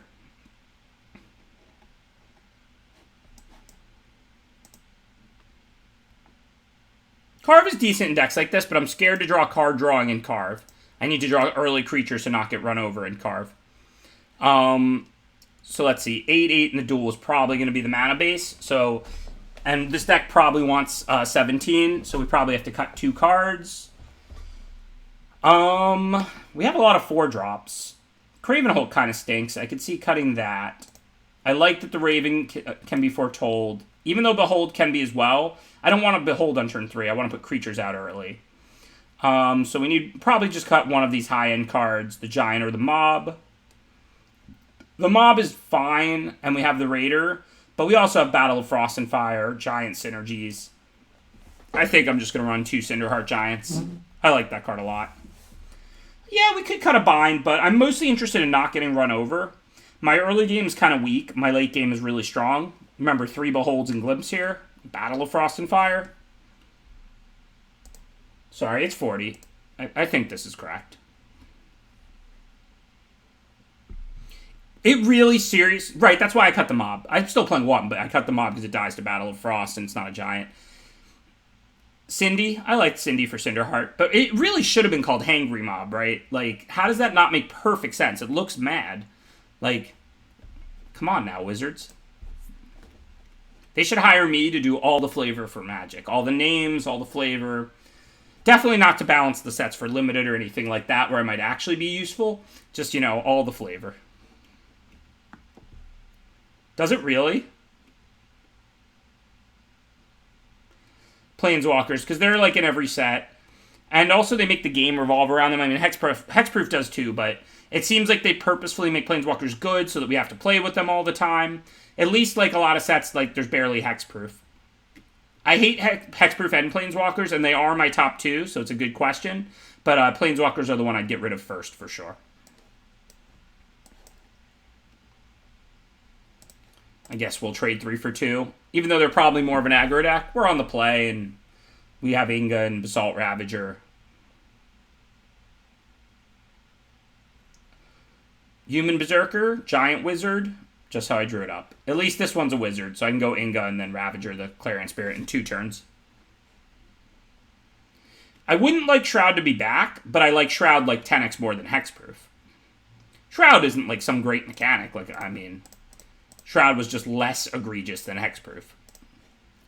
So no real decisions. We can't Ravager for 2 yet. We'll play Inga. Just going to get rid of lands. I know I have the Giant, but I have Behold to dig up lands later if I want it. So I'm going to draw Behold, and then I have like good creatures to play, and then maybe later in the game I'll play the Giant or whatever after Beholding.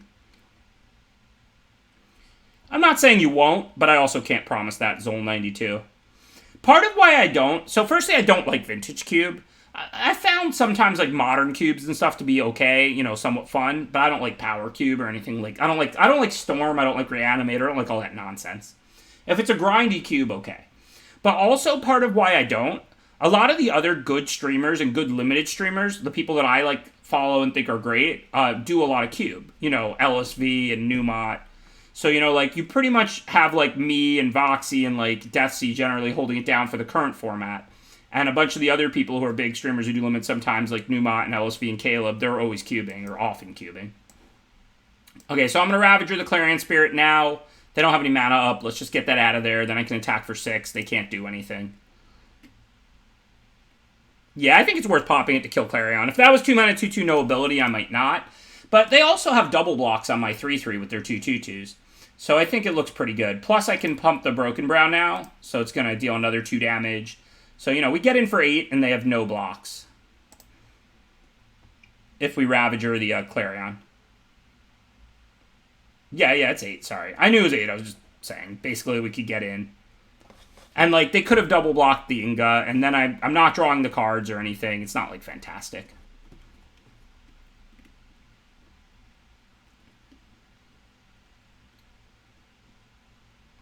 What are they doing? Sorry about the misclick. I mean, I don't think they could win this game, but, I don't know what they were trying to give haste to, though. Do you want to give haste to your 1/1?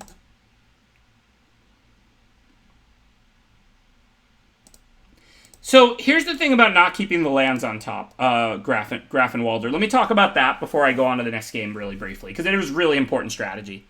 You generally want to be pretty greedy with scrying lands to the bottom or discarding lands to discard spells once you already have some, because if you draw all spells and you never get those lands for the Cinderheart Giant, well, then you drew all spells, so you have tons of spells to work with, right? If you draw, let's say I top the lands, and then they counter kill, exile the Cinderheart Giant, and then I draw more lands, now I'm, super flooded, right? So like it's really painful to give yourself extra lands that even if they unlock a spell, unless that spell is guaranteed to win the game, not something that can just be Bounding Gold or like Divine Gambited or something, because then you might draw even more lands. Whereas if you gamble and put the lands on the bottom, as long as you don't have a lot of 6 and 7s, which I have no 6s and just one other 7 in my whole deck, if I'm not drawing lands, I'm drawing spells, and then I have tons to do. So while Cinderheart Giant turn 7 might be more powerful than what I do on turn 7 if I bottom those lands, if I'm drawing all spells, I'm protected from Flood. So if I'm not under a lot of pressure, I'll probably win because I drew all spells. And I just drew all spells, I just have tons of action. If I top the 2 lands, imagine I draw those, I play the Cinderheart, they like Divine Gambit or Bounding Gold it, then I draw 2 or 3 more lands. Then maybe I lose to Flood, right? So you generally want to be pretty greedy once you have enough lands to cast most of your spells. Obviously, there are exceptions. Deviate from this if the spell is going to win you the game, if you're under a lot of pressure, if you need to cast that card soon, but like by and large, I prefer to discard and bottom lands if they're only unlocking the one last card in my hand, and it's a card that can be answered. Obviously, if it's a card that can't be answered, that's different. Like if it was an ultimatum, I would top the lands because they can't kill the ultimatum. So I'm just going to play land, play the ultimatum, and win. But even though Cinderheart Giant's really powerful, like I said, they might Bounding Gold it, they might Divine Gambit it. So like, I don't want to risk Flood. And definitely you want to understand when to deviate from that, but it is really good advice. Like, because again, just envision the fail rate in the 2 scenarios. The fail rate where you never draw lands to cast a Cinderheart Giant is you drew a spell every turn for the rest of the game, right? Maybe it would have been slightly better to draw the lands to cast the Cinderheart, but you have a spell every turn to work with. When you top the lands, and then you draw more lands, if they answer the Cinderheart, now your hand is all lands and you lose, and you're super flooded. So, I mean, again, in that exact spot, I think it was fairly close. But just as a general principle, I tend to be pretty greedy with discarding and bottoming lands if I have enough to cast all the rest of my spells, because the fail rate is just draw all spells and cast everything else, compared to the fail rate when you top the lands, which is super flood.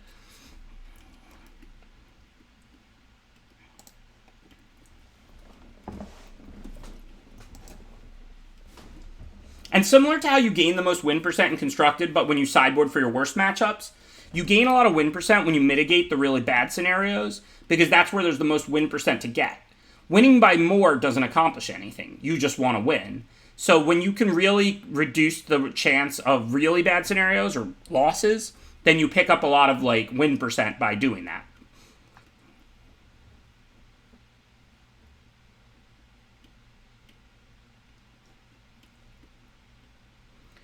Okay, so now I can play Firewalker or Bind. I'm not really scared of them boasting because I have Battle of Frost and Fire. Normally, I would probably bind the Liberator, but because I actually kind of want them to be boasting, well, if they're boasting, they're not playing things from their hand, though. If they're a red aggro deck, Battle's probably going to kill almost everything. So maybe I will bind. I'm not sure. Also, the Firewalker attack and boast gets better later, and I do kind of need one more land, so yeah, I'm going to bind.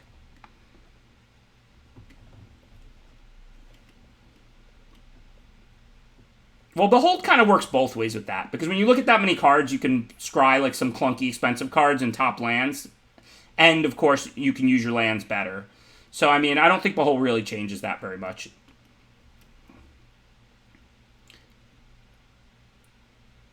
The biggest exception to what I'm saying is if the 7-mana card can't be answered. Like I said, if it was an ultimatum, I would absolutely top the lands, because then you just cast your ultimatum and win. Whereas Cinderheart Giant can win you a game. It's a powerful card, but it also could just get answered. Krzyzewski, I don't know. Names are off limits.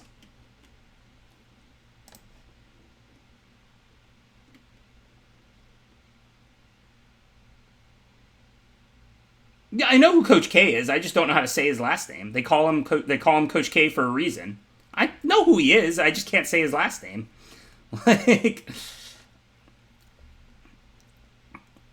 Okay, so let's see. Yeah, it's pronounced Coach K. I know who he is. I call him Coach K. I don't know how to say that combination of letters. Okay, so I guess I'll attack. If they block, I still get to boast. Plus, this would leave a 1/1 behind when I sweep it anyway. Let's see what we get.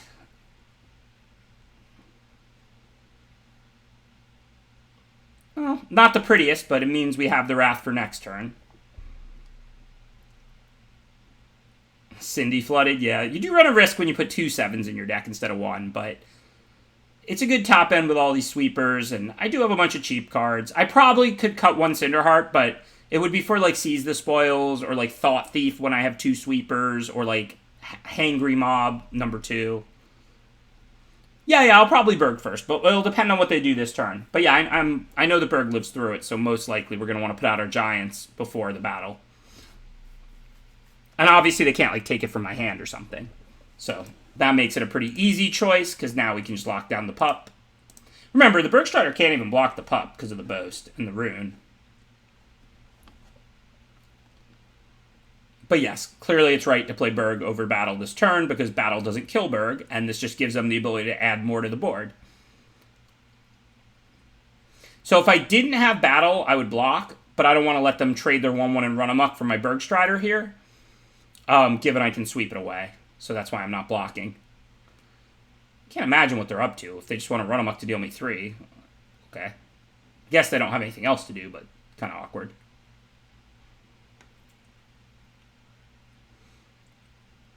Okay, so seems like a good time to battle.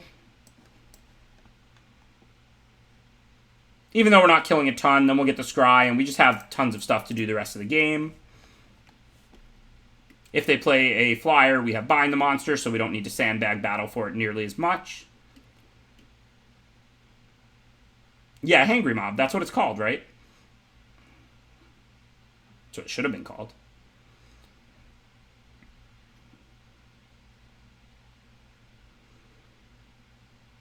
Okay, so now we do want lands. We definitely don't want Kinseeker. I don't know if I want a second bind. So I'm going to bind the flyer here.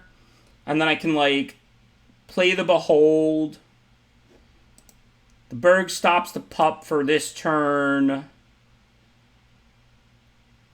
Next turn I can play, like, bind and mob. And I can bind the pup and only take 1. I don't know. And if they play a flyer, I might want to bind it. This is close.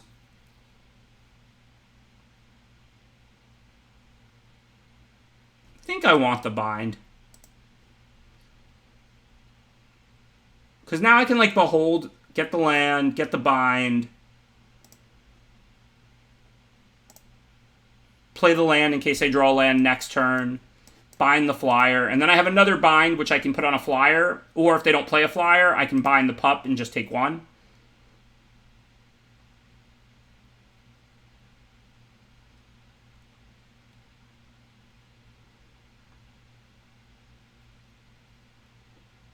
Yeah, flyers are the main way I would lose. That's why I took the bind. The thing is, a land is pretty good for me, so that's why it's close and tricky. Well, I shouldn't have played that first, but because I want to double spell, so I want to play this mob here, get my battle. That's why I shouldn't have played it first, but whatever. And then I'm gonna have 7 drops. I'm gonna drop a 2-drop. I don't think I need the second 2-drop, the Raider. I think I want to put out the Cavalry. This way I can be giving haste to 7/6 tramples if I want to.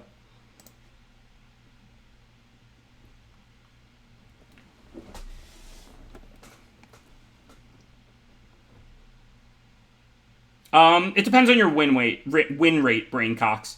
The better you are, the more incentivized you are to play traditional. Okay, so I'm clearly going to double block. If they boast and eat 1, then the other one kills it. That's fine. If they have Run Amok, do they get all of it? No, because they can't boast and Run Amok. Their creature will live, but they'll only kill 1 of mine.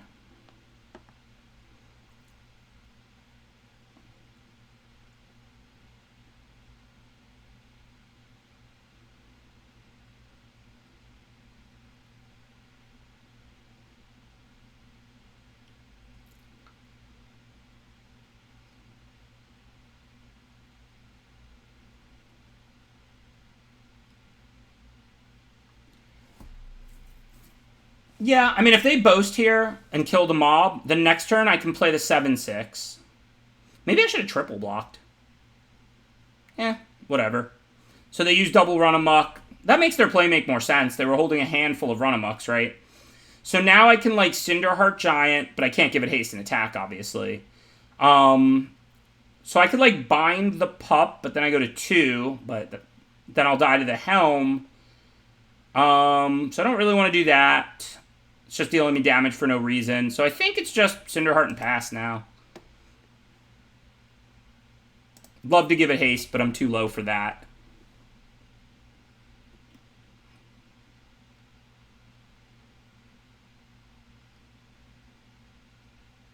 We went 3-3 with the elf deck. Didn't have some great draws. Yeah, like I've said a ton of times on the stream, like I'm not even break even. Like I net gems in best of 3, but I usually lose gems in best of 1. Like some months of best of 1 I break around even. Some months of best of 1 I lose gems when I'm not doing well. And best of 3 I just pretty much always net gems. Obviously not every draft, but over the long run.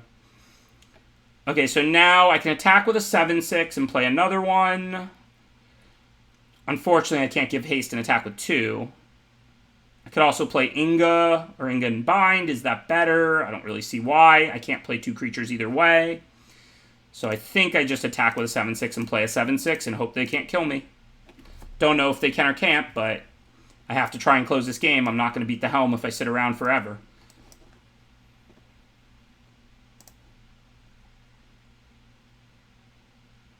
If you're saying I don't believe that to me, it's 100% true.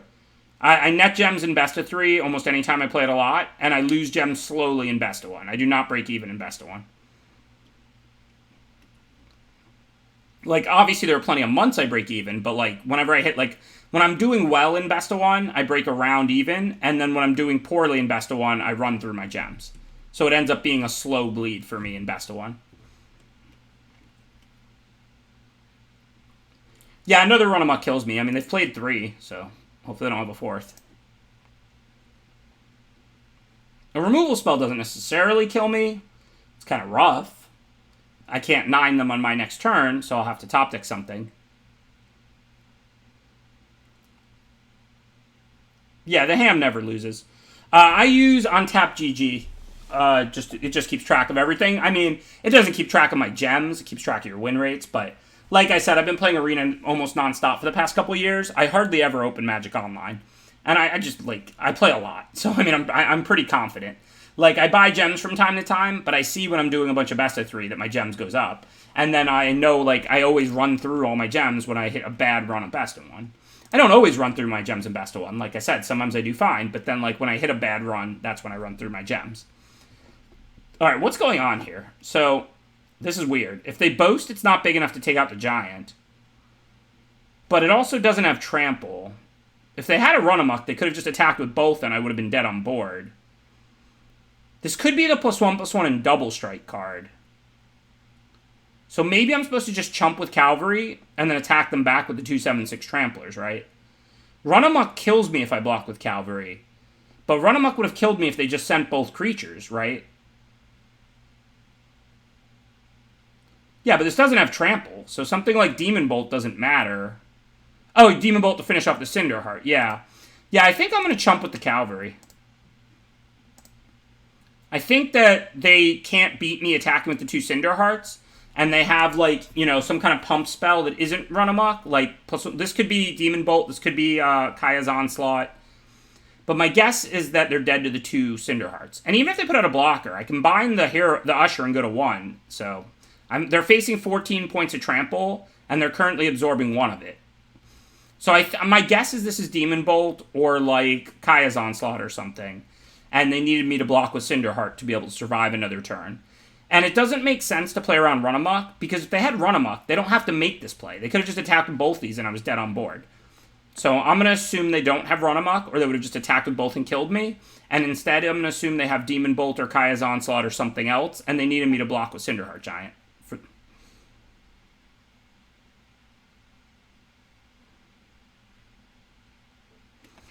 I haven't in the past. I probably should mark CBA. I assume I could probably write off my gems. I mean, it is a business expense now that I literally stream for a living. I would have felt a little weird writing that off as a business expense when I like was a Pro Tour player for a living, you know, like my Magic Online ticks or whatever. But now that I literally stream for a living, I probably could write off gems. I probably should ask an accountant about that.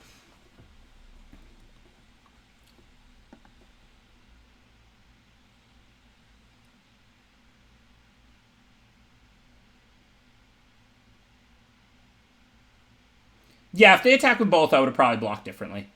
Although now that they have the life linker, I'm not sure that they're dead. They're effectively at 12, and they can absorb 4. So that means 14 minus 4, so they go to 2. So they're not dead. Well, I combine this, but then they can still effectively absorb 3. So then they're like at 12. I'm attacking for 14, so I can only put them to 1. So I can't actually kill them. So this is great. I can't bind the Seeker and attack. Nice try, Shio Rock. I'm at 3. Bind a 3-power creature at 3. I'll pass. So I guess the game continues.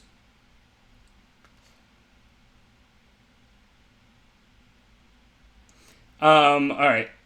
I can't go to 1, that's true. Unless I'm killing them, but then I could go to 1, right? So I can take Glimpse. I have plenty of mana. Probably going to end up taking the haste creature. If I don't want it, I can glimpse past it anyway. I can't attack. Right? Am I just dead now? No, I can block all 3. If they Demon Bolt the Inga, then I might be dead. What happens if I attack with both? That looks... I think I'm dead on board if I pass. So I think I'm going to attack with both. If they block with the Usher, I can win, I think.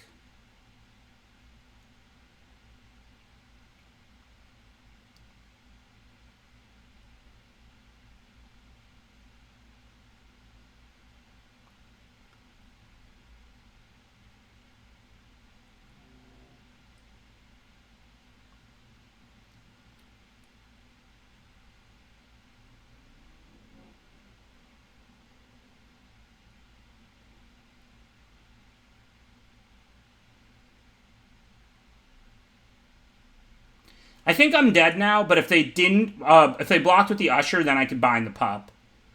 Now I can't bind the pup, or block the pup and take the Usher, so now I think I'm dead. But I didn't punt, I don't think I could have won. I don't think there was any way for me to beat the Story Seeker there. Because if I just hold back my 3, if they remove a blocker, I'm dead. And this has to be something. I mean, probably Demon Bolt for Inga, and then they just attack for lethal. Yeah, I will check the Foretell card after the game.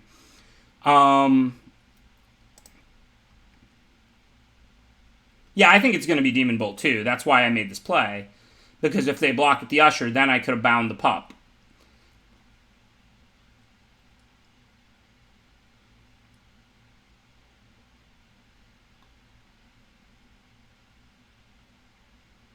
Yeah, bind is pretty bad in the late game. Remember I topped it and it ended up costing me the game? It's pretty rough. How do you check the Foretold card? Can you just click on it? Like, how do I see it? Is there a way to check the Foretold card? Where did it go?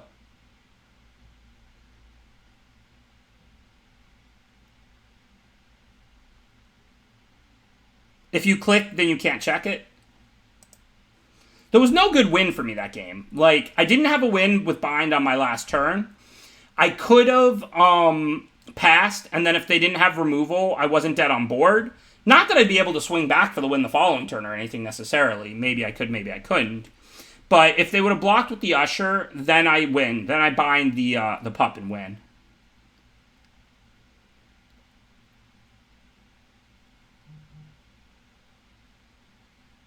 You click on the pile after the game, but don't click anywhere else or it clicks through it.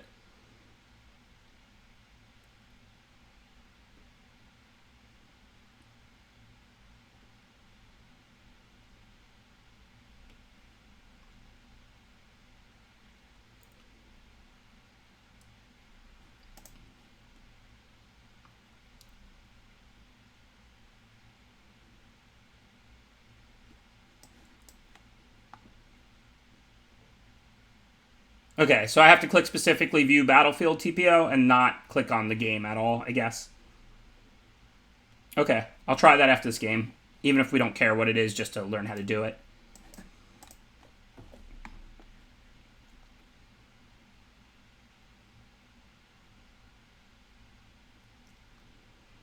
That feels like a game I should have won, but also, I'm not really sure, like... I mean, I guess I shouldn't have topped the second binding. Past that, I'm not really sure what my options were like early. This looks easy. Bind the flyer, behold on layaway. See, this is where the binds are good. I'm not falling behind in the early turns. I'm still taking the damage, but I'm breaking even with their drops, and then we get to the late game. But the binds in the late game are really good. I mean, really bad.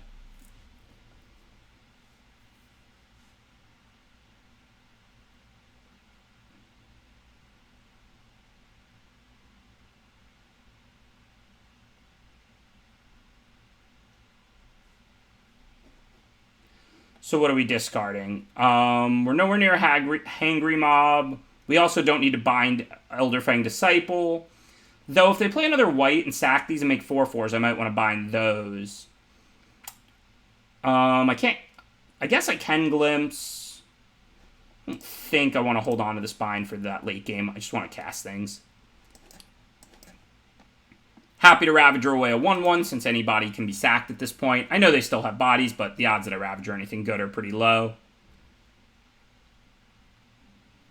Yeah, Binding isn't a great card or anything. I mean, I would have rather had Frostbites or something, but I ended up with a lot of card drawing in late game and not much early game, so I played the Bindings.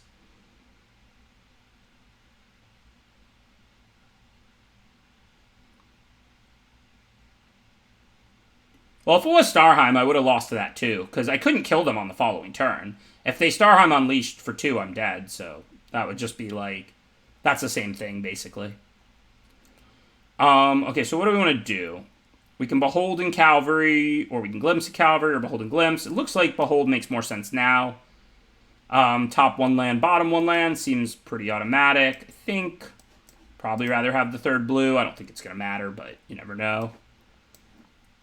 And then just get out the Cavalry in case I want to start giving haste to Hangry Mobs.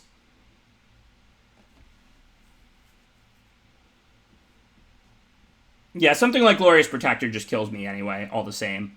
Because again, I couldn't kill them next turn. They could just leave their creatures back if I pass, and then they just play the Glorious Protector. I mean, there's a chance I can find a removal off the Glimpse or something like that. But I don't actually have a lot. I don't have any Demon Bolts.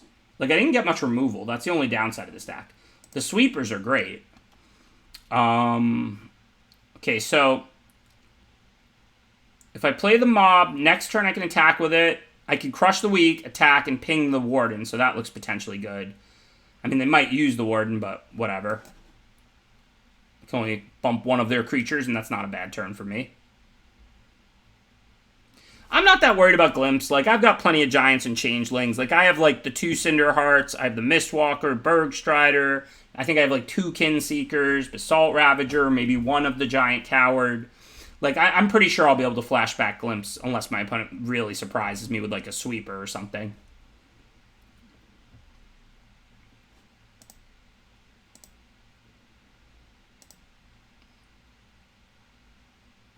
Yeah, I wanted to crush as soon as possible, which was hopefully going to be next turn, but obviously that didn't work.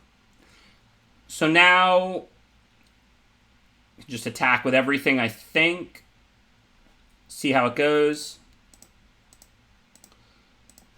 They can't double block too profitably because I have the ping. So, I mean, if they want to kill, the Hangry Mob, they have to put, like, I don't know, 2 1/1s and a 3/2 on it. I can't play Raider first if I'm planning to crush, which there's a good chance I will. It depends on what else they do this turn.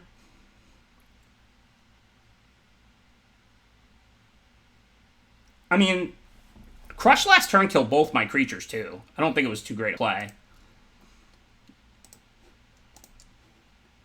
Now they went for the double block. I can just shoot that. I get a free kill.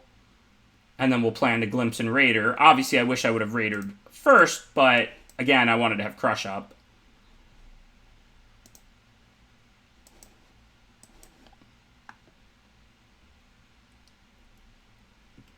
Now, next turn, I can grow the Raider to a 3/3 but with the mob ping, and then I can crush and I won't lose the Raider.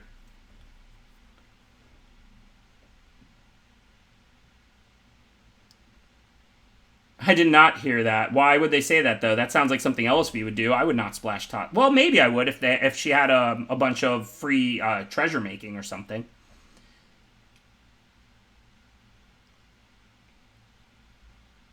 That's awesome, Barry Poppins. Thank you for the compliment.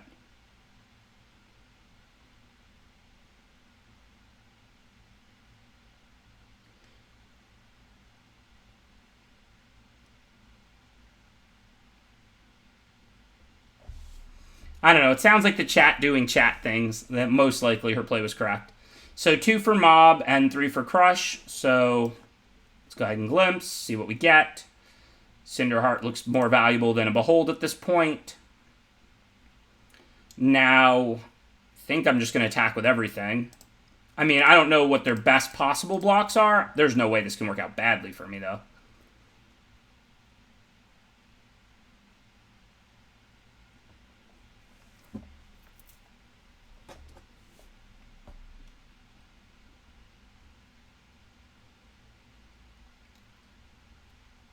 They're really just not going to let me crush profitably. However, now I get a bunch of profitable trades anyway. So now we'll just ping this 3/3, which grows the Raider to eat that 3/3.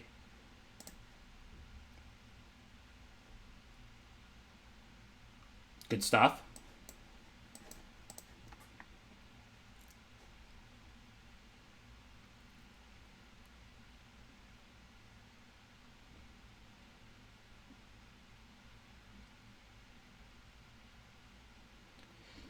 Just the link from this chat, Abusive Pie.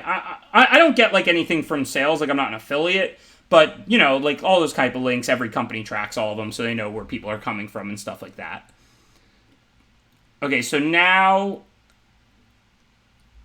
what are my choices? If I crush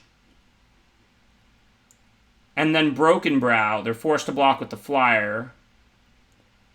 I could also just attack with both. Ping the 1/1 token. Oh wait, I can just ping the 1/1 token, Broken Brow, and attack with all 3. They're not forced to block with the flyer, but they're taking a ton that way.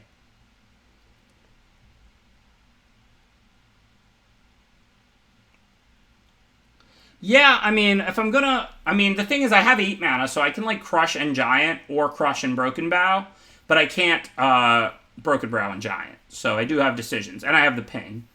So I think... I don't think I need to kill the 4/4 flyer this turn. So I think this forces them to basically block with it. Or, like, this just goes pretty well for me, right? Like, I can boast and take out the 1/1. Now, they don't have a profitable block with the 4/4. The 3/2 can block, like, Broken Brow or Basalt Ravager. Well, it has to block Broken Brow, or unless they're going to block with the 4/4 flyer. If they have Onslaught, I lose this way, but, I mean, there's no reason to put that random uncommon in their hand, right?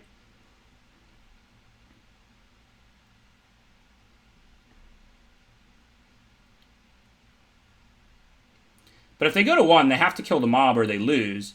And then even if they kill the mob, they have to trade the 4/4 flyer for the Ravager. So, like, I lose to, like, Kaya's Onslaught or whatever, but, like, that's a random uncommon that I don't have a reason to put in their hand, right? So, hopefully they don't have that, but... or Mammoth Growth.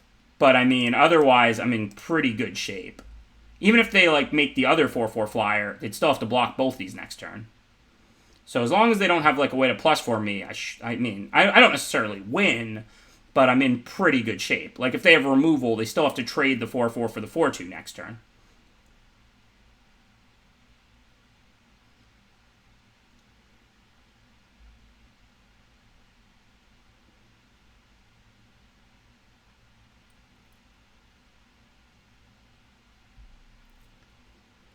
Okay, so I don't see any decisions here. We just attack with both. If that's the deal 5 to a tapped creature, I can't win, right? Because if I crush, I'm removing a 2/2 and my 4/2. And both the 4-2 and the 5-4... Wait, I can just attack and ping them, so they're just dead. I'm literally thinking about, like, if that's the deal 5, like, I can't win. If it's not, they're going to have to make trades. Like, there's nothing they can do to stop the ping. Chat lethal.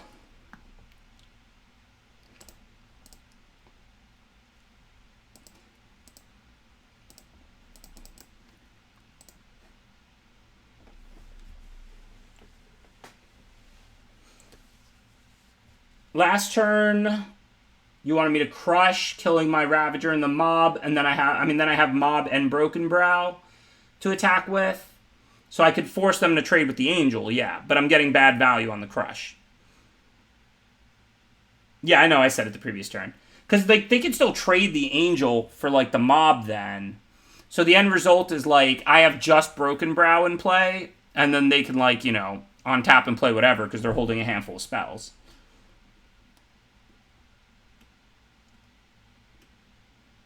Hey, thanks for the donation, BW. Appreciate the support. Also, thank you for resubscribing, Knowledge Sinkhole. Yeah, Glorious Protector makes sense. And like I said, if I wanted to, I could have not attacked with any of the Giants, and then they couldn't kill me that turn with the Protector, but I couldn't kill them next turn, because I have to send none of the Giants.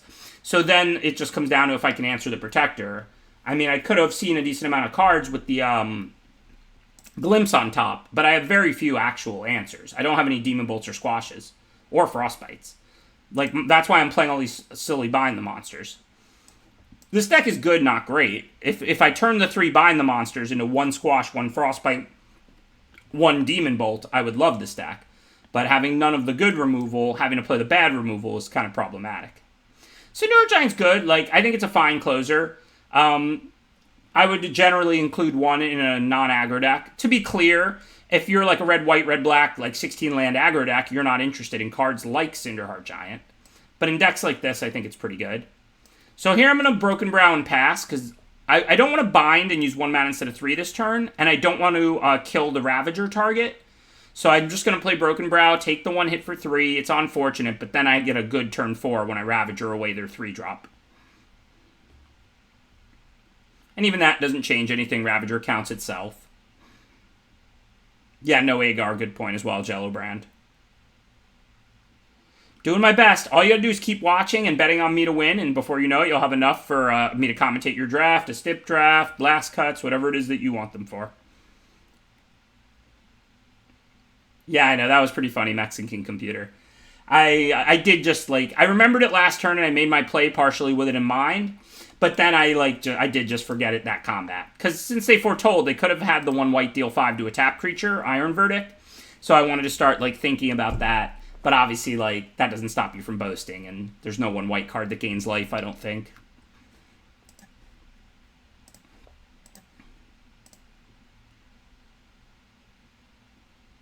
This is draft 3 for today. Sounds good to me, BW. If I ever become a telephone operator, I'll make sure to put it on 2.5 speed. Get rid of my natural squeaky voice with an upgraded super deep one.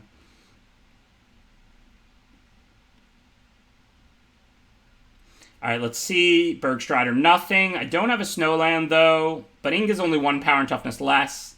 That said, I don't really want to scry right now. Because this is one of those spots where lands aren't a bad draw. They get me closer to Giant. So I think I'm just going to Bergstrider. If I had a Snowland, I might save it for the value. But for now, I think putting out a 4/4 is the best I can do. Also, if I don't draw a land and they play a creature, I'm very likely to use all 5 mana next turn with Inga and bind the monster. Granted, that's not really something I particularly want to bind, but I probably still will, so they don't have the lifelink. So now it's only 1 more land. I think I'll top it so I can Giant next turn, and then Behold, and then Firewalker. Just take it all. This is why I didn't scry. You want to wait on your scry in spots like this, because there's just not good value. The reason I played Inga here is because basically it was that or not play it, and I feel like adding it to the board so it can start attacking has value. But scrying when, like, a land is an okay draw and a spell is an okay draw is not the best. You generally want to wait on your scries until you need either lands or spells. And now I'm punished immediately. I do have that Behold coming up, but I'm going to draw a land and do nothing this turn. So the reason I played the land here is because off the hold, I don't know how many mana I'm going to want to spend. Like, if I hit a really good 4-drop and a land or something. I guess I know I'm hitting Firewalker, so that might not be possible in this exact case. So maybe it was better to hold it discard to a Skull Raid rather than let them draw one if they have another one. But in general, if you have, like, a bunch of card drawing, then you do want to play out your lands, not hold them, because you never know how much you're going to spend in any one turn.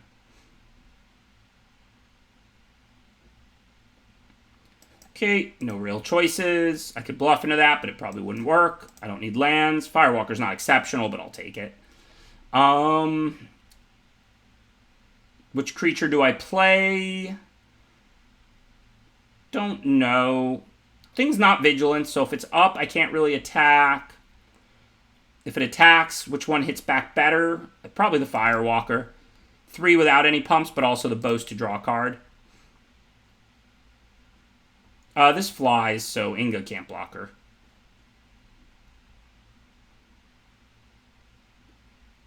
Yeah, my skull was rated. I definitely agree with that. Double lifelink. Hopefully they don't have another spell to cast. Oh, they can trigger that. Double lifelink's not a thing. They're only gaining 3, not 6.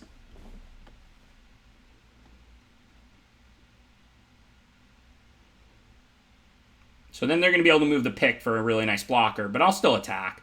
They're going to take 7. They're going to turn that into a 2-2 with no ability, and I'm going to get to boast, so I even get the card back that way. Ooh, even better. Not much incentive to bind the Firja, because whatever creatures have lifelink anyway at this point. So now we can just use bind profitably for once.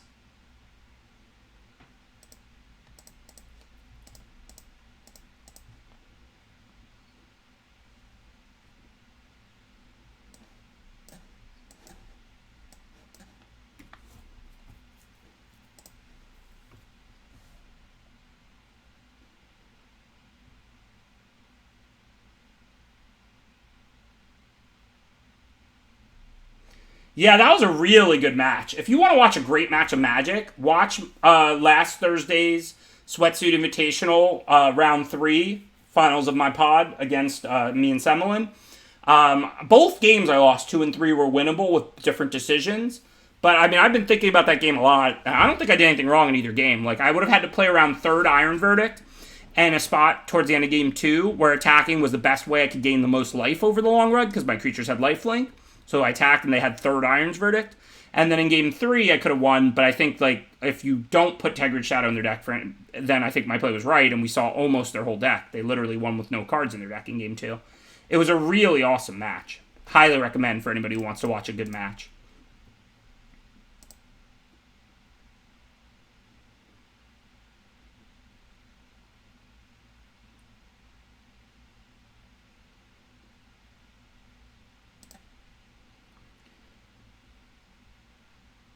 Do need some business. Like I said, I don't have much removal here. I mean, I can draw Behold, I can draw Glimpse. I have another 7/6, Battle of Frost and Fire. Plenty of powerful cards in my deck, but not much removal. Okay, so I think that makes me want to attack. Pretty much any trades I make with their creatures are good. Plus I have the Boast, plus I have the Inga. I mean, I know Crush Exiles, but I would normally Boast first here in case I hit like a Squash, but I don't even think I have anything to hit. I literally, like, you know, I don't have any instant removal. Like, I have good cards to hit to play post-combat, but I don't think there's anything I can really hit here to play before blockers. Now let's boast and see what we get. Well, that'll work. So that's just going to clear everything of theirs. I'm losing the 3 creatures they blocked. Or I'm not losing the Inga yet. I'll lose the Inga to the battle, but that works out well because then I'll draw 3. That looks a lot better than using Crush. I was going to double pump Mistwalker and then Crush the Weak to kill their 3 creatures. But now I'd much rather battle, so now there's no reason to pump Mistwalker. 1 on this kills it anyway, with the 4 from this. It's not really that sick of luck. I was going to pump Crush, and I wouldn't get the cards off Inga, but I'd kill both their creatures with Crush anyway. Right, now Inga draws cards. That's the big difference. Which, you look, that can win a game, 3 cards instead of not. But I'm just saying, if I didn't hit that, I was going to go pump the Mistwalker twice, and then post-combat Crush the Weak, and the board would be exactly the same. I just wouldn't have gotten to draw all those cards off Inga, and I wouldn't have a battle for Scry and all that. Right, if I boasted before blockers. That's the thing. If you have good instants to hit, it's worth giving them the info because there's not that much they can do with it. But info can affect their decision, so you don't boast for no reason before blockers. If you have like 2 or more like instants that can, instant removal that you'll want to play, then you should boast before blockers. But if you have nothing, then you don't do it.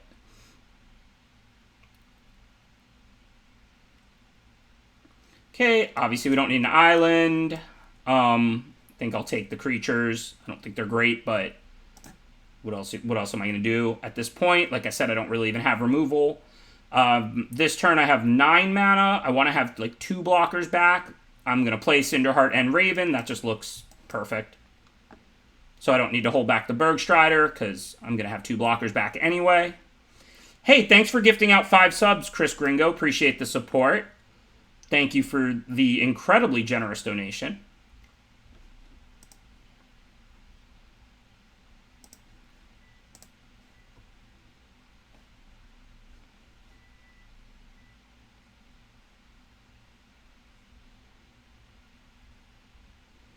No, Inga triggers immediately. It's just when Inga dies, draw 3 cards if 3 or more creatures had died up to that point.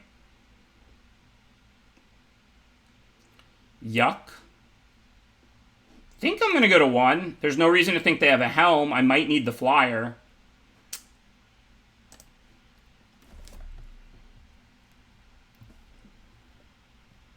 Hey, Dyson's Dragon's Lair, thank you for the subscription.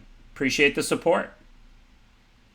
Is it possible to make a non-generous donation? Yes, it absolutely is. People donate like 1 bit, 2 bits, That's a donation that I appreciate, but if you're going to donate 1 penny, I'm not going to call it a generous donation. Whereas gifting out 5 subs is like $25. That's a really generous donation. Okay, so Bird, Giant, Wizard, Dwarf Berserker. Wow, this literally isn't going to trigger. I maybe should have put this one first. No, I still wouldn't have. Demon Berserker doesn't give me 3 of anything. Okay, well, so now this gives haste, so I'm going to lose to a Flyer if I attack with the Raven. I guess I can just attack with the Strider and play the other 2 creatures. Or maybe attack with the Strider and play just the Kinseekers. Thank you for the non-generous gifts, Incredible Beck and Ocean. Your non-generous support is appreciated. So I guess, yeah, triggering the Kinseekers doesn't seem super important, nor does the 3 from the Raven at this point. I'm probably going to lose because of this power equipment here with all the haste and lifelink. But I think for now, I have a double block on the champion with the Kinseekers and the 2/2 Cavalry, and the Raven's just chilling in case they have a small Flyer.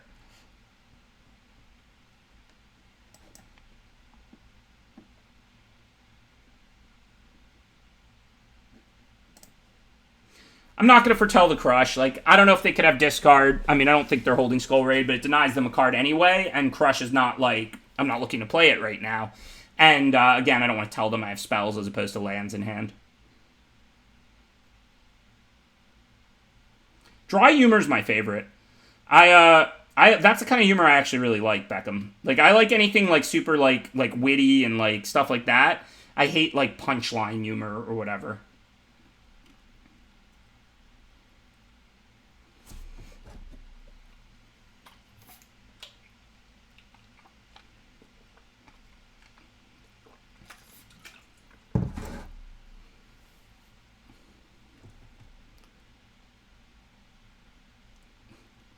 Thank you again, Chris Gringo. Really appreciate the super generous donation. Unlike all these people with their completely and totally non-generous donations. So they can boast that. So it'll be a 6/5. So I have to put the Raven on it. So that seems better than chumping. They're not killing both creatures or anything. Hopefully they don't have that Flyer that I was scared of, but what are you going to do?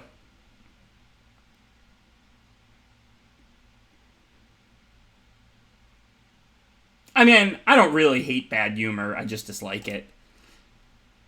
I agree, hate is actually a pretty strong word for that. Thanks, Incredible Beck. I appreciate all these non-generous donations.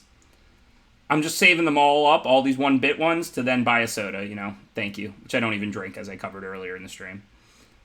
What do I think of LSV as a comedian? Well,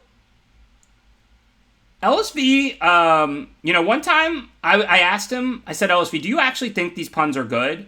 And his response was, you don't hit a home run without taking a lot of swings. So I think that sums up LSV's comedy.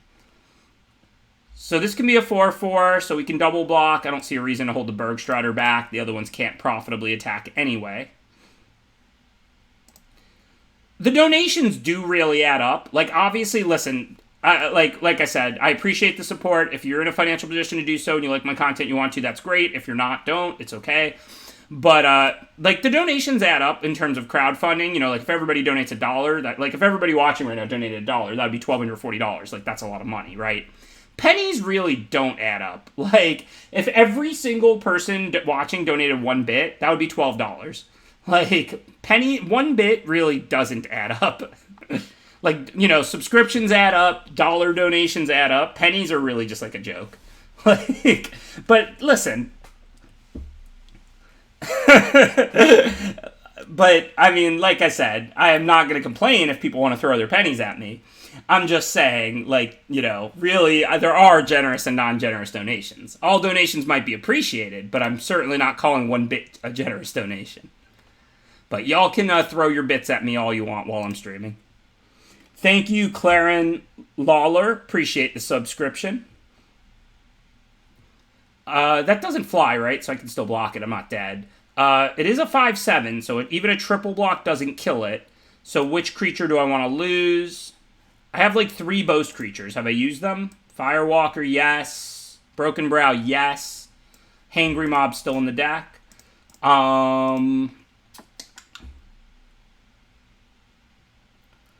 No, I never imagined playing Magic while people throw pennies at me. But like I said, I mean, there's worse problems to have, right? As long as you're throwing them at me over the internet and not in person, and I'm playing Magic, doesn't sound like the worst place to be. So I have 1 Boast creature left, so I think the Cavalry will have more value on average than the Frenzied Raider. This doesn't trample or something, right?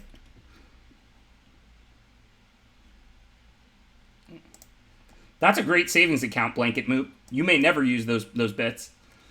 All right, so we'll take the mob.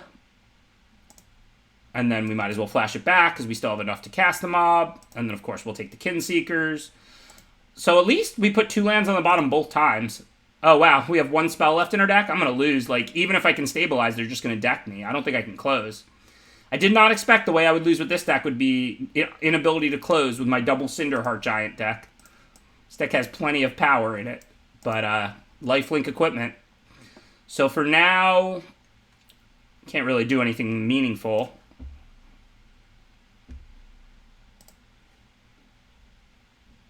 The spell might be a Cinderheart Giant. I know they dealt with 1. Did they deal with both? Oh, they made me discard the other one.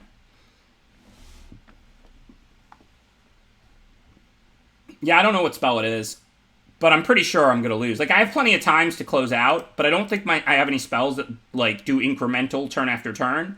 And they're effectively at way more than 19, because they can always move the lifelink around if I'm trading with things.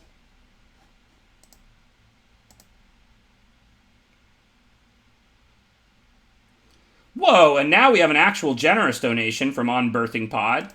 Unlike all of your ungenerous donations of 1 bit, thank you, Unbanned Birthing Pod, for the generous 1,000 donations. 1,000-bit donation. Really appreciate that.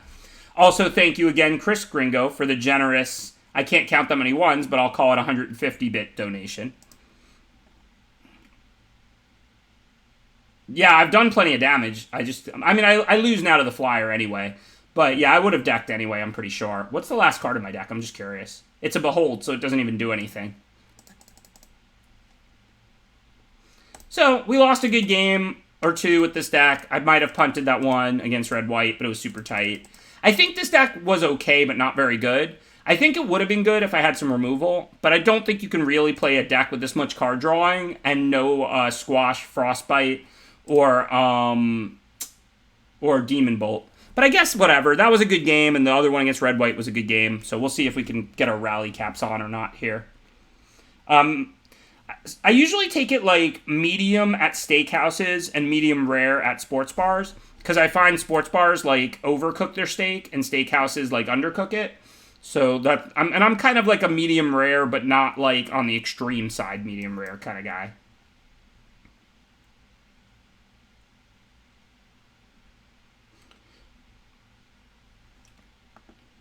Thank you, Incredible Beck. Okay. I guess, do I want to put the Cavalry out and then nothing next turn or foretell the Raven? I'm probably better off just putting the Raven out. Oh, yeah, I like to taste my steak. Like I said, maybe medium at a steakhouse because they tend to undercook a little and it comes out to be just more of like a, medium rare, just closer to medium. But I'm not somebody to get a well done steak ever or something like that.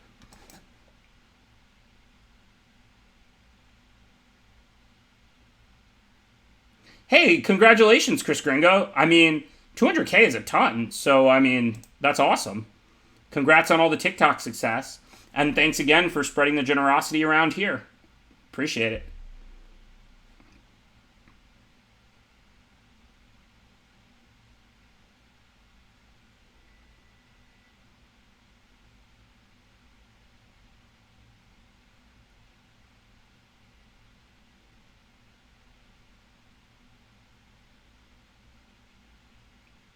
Never well done. Ketchup is for French fries, not for steak. I like ketchup for like, fried crispy things, not like for meat. Even for like chicken, like I don't really like ketchup. Like I like ketchup, like I said, for like French fries or potatoes or things, which French fries are kind of potato, obviously, but things of that nature, but not for meat.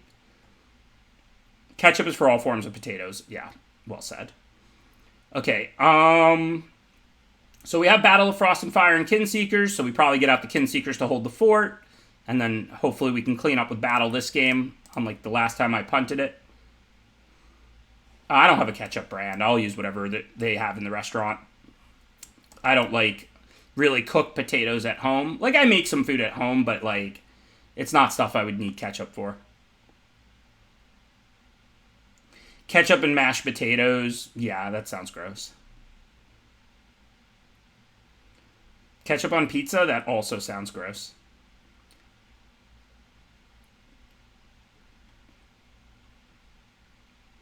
I mean, I like the taste of ketchup just fine, and I like the taste of mashed potatoes just fine, but there is no way that ketchup and mashed potatoes can be good. So here I'm going to attack with the Raven and not the Kinseeker. If I didn't have Battle, I might send both, because if they want to kill the Kinseeker with these, they'd have to double block. And I'm not going to battle yet. I'm just going to play the Hangry Mob. I assume they're going to have like a Demon Bolt or something. And if they don't kill the Hangry Mob, then it's going to attack and ping off these 2/1s, and that's great anyway. So I know the mob dies, to battle, but it's not like I'm forced to play my cards as soon as possible, right? If they kill the mob, they kill the mob. If they don't, then it's going to attack and ping these, and they're going to have to trade with it or deal with it or something. So I think here we just attack with Raven and not Kinseeker because it's a giant, so it'll live through battle. And then we'll just put out our Hangry Mob and see what they're up to. It's funny, I just noticed we're having all this, I don't know if you can see because of the F2K banner, but we're having all this conversation about steak, and my opponent's name is Veggie Wagon. Hey, thanks, Kev Larkin. Appreciate you gifting out a sub. Super generous. Yeah, I pizza's my favorite food, Vinicius. And the idea of putting ketchup on pizza is gross, in my opinion. And I'll eat, like, any kind of pizza, but my favorite is, like, a nice, thin, like, New York style. I don't really love, like, Chicago deep dish or anything like that. Like, I'll eat it. I'm not saying I won't. It's still pizza. But my favorite by far is just, like, a thin, not well done, burnt, but, like, almost, like, crispy. Like, a thin, well done, like, New York style pizza. Sausage and mushroom. You know me, Dangle. So there's no need to ping one before blockers. If they double block, we just ping one after.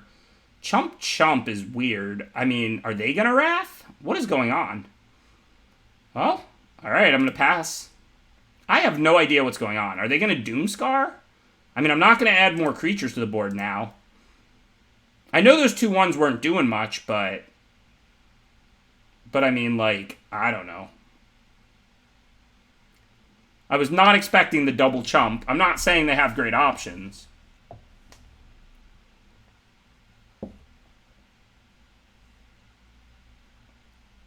But, I mean, we can take a turn off. If they put stuff out, we can start putting stuff out again. They do have a Foretold card. Maybe they go Plains Doomscar. I don't want to put more stuff out right now. They're already at 10. If they want to take 5 and put nothing out, I'll just hit them for 5 and pass back to them.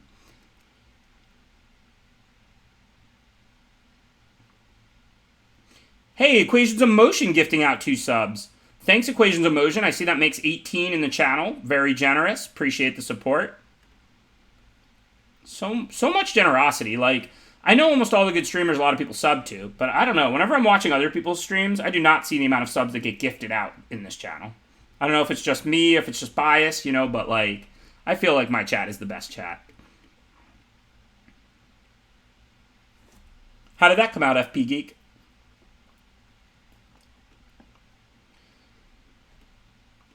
Okay, so they played a 4-3. Forces my stuff to attack. This isn't great for me, actually, now. Kinseeker's just going to get 8, and I can't really do anything about it. I can battle, but then I just lose the Raven instead.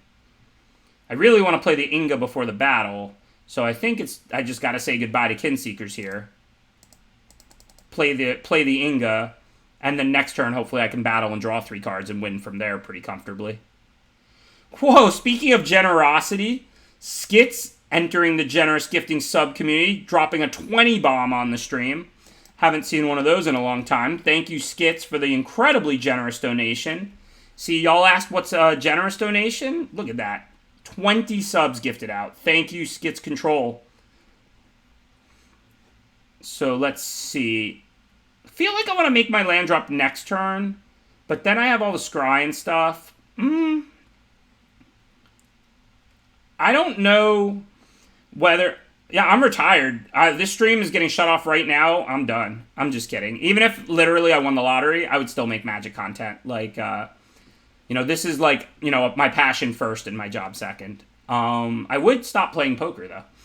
So anyways, as far as this game, non-generous, generous, incredibly generous. Very true. Listen, it's not a competition, right? If the content's great and everybody's supporting it, like, that's awesome, right? So, like, we're all winning here. As far as this game, though, I don't know if I'm winning or not. So, the plan is to battle away Inga, draw 3 cards. I'll probably find lands. Yeah, I think 1 is just an appropriate hedge. And then...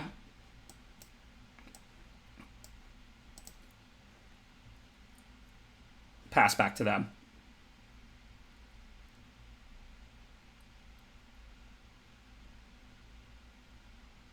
Poker with Magic cards. That is how I used to. Like, we used to play, like, poker for Magic cards when at, like, my local store when I was, like, 14. We used to have, like, stacks of bad rares. That's probably when I started playing poker semi-regularly. I mean, I used to play for baseball cards, like, with my friends in my old neighborhood, actually, when I was, like, a little kid. I guess I've been playing my whole life, just not, like, seriously.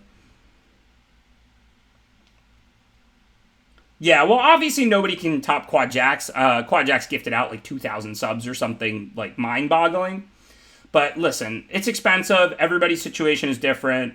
I really do appreciate the support. Like, if you had told me, like I said years ago, people all over the internet would like donate just of their own volition just to support me, like drafting and sharing my thoughts and stuff, I would have never believed you. Like, so I really do appreciate the generosity. Okay, so now I actually don't really want to battle because I'm not even killing 3 creatures. Like, I would gladly sack one of these 2/2s to draw 3 cards.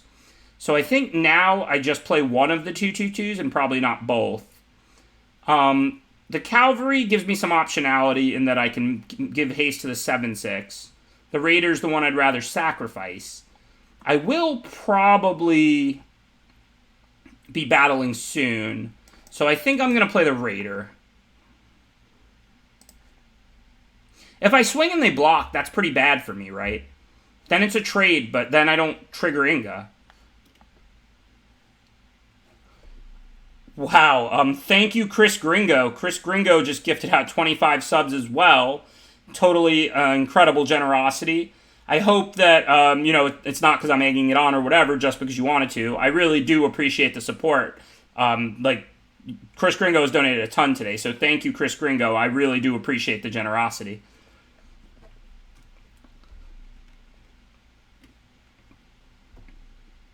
At this rate, by the end of the stream, everybody's going to be subbed. Which is gas, too, because then I think you don't see ads during ads and chats. But thanks again to everybody for the incredible generosity. I really appreciate it, Chris Gringo. And congrats again on 200K on TikTok. That's a very big number for any content creator. And also thanks again, Skits, and everybody else who's even just subbed themselves and gifted out 1 sub. I really do appreciate all the support. And Nixius joins the party, gifting out 20, making almost 100 in the channel. Thank you, Nixius, for the incredible generosity. Like I said, I'm not complaining. I greatly appreciate it. Just, please only gift subs and stuff if you want, if you can afford it and you want to support the content. Don't feel egged on by what the sub gifting sub wars going on at the moment. But it is incredible, and I do really appreciate all the support from everybody. And thank you, MTG, for subscribing. Okay, so I could wipe this board. If I don't, they can use Recruiter, but they actually have nothing to recruit. So I think I want to put the Mistwalker out first, because it's a giant. And I'll just wait one more turn, since they have nothing to recruit right now anyway. No creatures in the yard. Yeah, really thank you to my chat. Thank you to everybody for all the generosity. Y'all are amazing. Like, really appreciate it. Obviously shout out right now to Nixius, Chris Gringo, and Skits. But also, like, Equations of Motion and everybody who subbed and just donated. I forget whose name it was, but somebody donated like 1,000 bits earlier, which is, $10. That's a pretty substantial donation to make to support a Twitch stream.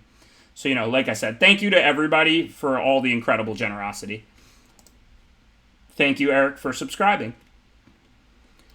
Okay, so I don't want to lose the Mistwalker. I don't care about the Frenzied Raider, but if I block, it kind of gives away I have a sweeper. I'm not scared they'll use a pump spell or something, kill the Mistwalker, so I think I just block like this. Save the 3 damage if they want to use like a removal or pump. Even if it's Jarl, it's going to get swept away, so it's not a bad time to provoke a Jarl play. That's awesome. Congrats on the 5 GameStop shares, or in plain English, becoming an overnight billionaire.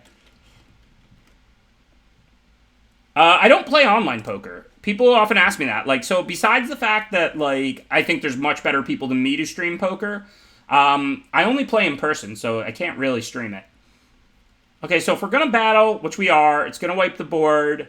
So we should just attack with both first, because we guarantee 1 either way, because we have 2 creatures to 1 blocker, and I doubt they're going to trade Valkyrie for Frenzied Raider. Oh, wait, but if they do, then the car door triggers. So maybe it's better to just sweep first, so I don't risk getting the drain for 1 on doing the whole combat. So yeah, let's just battle first. If not for car door, I would attack with both first, but I don't really want to have them block and then get a point of drain. It just feels unnecessary. No, nothing. Not because of that at all, MTGs. I play in person because the games are really easy. I quit online poker in around 2010, and in my experience, the games were already getting pretty tough online then. And the low-stakes, no-limit games in South Florida are extremely easy.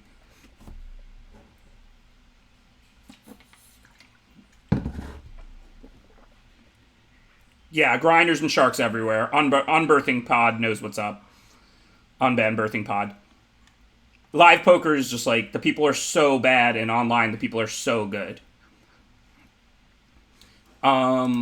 Okay, so what do we want to do?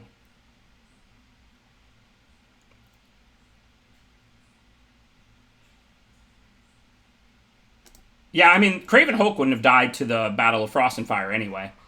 But now I'm at 9. I mean, I have a flyer I can trade with theirs, but really I win the long game with these 7/6s, so I'm interested in playing defensive. If I Behold and play the Cavalry, I can't pump, so then I don't have a good block on the Craven Hulk. I can play the Cavalry and leave up double pump, though, and then I can double block. I will lose both, but then I can Behold and start playing 7/6s, so that seems okay. Does Crush do anything? No. I don't think any of these cards are particularly good draws. So I think I'm going to bottom those, because I'm looking for a land. And then if I play the Cavalry, I now have a double block on the Craven Hulk that's profitable. 2/2 and 2/3. I don't lose both or anything. And then I can just Behold end of their turn to ensure land 7 for next turn.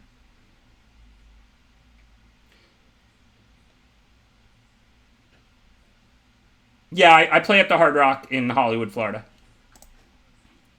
Obviously, if they attack and I pump, then I can't Behold, but I'm only taking 2, and like I said, it's a fine double block. If they have removal, then I have to top deck the land. Oh, I should have foretold the Behold. That was so bad.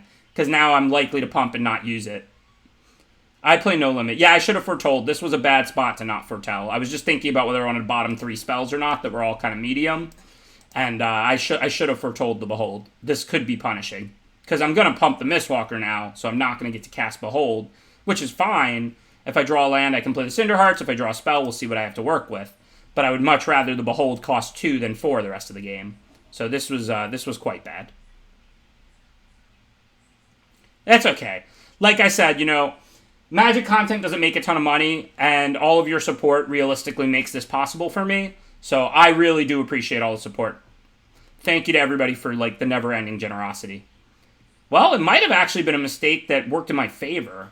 I think I'm going to discard the Behold. I'm 1 land away from the 2 7/6s. 7/6 seems better than Behold. This actually seems like I got rewarded. Okay, so if I play the 7/6 and attack, they're 1 point short on the backswing if they chump with the Disciple. So that's a choice. I can make it after I play the Cinderheart, since I'm going to draw 2, discard 1, and I don't have any options besides Cinderheart. So we'll do that, but of course we'll discard the land, but I'm not sure whether I should give it haste and attack or not. I probably shouldn't, because I have another Cinderheart for next turn.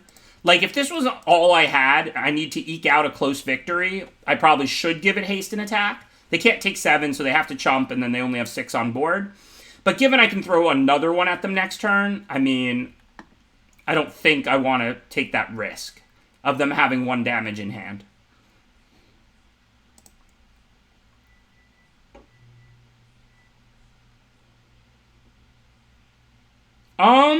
Yeah, good point, Zombie Hobbit. I didn't actually think of that. If they send the Reaper, and I thought they would send both, though, because the Craven Hulk for the Misthaven's a good trade for them. But if they send only the Reaper, you are right, Zombie Hobbit. I would block and double pump, and so by not beholding, I left myself that option. The problem is, though, they should send Craven Hulk, because they want to clear out my Mistraven so they can win in the air with the Reaper. So that's a good point weighing the other direction. But I think I should have still beheld. Although it's funny because it actually worked out way better because I got to discard Behold instead of Cinderheart Giant.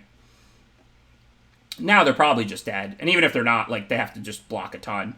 I think they can, triple block 1 double block 1 Cinderheart. No, they'll still trample over 1. They have 7. Yeah, so they're dead. So if all your stuff is trample, all you have to do is count, right? So I have 14 points of trample, and they have 4, 5, 7 toughness. So that means 14 minus 7 is 7, and they are dead. As long as I don't give haste to the one that's not summoning sick.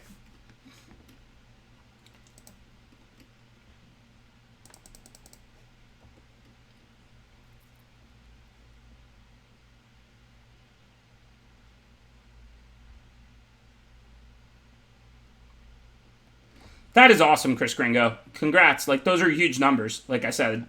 Really appreciate the generosity and support here, but also just congrats. Those are huge numbers for any content creator. Yep, we got him with Xaxes. 14 minus 7. View battlefield, okay.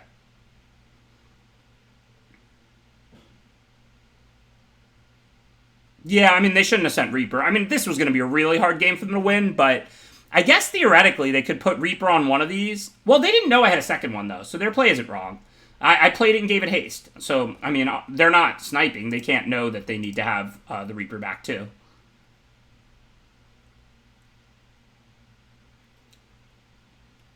Okay, so view battlefield, where? Oh, here. And then you can go click on the foretold card or it shows it. Okay, I get it. Thank you, as usual, chat, for teaching me how things work. Dead serious, I knew you could view battlefield during sideboarding, but I never really even saw that one in the corner after matches. Yeah, because it takes time to appear, like TPO just said.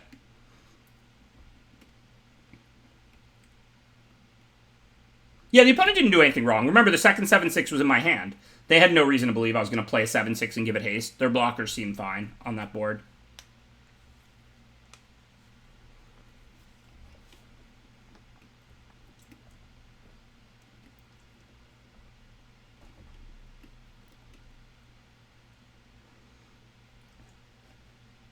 Wish I was on the play. This hand's super slow, but what are you going to do? Tap land, foretell, and then hopefully a 3/3 can block.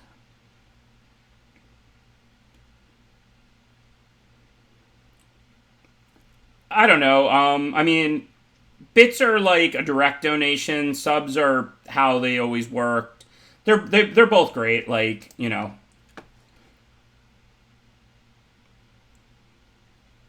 Welcome to Twitch, though.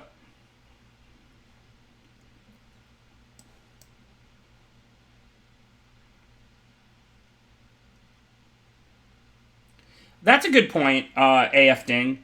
The opponent knew I was holding gas, because I did discard a Behold. So, like, when I had, like, 3 cards in hand, so what are those other 2 cards? So, if you're really astute, you might put your opponent on double Cinderheart Giant there, because, I mean, unless I played Battle after that or something, I did choose to discard, and Battle was before that, I think. I did choose to discard a Behold, the Multiverse, with 6 or 7 lands in play, so that should send alarm bells ringing. You're expecting your opponent to discard a land, or you're expecting your opponent to discard some 2-drop or something that they just drew. But, like, you're not if your opponent discards a Behold with 6 lands out and 3 cards in hand, alarm bells should certainly start going off. Alright, no question we're going to play Broken Brow and not attack, because I'm forgetting the creature has haste. Because even if a creature has haste, that doesn't mean you should attack with it. They went 2-drop, 3-drop, we've got card drawing, we're just looking to stabilize at this point.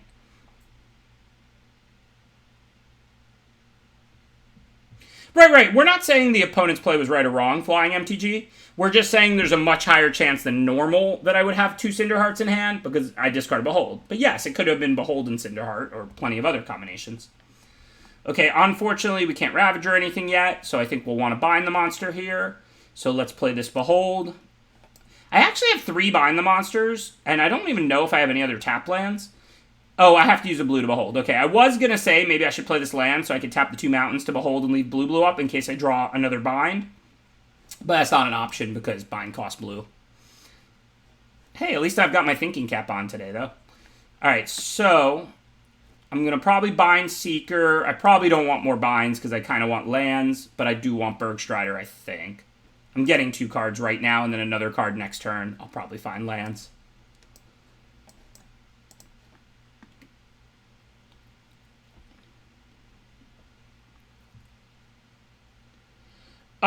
No, I don't think bind is good. I think if you have a bunch of late game card drawing and not enough cheap removal and cheap early plays, you should play it, but I don't think bind is a good card.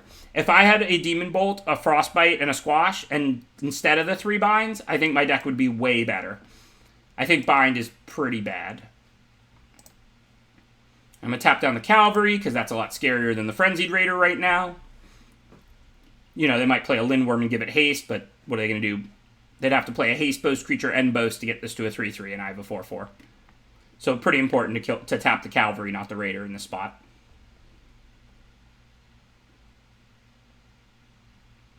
There's an argument to bind the Haster, but remember, I also have Basalt Ravager, so, like, they could be attacking and boasting right now for lands they need, whereas I can always kill the Cavalry with Basalt Ravager later in the game, because Ravager's not going to kill their big threats anyway. So, like, I felt like, you know, they can haste their 4-drop this one turn, whatever, maybe I take, like, 1 extra damage, but ultimately they might be using Seeker to get lands, and I'm not scared of the Cavalry going long. There's definitely an argument for it, though. These 2 creatures were pretty equivalent at that point.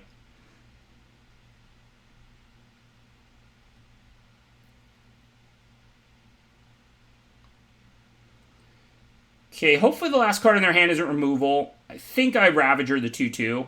I mean, if it is removal, it clearly can't kill Bergstrider. They would have killed it in attack. So it would have to be just Frostbite, and then I'll still have the 4/4.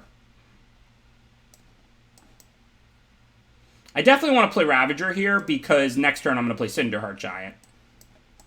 So we don't know when the next opportunity after that to play Ravager is. I guess I didn't think about if I want to attack. I wasn't planning to, but I guess I actually should. If they double block, that's fine.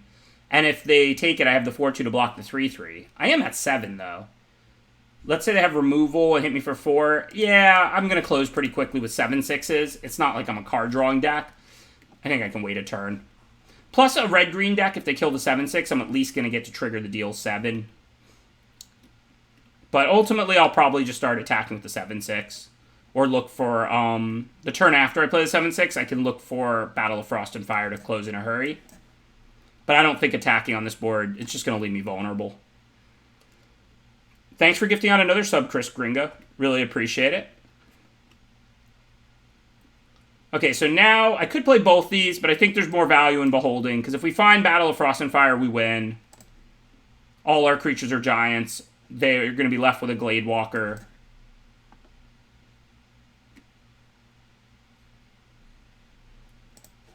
Looks like the opponent agrees. There's no big hasters in this format, right?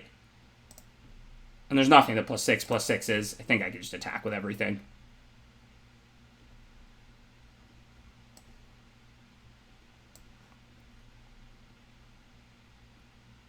Oh, wow. Doom Titan literally kills me, or is it one short? 5 and 7. It literally kills me. Wow, I should not have sent one of these two creatures. Yes, Doomscar Titan. I mean, if I'm at 8, I can send all 3. But at 7, the Doomscar is 5 and 2, so that literally kills me.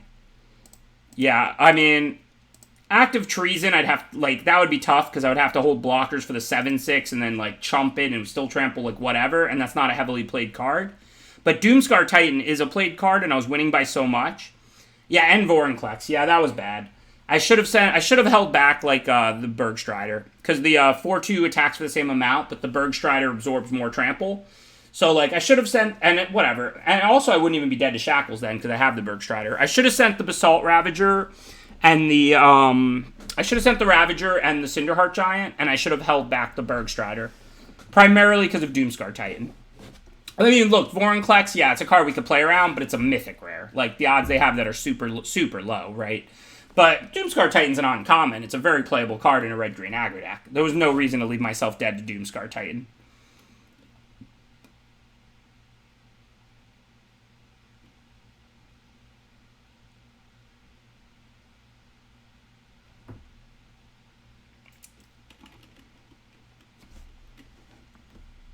That was a bad attack. I mean, I should just, like I said, send the 4/2 and the 7/6. I'm closing out fast enough.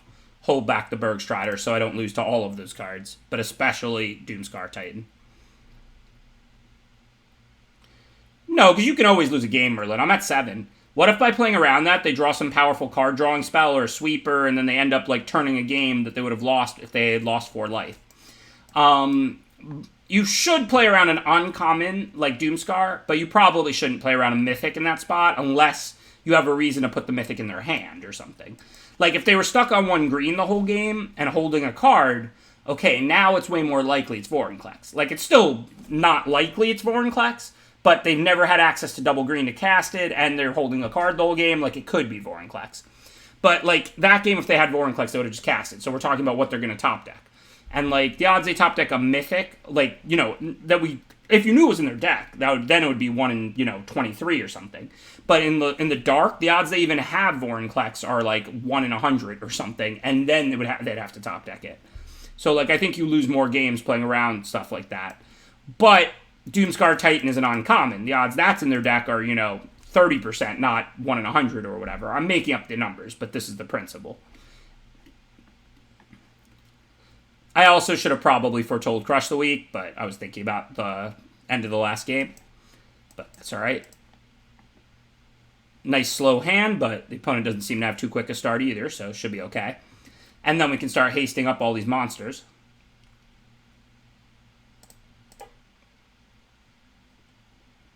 Your instincts are right, Merlin. It's just that, like, if it's a mythic and you have no reason to put it in their deck, even, the odds they have it are so low. I mean, look, there's a position where it's the only way you can lose, and you should play around it.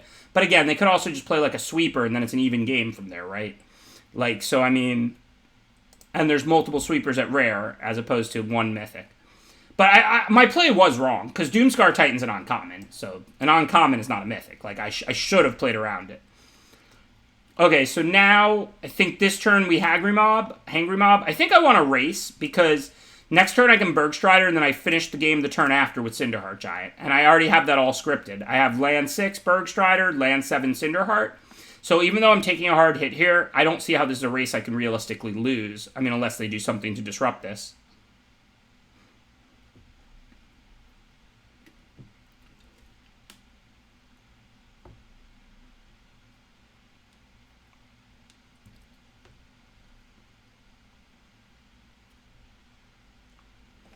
Like, even though my deck doesn't feel like an aggro deck, and it's not, like, with the haste thing out, I mean, Bergstrider is the kind of card that makes you want to play aggressive, because if you can finish the game with that damage, it does a lot more than if it just gains you some life. And, like I said, I don't know how they're going to kill me next turn with me tapping down a creature. Maybe it's possible, but it's highly unlikely. Okay, so we want to play the Bergstrider pre-combat, and then if it resolves, I can attack with everything. If they counter it, then I may have to switch gears. If I hit them for 7 to 6, they should still die to the Cinderheart next turn. So I think either way, it should be okay. Obviously, I'm going to tap down the Hulk if it resolves. If they want to pump the pup, then it does as much damage as the Hulk. So, and I'm trying to race. I assume they might have, like, a Demon Bolt or something here. But if they Demon Bolt Hagri Mob, they're still going to 11, but next turn I have that 7-6 haste, potentially. Or Squash, sure, same card. I'm not going to crush the weak My Cavalry and their pup this turn. Yeah, I was supposed to give the Bergstrider haste and attack with it. I just forgot. What is wrong with me? That was just a punt. I'm supposed to give Bergstrider haste there. Could cost me. This is a tight one. So they have 10. So now I can't play the Giant haste and attack, because then I would be dead on board. So I have to just play Giant and pass, I guess. They can give flying to one of the 4s, but whatever.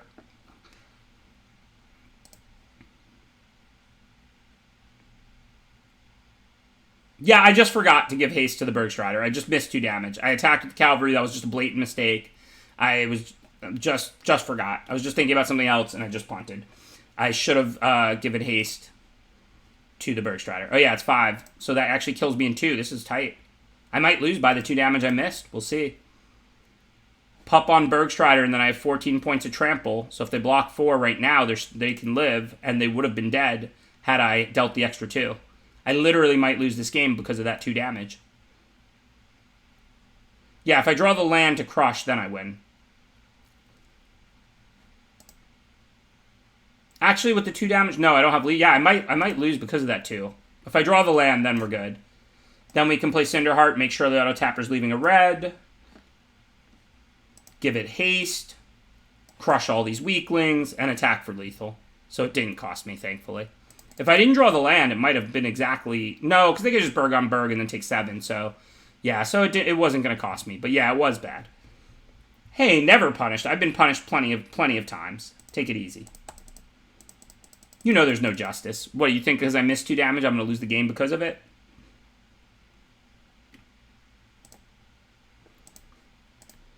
Maybe it's your reward, Incredible Back, for all the generous donations. No, it only takes 2 to kill it, Brendan. But the problem is they could just block the Berg on my Berg. So if only one of the 7/6s is hitting them, then they're not dying.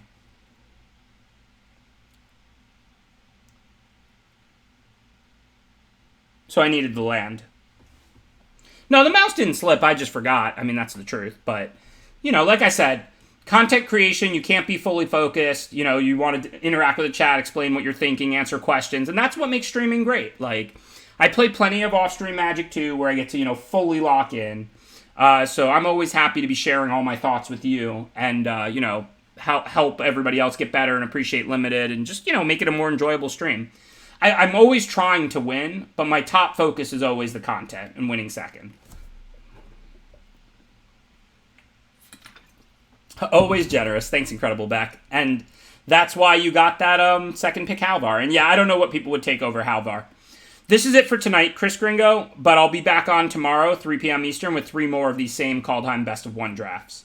But this is my last one tonight. My norm is to do 3 a day. Right, exactly, OKC vs. Heat. By the way, nice name. That's one of my favorite series of all time. Hopefully you picked that name because you're a Heat fan as well, and you got to enjoy the Mike Miller 3-point party.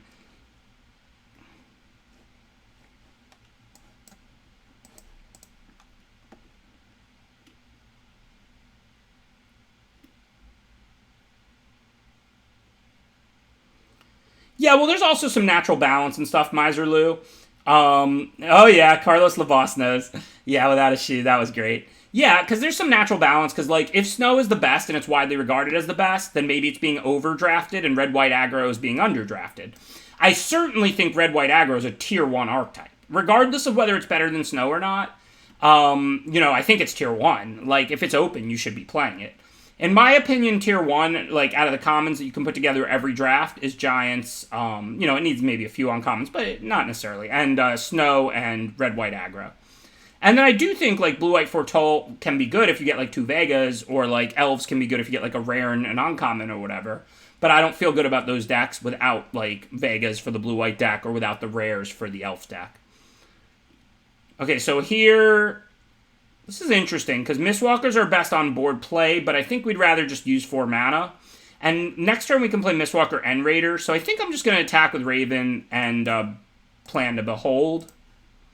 I think there's no way I'm going to not Behold, and no way I can use the mana to do anything else, so I'm not going to bother foretell it.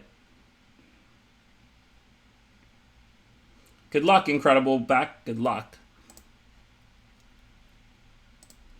Okay, so hopefully we'll draw removal so we can kill that 2/2. Like I said, I don't have much. Guess binding doesn't completely work. All right, this looks easy. We're not under any real pressure. This has the makings of a long game. So I'll top Behold, bottom a land. Well, I'm Behold flooded. I guess there are worse problems to have. So I guess they're going to have a 4/4 to attack with, and now I have a handful of card drawing, so we need to switch gears and just play defensively here. Can't imagine they're going to out-resource me, so I just want to make blocks and keep life totals up and play all my card drawing since I drew it all this game.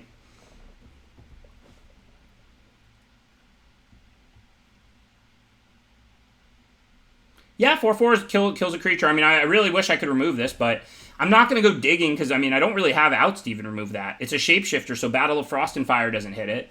Like I said, I don't have any Squash or Demon Bolt. I've got, like, those binds, but if I tap it, it's still going to kill a creature. I'm not saying, like, this is bad or something. Like, they can't attack. I'll just kill it, and next turn I have more stuff to do. But I have to just play for the long game, I think. Like, I have 2 Beholds and a Glimpse in hand. So now if I play the 5/4, they'll just deal 4 to it. I think I'd rather them kill the Mistwalker or the Raven. So this turn looks like Glimpse and Kinseekers. I assume Kinseekers is on. Yeah, of course, because these are both shapeshifters, so any other creature works. So we'll Glimpse, see if we find anything great. If not, we'll take a land. I think I'm just going to take a land. Even though those are both fine cards, I just want to develop my mana since I'm holding so much card drawing. And then we'll bottom the land. It's kind of a weird little dance I'm doing with, like, wanting to make my land drops, but also scrying a bunch of lands to the bottom. Because I might draw a land for the turn, and then I make my land drop. So, like, I'll gamble, because those cards aren't particularly important. I wouldn't have bottomed Battle of Frost and Fire, even though it's not good at the moment. I wouldn't have bottomed Cinderheart Giant, because I don't see the game ending anytime soon. But Bergstrider, if it's not a race, it's just a 4/4 that, like, gains a few life, or, it's basically just a 4/4. Bergstrider's really incredible if you're racing. But in a game like this, we're not racing. So Bergstrider would be fine, but it would be nothing special. Okay, so now I think we'll start with Glimpse, see what we get. How's Crush the week? Well, there is no week, except for my Frenzied Raider. That said, I do have the Mob to grow the Raider, and I can put a damage on the Realm Walker and then Crush, so I actually think I do want that over Cavalry and a land. I would certainly take a big creature or something like that over it.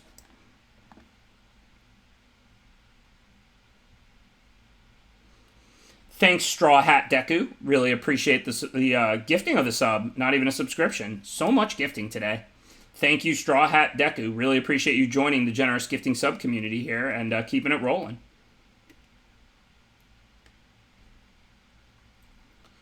Okay, so there's a Lindworm, and they got rid of that Crush plus Ping plan, but my deck is loaded with fatties, so should be okay. I think I can start sending this 3/3. I mean, they can move the bow around, so I won't always be able to, and they're at 21, but this turn it seems safe enough. If they have a removal for the Cinderheart and it doesn't exile, then it'll deal 7 to something. My blocks on board are fine, and I'm still at 15. Whoa, and Furnace Dragon gifts out 5 subs. This has got to be the record for most subs I've ever had gifted out in one day. Thank you, Furnace Dragon, for joining the generous gifting subs. I know you've gifted plenty in this channel. I can see that's 61 already, but thank you for gifting out some more. I really appreciate it. So, this looks fine, but if they have like a Frostbite, I'm going to get owned. And the Cinderheart Giant is a better kill than the Kinseekers anyway, so I think I'm going to block with these two to play around like a Frostbite or a Demon Bolt. Thanks also, Pedro, from Brazil for gifting out a sub. It really is. I really do appreciate it. People have, like, commented about how, like, upbeat my stream is and stuff, and I never realized, like, it was, you know, positivity was so important, like, so lacking on so many streams, just because, in general, you know, my mindset is not be positive or be negative. It's just analyze Magic, talk about Magic, and obviously, like, I don't get too tilted by the beats. I just, you know, always focus on the strategy and stuff like that. Okay, so what are we going to do now? We can attack with the 3/3 flyer. We could attack with the 3/5 too. They actually don't have a block on that.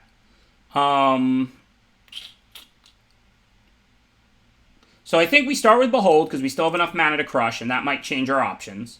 All right, I'm going to clearly top both those. I'm not under a lot of pressure. Those are both just good cards.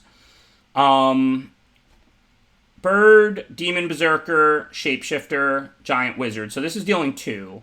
So it doesn't kill Realm Walker, but it does kill Horizon Seeker, which I would be interested in if I didn't have Crush. But since I do have Crush, I think that I'm just going to chill for the most part here. Plan to Behold end of their turn. I don't want to Ravager away a 2-toughness creature. I can go Crush and Ravager in the same turn pretty easily, and a 2-toughness creature's pretty much already dead. I know they can bow it, but, like, they can only bow one creature. It is what it is. And I just don't think that there's, like... I don't want to be Ravagering a creature that, when I have Crush the Weak in hand, that dies to Crush the Weak. We'll Behold end of turn, see what else we get. We can always create a Stalemate again with the 7/6. We can Crush when we're ready.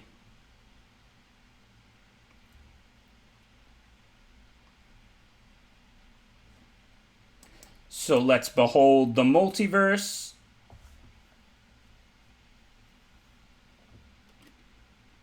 Okay, I think we want both of those. They're both fine spells. Well, that's awesome, 6-Foot Gnome. I'm glad that, you know, you're supporting and the positive communities. I mean, I don't know. I mean, you know, I try not to judge people much. Like, you know, unless you're being overtly hostile or mean or whatever, like, to each their own. I just, you know... I just don't get it. Like, we're playing a strategy game. I don't know. I know a lot of people get really salty over Magic, and, like, to me, it's like, if I'm getting unlucky in a strategy game, that means I'm really lucky. You know what I mean? Like I'm getting to play a strategy game. Like, that's pretty lucky. Okay, so for now, we have 8 mana, so we can, like, Cinderheart. There's nothing we really want to bind, because we want to remove the Realm Walker, and the Seeker's only going to live through Crush because it has the bow. So I think I want to just play Inga and Firewalker or Cinderheart this turn. I don't think I want to bind anything. Feels like Cinderheart is going to do more than both the other creatures. Because the Cinderheart can probably start attacking profitably next turn, whereas the little creatures aren't really doing much right now. And also the Firewalker will die to Crush, so I don't really want to play that until I Crush. Granted, if I play the Firewalker and attack, I can boast and then the Raider will live, so that's an option. So that's a good target for bind. I mean, obviously I might Ravager or bind it, but one or the other for sure.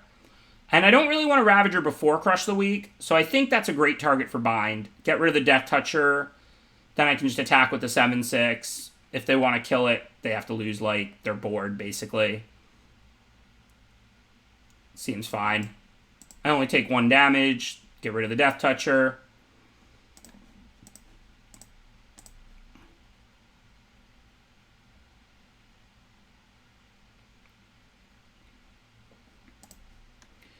And I'm going to play the Inga and the Firewalker because the Inga protects me from a sweeper, and the Firewalker I can attack and boast to then grow the Frenzied Raider. So I don't mind if I basically throw the Firewalker away. They're not black, so I'm going to play all my lands because we don't know how many cards we're going to draw on any one turn and how much we're going to spend. If they were black, I would hold that last mountain because of Skull Raid and the Disciple.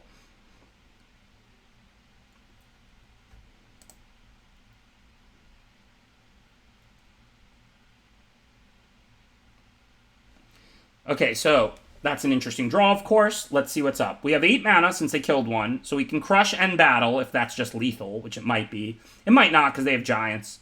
The Realm Walker and the Vandal will live. Our 7/6 and 3/5 will live. Yeah, so that's 10.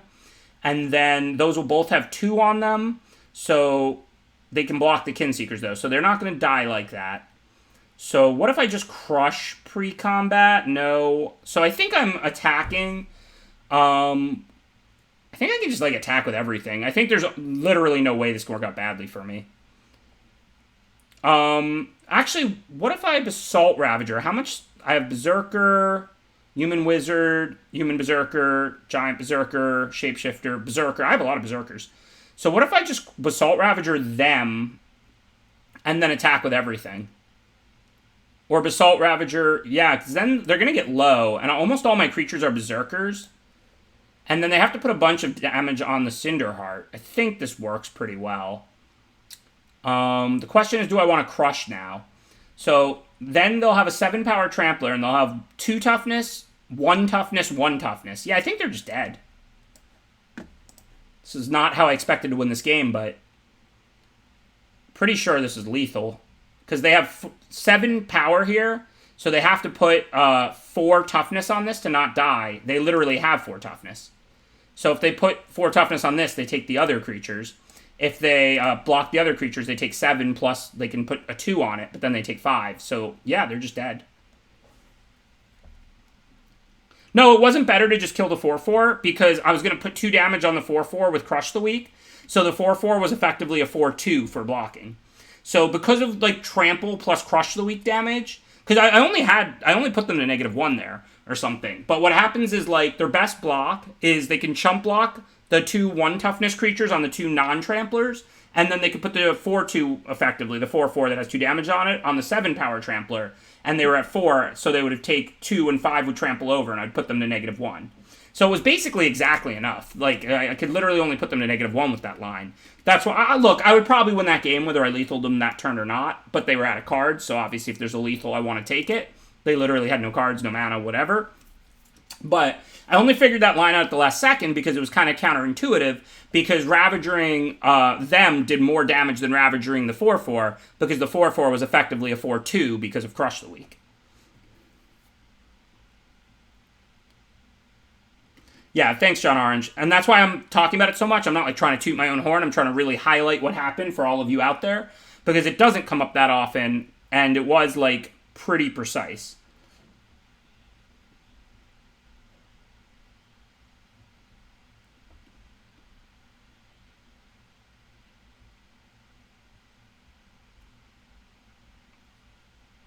$50K channel points to get it put up on the big screen, but you can get chat roasted for free. That's pretty good.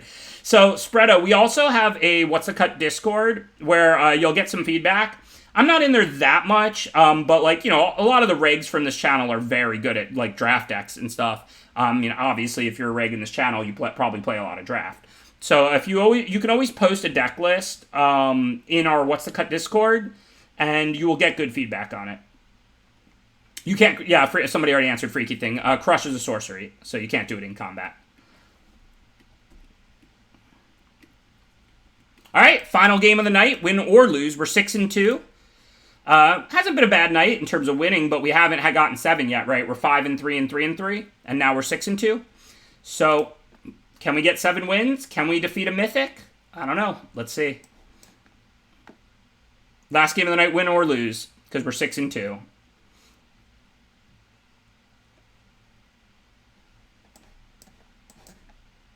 It's funny, I think this was probably my worst of the 3 decks, but like I say over and over again, Magic is really about how you draw and how the draws line up, primarily.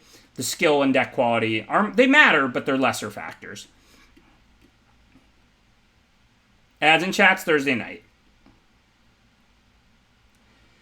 You're killing me, Chris. You did gift a ton of subs.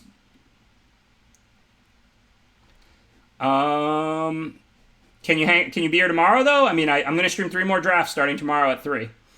Okay, let's see.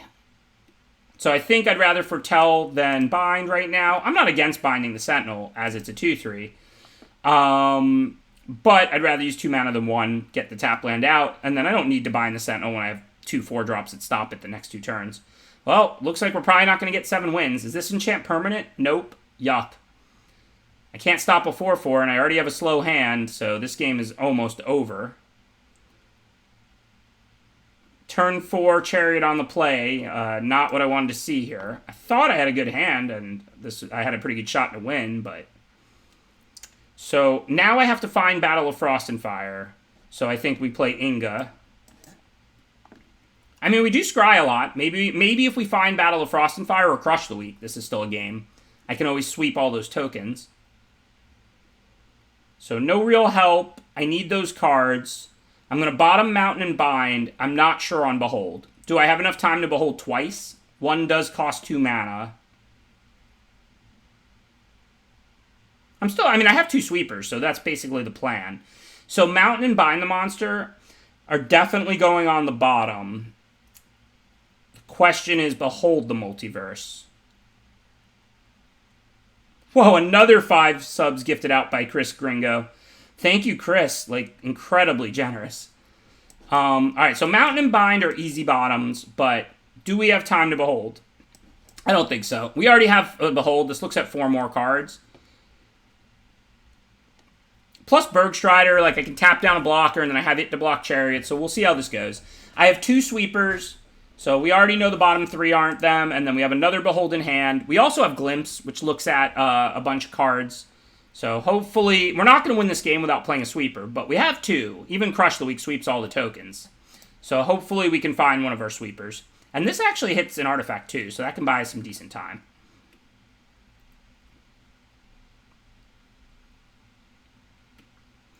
That said, I would rather trade the Berg for the Cadillac than the Mob, so I'm going to Berg the Mob now that they put out a real creature. Even though they'll make an extra 2/2, like I said, I'm going to have to sweep anyway, or I'm not going to win. And the Mob the Mob dies to Battle of Frost and Fire, and the Chariot doesn't. So, I mean, I would definitely rather trade the Strider for the Chariot, I think.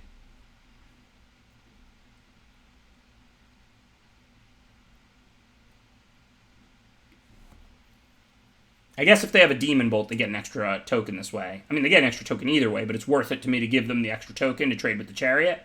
But if they remove the Bergstrider, then I'm kind of giving them an extra token for less gain. That was only the first creature that died, right? If I chump with Inga, I don't get 3 cards. They squash something, that's it this turn. They didn't struggle this turn. Yeah. So, not going to block, because it would just be a chump. Alright, no sweeper yet. Starting to get pretty rough. How can I win? They still have to crew this. So, I mean, I might not be dead this one turn. If I Behold, I can play a blocker. If I don't Behold, I can only really play one blocker and bind anyway. If I find Crush, it's not the worst to Crush now. Alright, neither of those are Crush the Weak or Battle, so let's bottom those. Neither of those are, so all we can really do now is play a creature. We might just even be dead on board, but I can't play 2 things, and Bind doesn't save me life at this point. Whatever I bind, I'm killing that much power. So, I think I just put these out and assume I'm dead. Yeah, I mean, to be fair, like, turn 4 Chariot on the play is super hard to beat, but we also had Crush and Battle, and we just didn't find them. I mean, I scryed 5 cards to the bottom, drew a bunch of extras. Kind of is what it is. So, no 7 wins for us, but 3-3, 5-3, 6-3. That's a pretty good best-of-1 record, no complaints.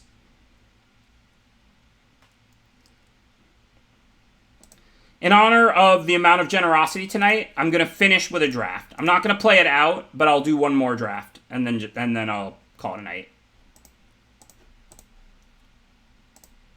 So, we've got a sponsored draft by Chris Gringo here, as well as everybody else, because Skits donated 20 subs, and Equations donated a bunch, and Nixius donated a bunch, and there was a bunch of other people who donated, like, smaller amounts. Like, this was, like, the most generosity I've seen on stream in a long time.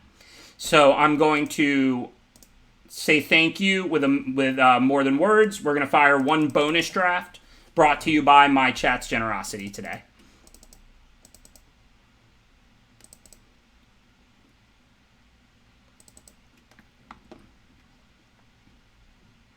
And if you want to see how the deck does, I might play a few games with it, because it would take, I don't want to have to play the whole run out when we start the stream tomorrow necessarily, but I'll make sure to finish with this deck tomorrow when I kick off the stream. When I'm playing an off-stream draft, it'll be this one tomorrow. I might be like 2-1 or something when we start, but I will say I won't finish this draft that we're about to do, this run, until tomorrow's stream at 3. Since I usually, as people are trickling in when I kick it off, I usually play out an off-stream draft. I'll just draft on my other account, and I'll save this one for tomorrow. I'll get in a few games, so it's not like, 9 games tomorrow at 3. But I will, I'll start tomorrow at 3 with like 2-1 or 3-1 or 2-2 or something like that. Okay, so thank you, Privy B. Appreciate you gifting out a sub as well. And like I said, everybody's positions are different. I really appreciate the support. Don't feel compelled to do anything that stretches you financially that other people aren't doing. But huge thank you to everybody for all the incredible level of support. And this is a bonus draft brought to you by Chris and Skits Control and Nixius and Equations and my whole chat. Also, I see Brendan Morales just gifted out a sub or 2 as well, and Brendan has gifted out a ton in this channel. Oh, Brendan just dropped a 20 bomb as well. Thank you, Brendan, for gifting out 20 subs. Really appreciate it. Okay, so for this pack, it's pretty easy binding. Old Growth Troll is good. It's comparable to binding in like power level, like the way it affects the game. Old Growth Troll may even be better, but binding is a million times easier to cast, and they're pretty close in power level. So this should be a pretty easy binding here. Second choice would probably be Old Growth Troll. I actually like that card quite a bit. Because like I said, it's a good 5 or 6 drop. It's not like you have to play the card on turn 3. But a bunch of people, I think, just donated and gifted out subs. So thank you, Knowledge Sinkhole, for gifting out some subs. Thank you, Equations of Motion. Thank you, Brendan Morales. I know you've gifted out a ton of subs and donated a ton of times. Really appreciate all the support. And now I think it's pretty clear. Icebind Pillow, Feed the Serpent, but really this is like more of a snow card. I don't like to draft elves unless I get the rares and uncommons. And if I'm going to end up in like some kind of 3, 4, 5 color snow, then Pillar's a lot better than Feed. Black is very often a light splash in that deck. I think Pillar is substantially better than Morite. I think the only question is Feed to stay on color or Pillar. But Pillar is really good. Well, if I was going to take Struggle, I would just take Pillar, basically. Because if I'm going to draft green-black, Feed is a lot better than Struggle. And listen, I'm not unwilling to draft green-black. Although it's not like if I end up green-black elves, I can't necessarily splash a Pillar. But I do think black is really weak in this format, and that binding is a ramp card in addition to being removal. So it actually almost points you in the direction of snow. Obviously, binding's still a good card in a black-green elf stack, but binding's not an elf card in any way, really. I mean, the third saga is decent for that, and I mean, it's at its best probably in snow. Also, thank you, Extinction. Appreciate you gifting out 5 subs. Hopefully, we don't go extinct, but I do appreciate your support, and hopefully your support doesn't go extinct either. Also, thanks again, Equations, for gifting out another sub, and everybody. The level 3 hype train, I don't know what any of that means, but it's going hard. Alright, so, I don't actually like Rise of the Dreadmarn very much, but I think Blizzard Brawl and Bergstrider are fantastic cards for these kind of snow ramp decks. I'm not sure whether I like Bergstrider or Blizzard Brawl better. I think they're pretty close. I think Blizzard Brawl is better because it's so cheap and it can really let you catch up from behind, which is what Snow often needs. Bergstrider's pretty powerful too, though. But I think Blizzard over Bergstrider by a small amount. So I really like this land in these decks. I like Lindworm a lot and Mass Vandal a lot. I'm not considering a black-red duel. I mean, we need Snowlands, but these cards don't require stuff a million. I mean, I think at this point it's Lindworm because we don't know how heavy or light black is going to be in this deck. And having gotten a 3rd pick Brawl and a 4th pick Lindworm and Mass Vandal, I think there's a pretty good chance we're seeing green snow this draft. Thanks, Shouthria. Appreciate the subscription. Thank you, Chris Gringo, for gifting out another 5 subs. Thanks for celebrating your success with us and, paying it forward and supporting the stream. I really do appreciate the incredible generosity tonight. I think you've gifted out more subs and donated more in one night than anyone besides Quad Jax, and Quad Jax donated like 100 subs a night. Like, it was unbelievable. But this is, like, honestly, like, just incredible. Thank you, Cake Boss. Appreciate the subscription. Yeah, so here, I think we probably want the Troll because we want to draft a heavy snow, I think, if we can. And the green-white land, double white. We don't even know if we're going to play any white. Also, thank you, Mellow Michael. Oh, Melomomical. I don't know. I can't say your name, but I do appreciate your support, your subscription, regardless of if I can't say Melomomical. Okay, so the only snowlands are plains, which doesn't help us. So I think we want Jasper Sentinel. I do need snowlands with this deck pretty badly. Obviously, I'll take them pretty aggressively, packs 2 and 3, if I see them. Don't particularly want any of these cards. We do have one Saga, so maybe the Master Scald Splash comes into play. Again, these are the double white Sacklands are tough on a snow deck with no white cards at the moment. So again, I really want snowlands, but we don't even have a red card yet. So I don't imagine we're going to use a lot of Snow Mountains, if we're even going to use one. Mask Vandal is excellent, so I'm going to take that. I mean, it looks like Snow's wide open. We just haven't seen the good Snowlands. Hopefully we'll get access to them in packs 2 and 3. This is between Return Upon the Tide and Guardian Gladeswalker. We're looking fine on early stuff. We might end up wanting Return. We do have, like, Mask Vandal's a Changeling. I don't know. These are both probably not going to make our deck, but I think that has more upside. Now I'm going to grab the Mountain because it's over basically nothing.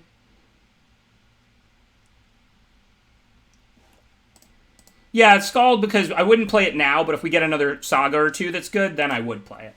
Master Scald has really good synergy with Sagas since they die and go to the yard. Alright, Shadow Sage, maybe if all our creatures end up the same. It's also an elf card. We could, with the Shadow Sage and the Return Upon a Tide, audible into green-black elves. We really actually have that option. We haven't gotten that many Snowlands yet. This deck could end up being, like, prioritize a few Snowlands if we can, but this could actually end up being anything from here, really. Hey, Dan dropping a 5-ball. Thanks, Dan, I am. Appreciate the subscription. Hope you're feeling better, man. Thank you for the generosity. Thank you for gifting out 5 subs. Yeah, 6 or 7 Snowlands is pretty good. Like I said, I don't really like to go elves without the uncommons and rares, but we just got Shadow Sage and Return Upon the Tide. I'm still probably a bigger favorite to go snow from here than elves, but if we open elves cards, we're definitely positioned to go elves from here. So I don't want to pass on late cards that are good for elves, knowing that we could end up elves. Like, a lot of our creatures are elves. We got the Mentor. So we definitely might play elves. We definitely might play snow. I can't know which at this point. So for snow, I would want to take Narfi by a lot. For elves, I would probably take Sculptor. But I don't think we're really going to miss Sculptor. So I think I should take Narfi here. Just in case we go snow. Now we have to, like, kind of bob and weave for a couple picks until we get sent into a clear direction. Now, again, there's no clear elf cards. These cards are just moderate playables. Path is a really busted card in 5-color snow. We even have a Snow Mountain we can toss in. So I think I'm going to take Path here. Remember, this is why Draft is so wonderful, because you don't get to decide what you play. What if instead of Path and Narfi, I had just gotten, like, you know, Herald Unites the Elves and Bloodline Pretender? Then we would draft elves, right? The whole key to draft is positioning yourself to do the best you can with the cards you're going to see, and you don't get to decide what you're going to see. So Orvard, we have 1 Blizzard Brawl right now, and we can prioritize more if we want. Bound and Gold, well, we have Path, so I'm kind of prepared to do a very light white splash. Yeah, I think we want Orvar. It's going to hit some synergies for us. But now I'm leaning pretty heavily towards Snow and away from Elves, because we haven't gotten, like, any good Elves cards this pack, and we got Narfi, which is a really good Snow card, and Path, which is a really good Snow card. So I'm going to grab Sculptor, which, again, will make our deck if we're Elves, probably, but we need Snowlands pretty badly, and, of course, we have some black cards we're going to play, like with Narfi and Binding. So the first Snow Swamp here is, like, have to take it over anything that isn't busted. We have Path, so we need 1 Snow Swamp really badly. Now there's another Narfi, don't mind if I do. I wouldn't hate a black-white Snowland, but that's not offering us a ton.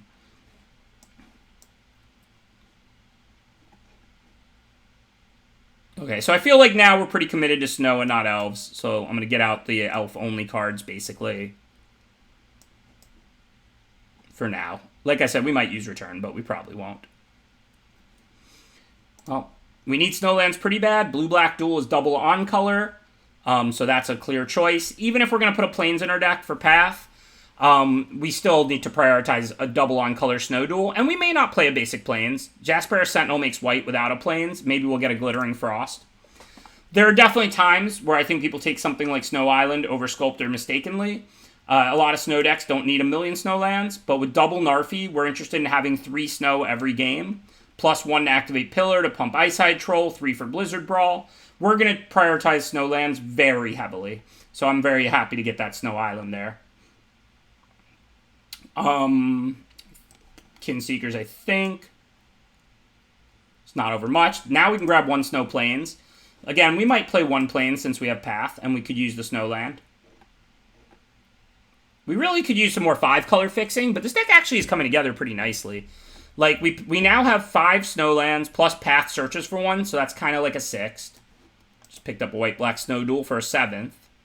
And we have these to sack. Like, this looks like it's going to be a pure 5-color snow at this point. Because, I mean, we have Path, so that really pushes you in that direction. And then also, I mean, we have double Narfi and just all these good lands. I need some Shimmer Drift Veils and some Glittering Frost pretty badly. I'll be taking those really aggressive in Pack 3 if I can see them. Horizon Seeker would work as well. It's not as good as those cards, but it would be fine. Even more just Bara Sentinels. Like, we have plenty of cheap creatures. I really just need to focus on my 5-color fixing in Pack 3 here. I probably wouldn't main deck way down off the splash. If I end up, like, relatively heavy black, like, if for some reason I end up black-green base, then maybe. And there's a potential reason. Granted, you could always splash this at single black. So Snow Swamp, we could certainly play a second Snow Swamp, but we have Sinkhole and Tunnel, so I'm not sure that we're actually going to even want a second Snow Swamp in our deck. So I think we just take Seraph. Pretty good if you're like a control-ish deck. It's a pretty powerful card. I do want Seeker, but it's like the weaker of those fixers. Seraph is pretty good, and green and black are base colors. I mean, honestly, Seraph is really powerful, but I'm not lacking power. So I might have took a Glittering Frost over Seraph there. I'm not going to take Horizon Seeker. It's not really that great a fixer. But, and then Seraph is quite good. But I really have, like, a pretty high power level and just need, like, you know, snow fixing. But it's not going to be second pick over Esrika's Chariot. So, there we go. Chris gifting out another 10 subs. Making 65 subs gifted in the channel today. Thank you, Chris, for the continued incredible generosity. As well as a ton of bits gifted out. I missed that one. Thank you, Chris, for gifting out also about 2,500 bits there, or 3,000 bits there. Wow, this might be the most donated by any one person in any one day. Like, I think you've actually beaten Quad Jacks for most in one day. Thank you, Chris Gringo. I really appreciate it. I mean, this is super generous of you. Okay, Spirit's a great 5-color fixer. Chasm would be really useful, but Spirit is way better. It can search up any color, like, get us our Pathlands. Now, this isn't snow, but it is black-green fixing, which is pretty useful fixing. Arnie Slays the Troll would be fine off the splash, but given, like I said, we have a great power level and medium fixing, I mean, I think we want to take a black-green pathway for this deck. And now, similar logic, probably a red-green snow, maybe a Sculptor. Sculptor helps for third snow, because we'll always have 1 snow, and this can untap it and add a snow. We don't actually have red cards, and we're going to play the 1 Snow Mountain, so actually I think the Sculptor might help us with extra snow mana more than the Highland Forest. Because at this point we have so much snowlands that we should always have 1, which means Sculptor's giving us a second, and it's a valuable ramp card to get us to, like, you know, sack Path a turn earlier and things like that. So I'm still looking for snow duels, but I think Sculptor actually helps us the most there. Yeah, Bergstrider's more of a late game card. I don't think it's... I mean, it's good, but I don't think it's as useful when we have 2 Narfis and Lindworm. I think the and Path... I think the Sculptor is actually the card that offers us the most. Valkyrie looks good. We have a million Snowlands. Now a green-white one. That's just a free white source for our Path. It's not really over anything. And it's still a Snowland, of course, to make snow mana. Which matters a lot when you have double Narfi. This deck ended up incredible. So Trickster can be good if you have stuff to give them. We have Sentinel, No, our creatures are pretty good. We don't really have much to give them.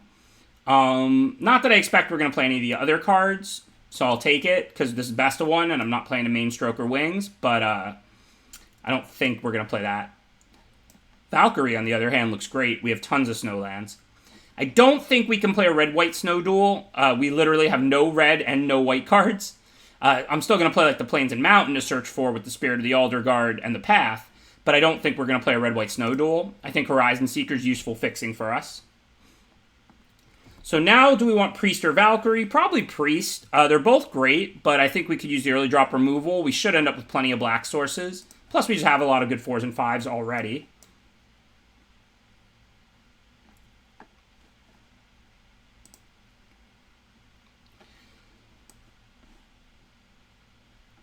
Okay, there's no way we're going to play any of these cards. This doesn't matter. There's no way we're going to play any of these cards, I don't think. Even the Yeti, I think, stands virtually no chance to make our deck.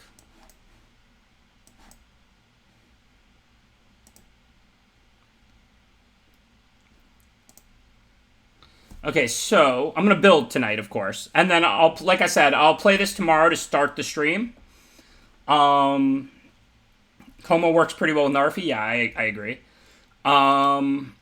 Okay, so let's see. How many lands are here? We can definitely play like 18 if we want to. We have 2 sack lands. 1, 2, 3, 4, 5, 6, 9, 10, 11, 12, 13, 16, 17. Charles, fine. That's 17. I don't think we need 18. Our deck's actually not that expensive, and Path turns right into a land for 2 mana, so that's already like 18. Sculptors add mana, Sentinel adds mana. So I think we can, assuming we have enough colored sources, I think we can put in one more spell. Ideally, it would be a cheap spell. As you can see, like, we're lacking a little bit early, but then we get really good on turn 4.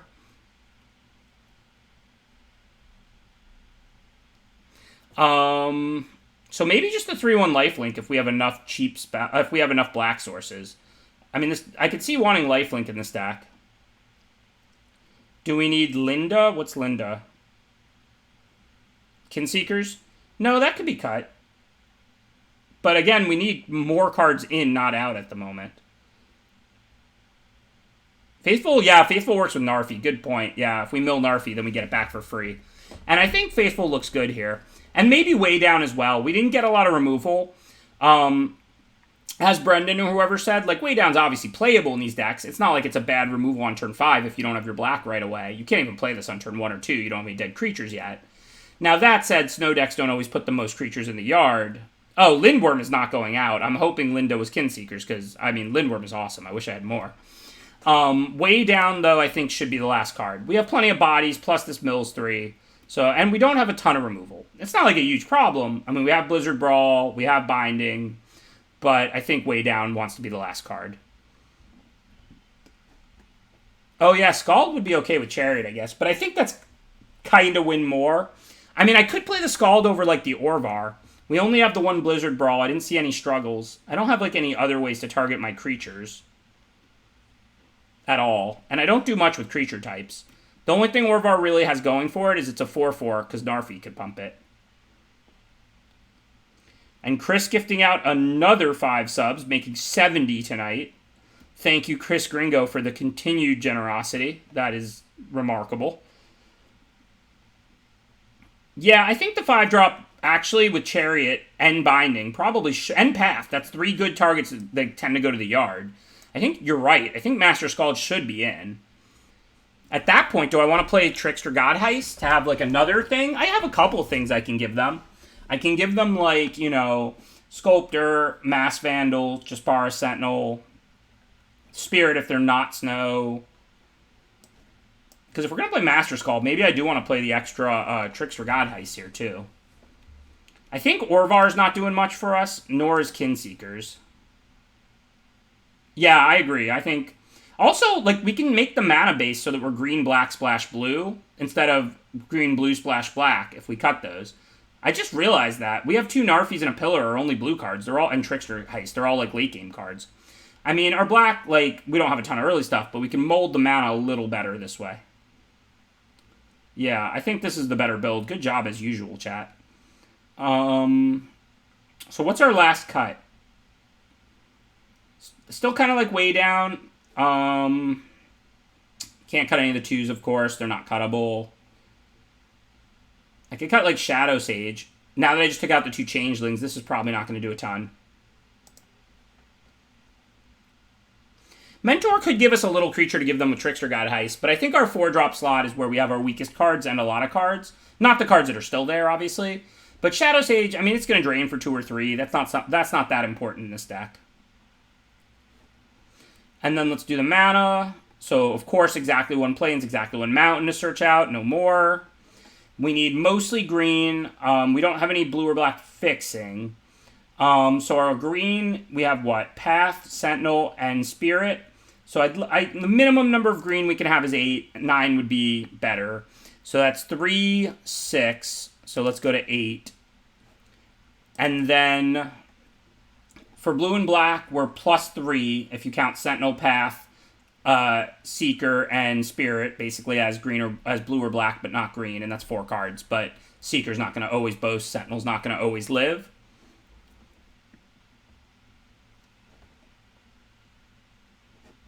So I think we're about +3 on blue or black sources. Now, I think black, we want about 7 sources minimum. We have a decent amount of black cards here.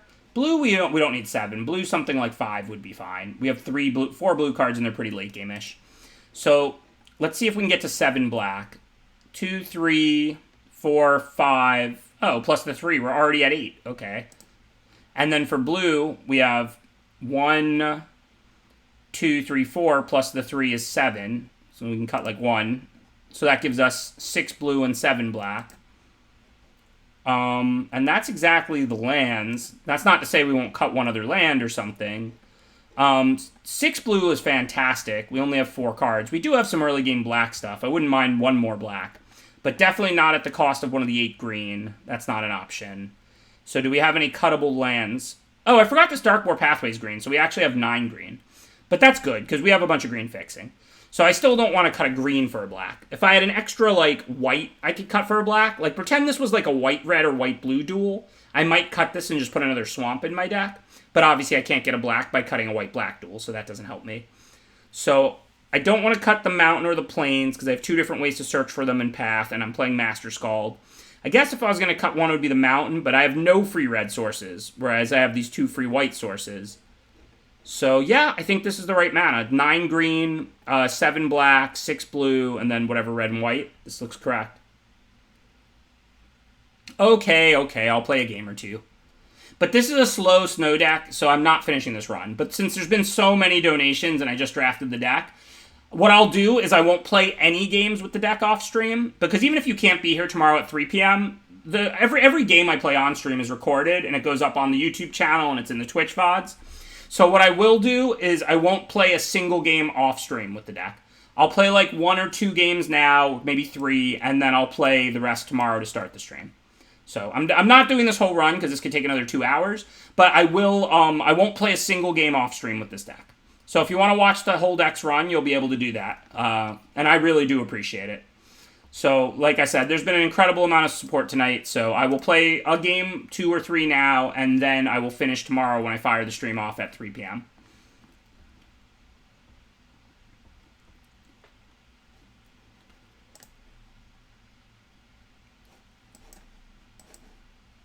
And I will make sure, like I said, I will not play a game with this deck tonight. Every game I play with this deck will be recorded on stream. Couple now, 2 or 3, and then we'll fire off the stream at 3 tomorrow with this deck.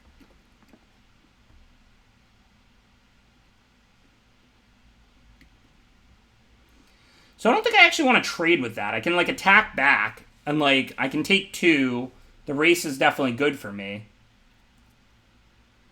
Although, if I kill it... No, those cards are still just foretold. It doesn't shut that off in any way. So, yeah. So, killing that accomplishes next to nothing. So obviously I'm going to attack with the Faithful. Actually, maybe I'm just playing Narfi this turn, because if I don't want to Binding that, I have 5 mana for Narfi, or I'm doing nothing productive. So I guess it's just Narfi this turn. And then next turn we have either Binding plus an attack with a Lifelinker, or we have Lindworm, depending on what they do. I mean, Binding and Devour at this point makes no sense. Devour is a fairly powerful card, but it's because it lets you foretell your expensive cards. They already did that. Like, killing it doesn't really change anything. I mean, that's annoying, but whatever. Like, I'm one snow land away from this coming back, so they really just killed a 3/1 lifelinker and a Jaspara Sentinel. I'm not saying that their play was wrong in any way, shape, or form. They just slowed me down. You know, they should do that. It's just hardly that big of a deal. So now we can, like, weigh down the flyer, and then we still have 4 for Binding, but I don't want to Binding the 0-3 or the 1-3. Oh, we'll just play Valkyrie that I just drew. So that makes this turn almost scripted. You're not going to do better with Weigh Down than an Augury Raven. And then we can still use our 4 mana and put out a flyer.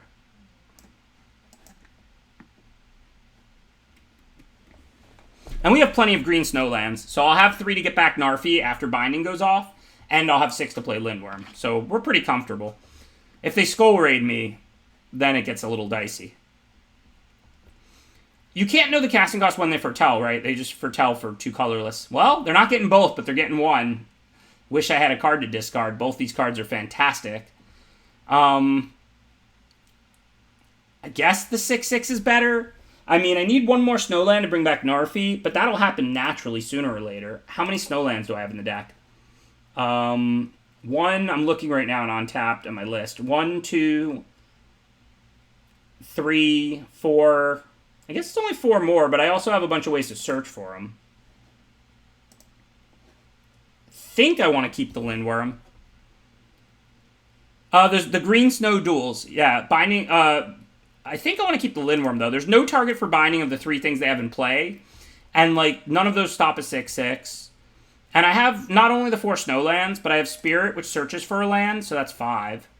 And Path, which searches for a land, so that's 6. Scald can also bring back Binding. Yeah, good point. Oh, well, they had a second Elder Fang, so now we have a game, like I said. I mean, this is what I didn't want to happen. I mean, obviously, like, they don't have much pressure out, and I still have this Valkyrie and the Narfi that I'm 1 Snowland away from. But, they did get rid of my powerful hand, so now we're relying on the top of our deck. But, I mean, Mistwalker doesn't stop Valkyrie as a 5/5 here, and I'm still 1 land away from having recurring Narfi, which matters because if they kill the Narfi or if I trade off the Narfi, I get another one. So if this was a 4/3, I would probably trade because of the ability to bring Narfi back. But since it's just going to go to a... I'm taking 4 and then it goes back to a 0/3 and they're out of cards in hand, so they can maybe pump it when they draw a spell. I think it's pretty bad to trade in this spot. Whoa, and Chris Gringo gifted out another 25 subs, making 95 in the channel.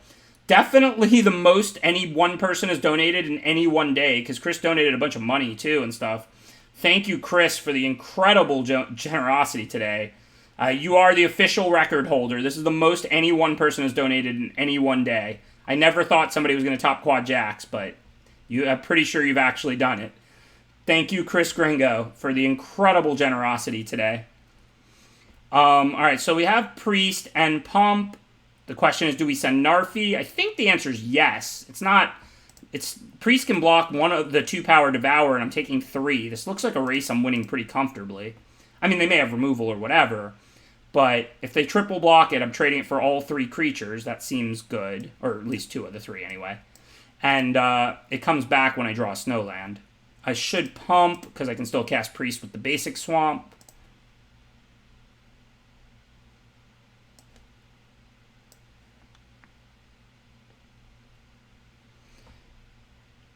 See if I can get Ben to adjust what, Dangle. And Chris making it 100 subs in 1 day, plus a bunch of donations in cash and bits and stuff too. Thank you, Chris, for the incredible generosity. Can we flood the screen with some money bags for Chris Gringo?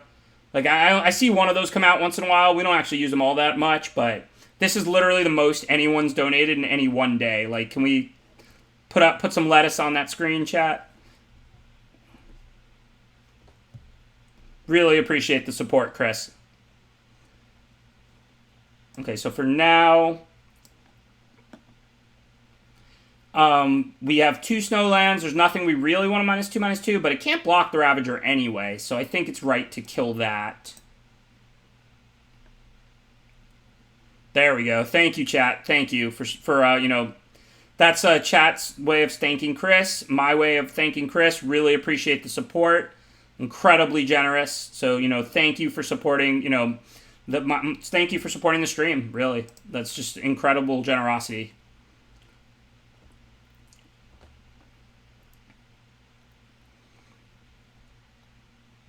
So I couldn't block without the ability to pump because they can make it a 2/3 and eat my creature. See what we get this turn.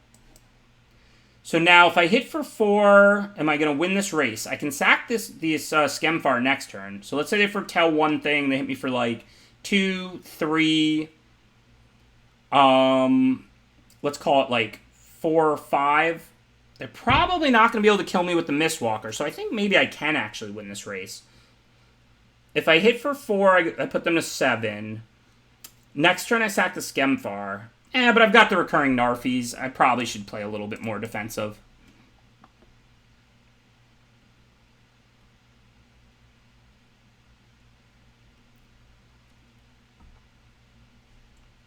So now we can sack this. Not that there's any great targets for it. So I'm gonna play defensive because I have the Narfies coming back if I extend the game and I draw one of my Snowlands, which I'm on like a 6-outer to do. And also, Path is one of them, and then I have Path to sack as well.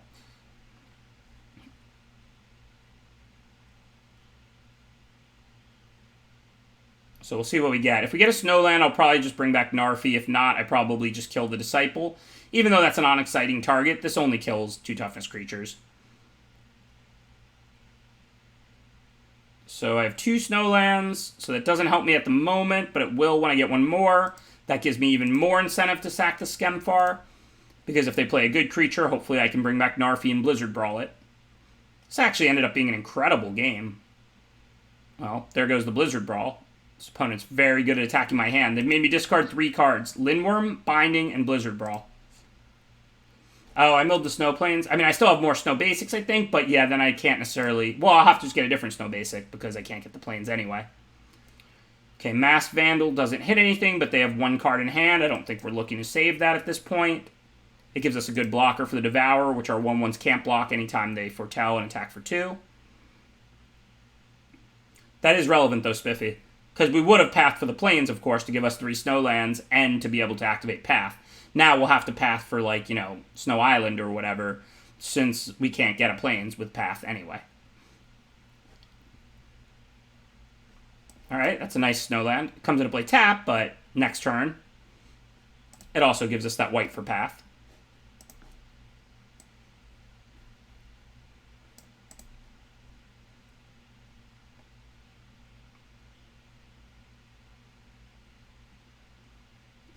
So now, if I bring in Narfi, well, I think I may wait yet another turn. I mean, I don't want either of their creatures in particular, so I'm not sure if I play the Trickster's Heist here. Yeah, I probably should just bring in Narfi, right? Because like, I could give them a 1/1 and take, like, their 0/3, but that's not particularly useful. So I'm just going to bring in Narfi in a turn and hold on to the Trickster God Heist.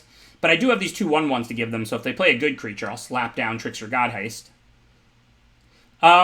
If I attack with the 2 1/1s, they just block, one with the Devourer and one with the Disciple. I mean, it's not really accomplishing anything, right? Okay, I mean, that's a nice card, but whatever.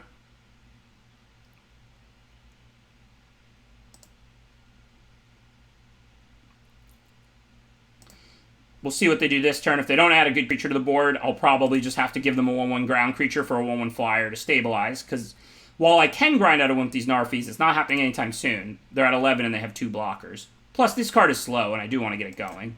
So, if they don't add a better creature to the board, and I don't draw a flyer, I'll probably trade 1/1s with them. My ground creature for their flyer, of course.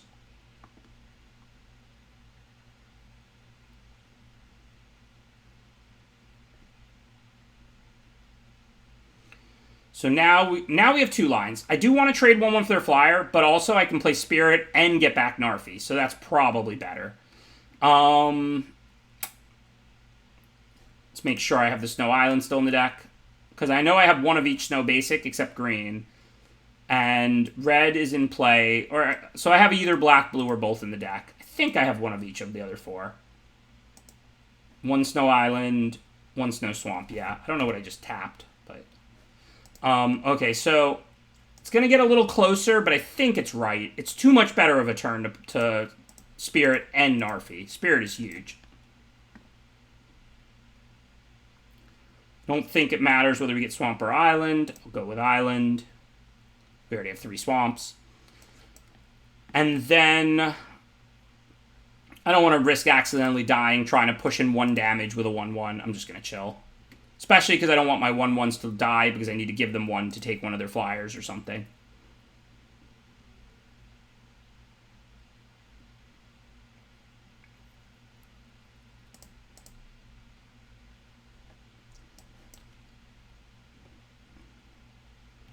Okay, so not much to see here. Attack with the big guns. And then I'm going to Trickster God Heist, give them a 1/1, and take one of their 1/1 flyers.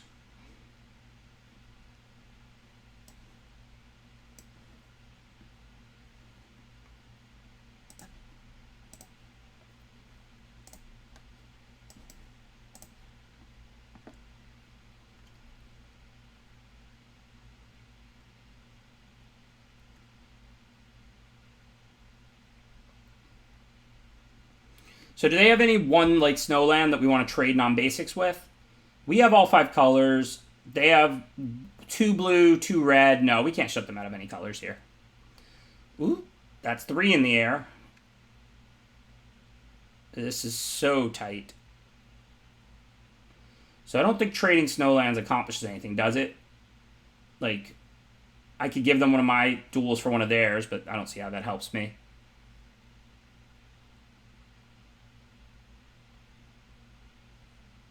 Because you only get to trade 1 creature. I wish it was all my birds, all my elves for all their birds. Yeah, so I don't think I want to swap Snowlands with them. I don't think it accomplishes anything. If they only had 1 blue or 1 red, I would take it. But they have 2 red and 2 blue. So, I don't know, whatever.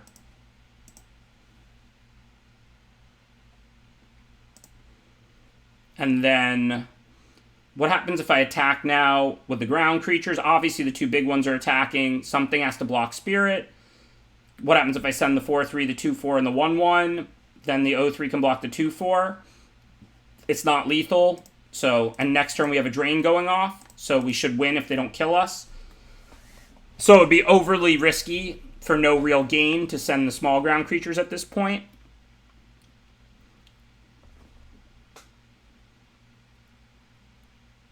We are at 3, so we're dead to removal. If they don't kill us this turn, we're going to win. Because next turn they're going to have to deal with our troops, plus we have a 3-point drain going off. But if they have removal for the 1/1 flyer, they win. I wish I was at 4 and not 3. I'm probably like 75% to win, and if I was at 4, I'd probably be like 95% to win. Okay, I'm definitely not going to take it 1 turn before my drain for 3 goes off. I don't know that they have a way to pump it. I doubt it, but you never know. Sweet. Good game to start off the run with this deck.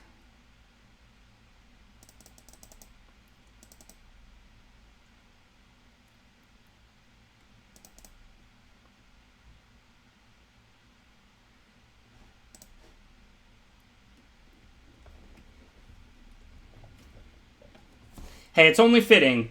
The bonus draft from the chat's generosity produces a really good, cool deck and a really cool, good game.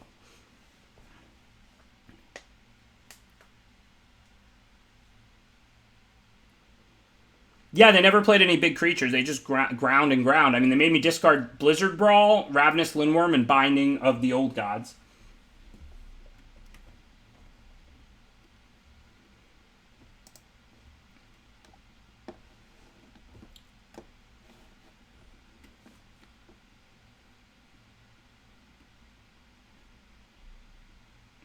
Whoa, and Steven Stanwood gifting out 5 subs, continuing the generosity.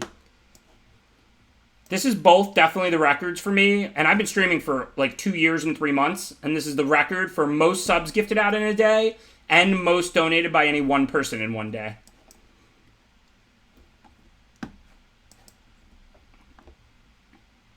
Hey, you're welcome. Thank you for the support, Steven Stanwood. Really appreciate it. It's super generous.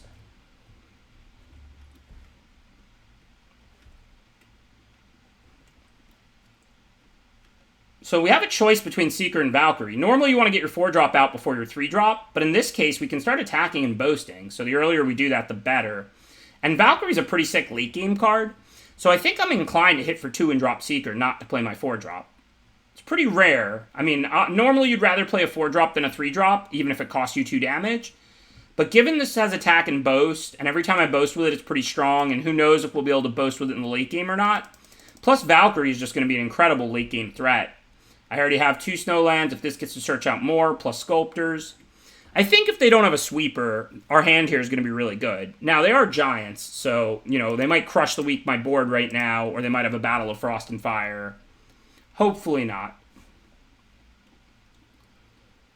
Okay, so that's interesting. So I really want to play Spirit because it's huge. But then I kind of don't want to attack with Seeker because I can't boast. So this is kind of an interesting spot. I think I just send both. And then if they block the Seeker, I'll boast and play Sculptor. If they take it, I won't boast, but then I'll play Spirit so I can block Liberator. That looks good. That covers me both ways. Because like if they do block it, I can still boast profitably, right? And I don't need to boast like that many times with this thing. I want to get a Snowland. I can always play the Pathway on green, but then I need a black source. So we get black Snowland here. And now I can put out the other Sculptor. If they would have took it, and then they were planning to attack back and boast with this, so I wouldn't have boasted if they took it, I would just play Spirit so that I have a big blocker for the Fearless Liberator.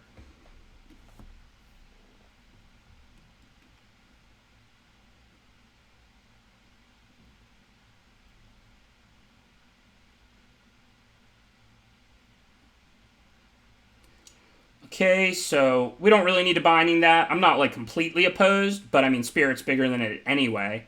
So, for now, we could binding and get in 4, but what we'd rather do is put out Spirit, which is going to be huge, and then we can binding if they play something big enough like that Craven Hulk to block Spirit. As far as lands, we have all 5 colors. We have 1 black, we have 1 blue, we have 2 green. So it sounds like we want black and blue the most. So that makes this pretty easy. Get the Ice Tunnel. And now, like, if they just put out a creature to block the Spirit of the Elder Guard, we know the 2/5 can't profitably block it, so we don't want to use the binding last turn just to get in 4. Now, if they put out a creature like Craven Hulk to block the Spirit, we can binding that, and then we get in 6. So it's better, even though last turn is better if you binding, it's a better combined 2 turns if you add a bigger creature first, and then binding their answer to it. And now I'm probably just going to have to binding that, because that's scary. Although I could binding the Arcanist and hit for 10. What exactly does this do? When they cast a Craven Hulk, they'll get another one? I'm looking pretty good in this game, I think. I should probably just binding that.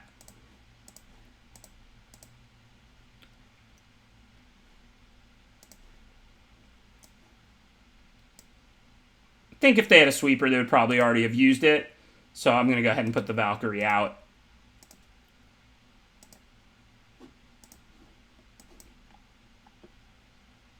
Oh, I did miss one from the Valkyrie. You're right. I should have done that pre-combat. My fault. Although, actually, to be fair, if they had a sweeper, they would chump the Spirit. So I think my play was actually right. I missed a damage, but I think it was actually correct. Because if I attack with the Spirit there and they chump with the Arcanist, then I'm not playing the Valkyrie, right? So, like, I don't know. It's like, it's close. And I will admit, I didn't even think of that. So I should have thought about that. But I do think in this spot it's legitimate to think about not playing the Valkyrie first. Okay, so now... Yeah, if it's Battle of Frost and Fire or Crush, then they're not that incentivized to jump the Arcanist. That's true as well. It's a good counterpoint to what I said. You are right. So the Hulk can't block alone. So if I send the Valkyrie and the Spirit, the only way they can block the Spirit is to double block. But it's 1 point short. There's nothing for 1 mana that's going to kill the Spirit. So if I send all 4, are they just dead? This can be pumped to a 6. No. But it's an 8 if I... So the Valkyrie's doing 8 right now with pump, and using both the Spirits to pump a 3rd time. This is actually super interesting. So If I had one more Snowland, I could send one Sculptor, Spirit, and Valkyrie, but then they would just chump and block a Sculptor anyway. So I think I just don't actually send Spirit here, because they have a good double block. I'm putting them to 2 no matter what, because the Valkyrie puts them to 2 in the air. I think, actually, yeah, I don't think sending the Spirit even accomplishes anything. I like attacking with only Valkyrie here.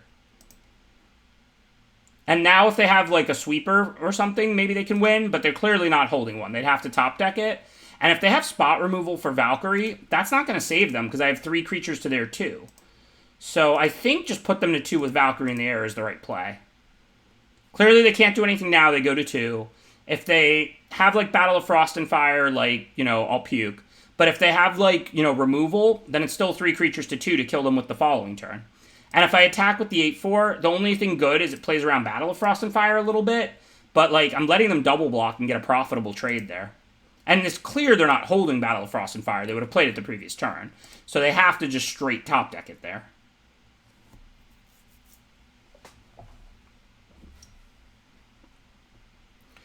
Double block is, like, not blocking alone. Like, they can double block the same creature with Craven Hulk and another creature.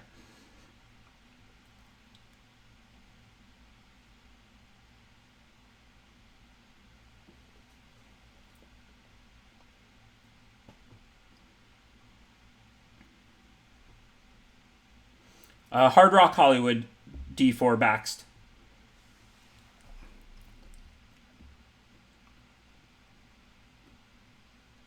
Well, usually you don't have this many Snowlands. I mean, I have 2 Sculptors, Path, and Spirit of the Elder Guard, which are all basically Snowlands in terms of how many you're going to have per game. And then I also have like 7 or 8, so I'm at like something like 12 effective Snowlands. Plus Binding gets a Snowland, so that's actually another one. It sucks I didn't see any Glittering Frost since I'm 5 and I have 2 Sculptors, but I can't really complain because I got what I needed in pack 2 and 3 to fill out the stack. So no black sources, can't cast anything. Guess I have to mull this. It's pretty rough. No green sources, I can't cast anything, but now I'm going to keep and lose because we have 9 green. It's our main color. What do we want to put back? I mean, I don't want to put back Path, even though we're nowhere near activating it, but I don't want to have to get another Forest. So, like, if I draw a Forest for Path, then I'm only a white and red away from activating it. So I think I'm going to put back Lindworm. It's the most expensive card other than Path, and Path turns into a land. And I don't want to have to get a second green. I want to get a white or red, so I'm closer to Path. Plus, I don't even have a green Snow Basic, but I have a white and red Snow Basic.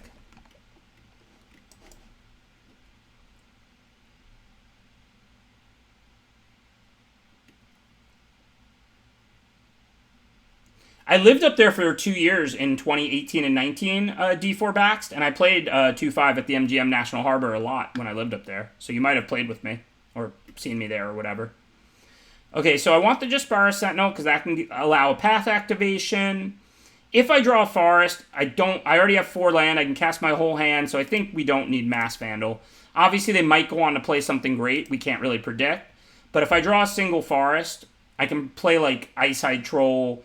Then next turn I can play like Path, get a land, play Sentinel or Sculptor or whatever. So we're just sitting around waiting for our 9 Forest to get in this game.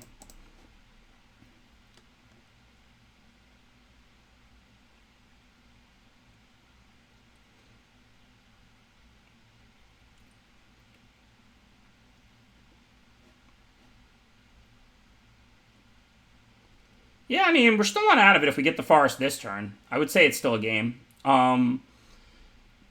So 3 for Icehide. I can always play Path and play the land immediately, so we're not specifically incentivized to do that. Although Sculptor is ramp, so I might want to do that. That said, next turn I'm playing I'm not going to have 2 green unless I get one. So I think, I think I want to do Sculptor maybe, so I have more mana to work with next turn. I think that makes the most sense.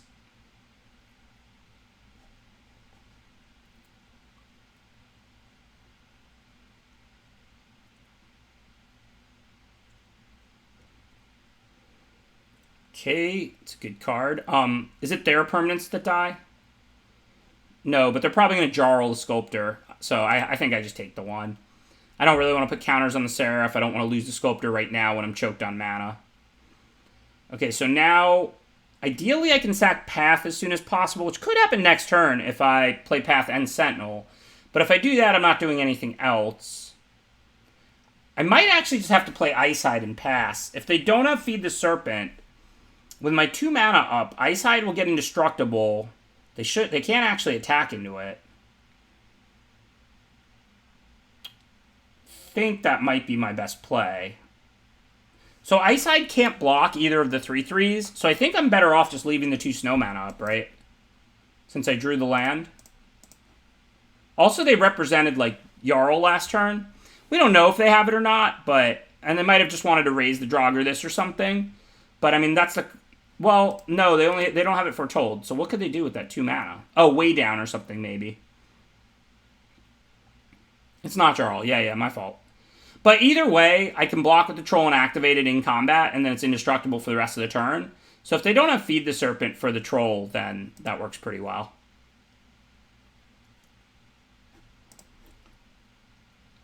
So what do they have? Like, I can still pump the Troll, so I can double block.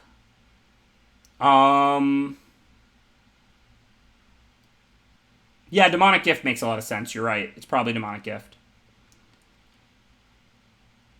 I mean, I don't want to double block and lose Sculptor. I think I just put the Troll on the Disciple. If they Demonic Gift, like, I can just give it indestructible. They can make me discard 1, so be it.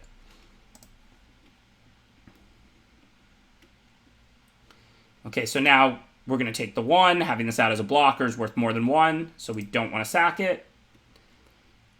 Oh, wow. Now I can give them the Wither-Crowned Icehide Troll and take Seraph. That is gas. So we can path for a land, go get that Plains. I need the black still. Oh, no. Well, yeah, I have a black and a blue there, but... hold on. So I need to go...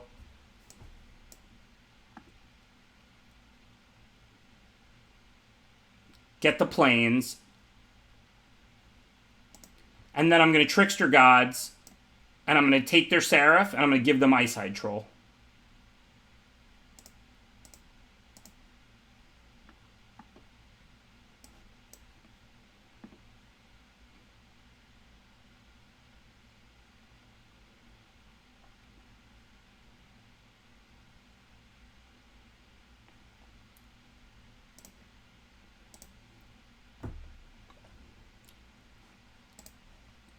Pretty good trade.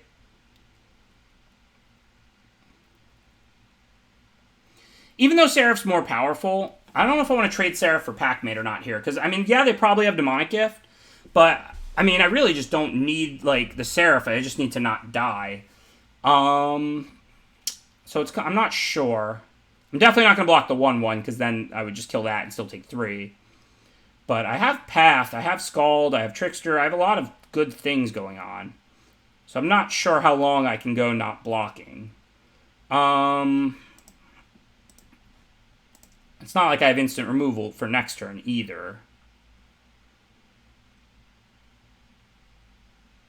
Oh, they could Demonic Gift the Seraph and get it back? Yeah, that's kind of weird. I mean, it's not the end of the world for me, but it's kind of weird. I'm not sure if I'm supposed to block the Packmate or not. If I knew they had nothing, I would snap block. It's not like I'm worried about keeping the Seraph out.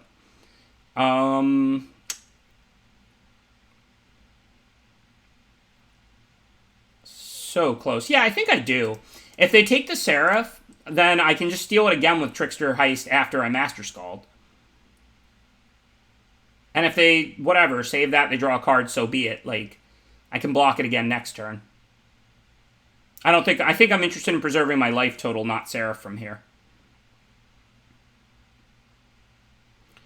So, do I want to switch anything? No, there's nothing to switch, right? I could give them my Ice Tunnel. No, they don't even have a non-basic. So, whatever. So now I just want to put out blockers. Valkyrie's bigger than their team. So I kind of want to just play that. But if they have removal... Plus, like, I want the Sentinel out so I can sack Path next turn. And I don't really care about trading. That's not really a problem right now. So I think I'll just play Sentinel and Valkyrie. Trading off the Valkyrie is totally fine with me. If I can activate this path, then I think I should win. Hey, thanks, Padre Doom. Appreciate the subscription. Also, Epic Handyman, thanks for gifting out a sub.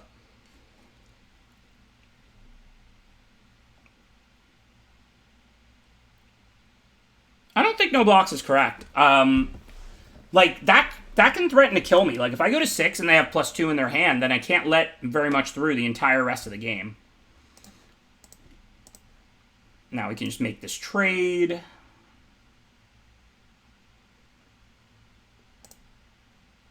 Yeah, I can't path if you trade, but if I draw any land, I can. I don't even need a red source or anything. I just have to top deck any land. And if I don't, I can Scald this turn because the Trickster's God Heist is dying. Plus, I'm gaining the 3, so I'm not going to die accidentally after that. And I can always just Scald back the Trickster God Heist this turn. And then I can still use 2 mana and play Sculptor if I want to. So let's see what's up.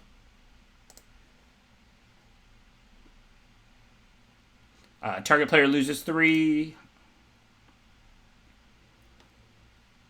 But I don't want to tap the 4/4.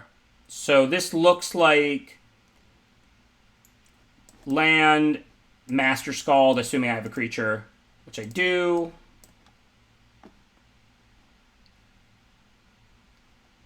I don't think it matters which I remove. And then I could play Sculptor, but then I just have a 2/2 up and I die to removal. That seems bad. I don't want to chump with the Sentinel, but I don't actually even care that much about the Sculptor or the Master Scald. Plus, I can just take the 6/6 next turn. So, this looks like I can just chump the Lindworm with the Sculptor. Then I can fire off Path, and then I can, or I can just play Sculptor, Trickster, God Heist next turn, and then after that I can fire off Path. Thanks, Chris. Yeah, really appreciate the support. And yeah, the games have been fantastic today, too. So yeah, I don't want to take 6, but I think I can just chump with Sculptor. Then next turn, I can play Sculptor and God Heist, take the 6/6. Life is good. I would double block the 6/6, except I'm going to take it.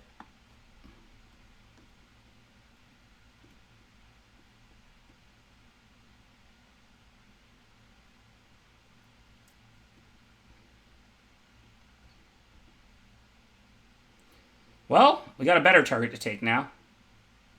So when I take that, they'll get a card, but then it's mine. Okay.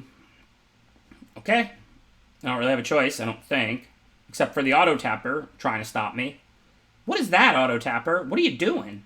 It's not how we want to tap. Well, if the 6/6 was on-tapped, I could take it. But they get the card either way. It's not when Battle Mammoth is targeted. It's when a permanent they control is targeted. So either way, they're going to get the 1 card. Which, whatever, they get a card. Hopefully, they won't top deck anything crazy. And then I want the red source from Jaspara Sentinel. So I'm giving them Sculptor and taking the 6/6, or 6/5 here. Well, because I would have just took Lindworm otherwise. Like, it's not really much of a difference. I don't think they were wrong to play it. Because if they draw removal now, they could actually maybe win.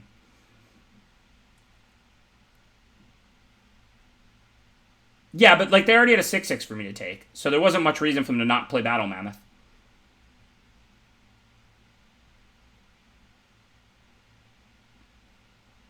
Like, I am just going to trade Battle Mammoth for their Lindworm. Which is, fine for me, but...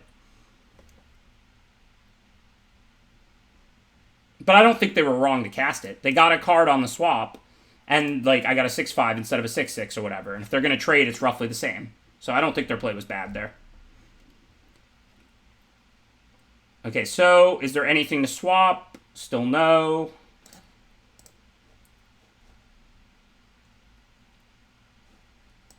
Now we have 3 Snowlands, so I can Blizzard Brawl, and then I can still crack Path. So I should just Blizzard Brawl away the Vengeful Reaper, and then I can crack Path on their turn when they attack me.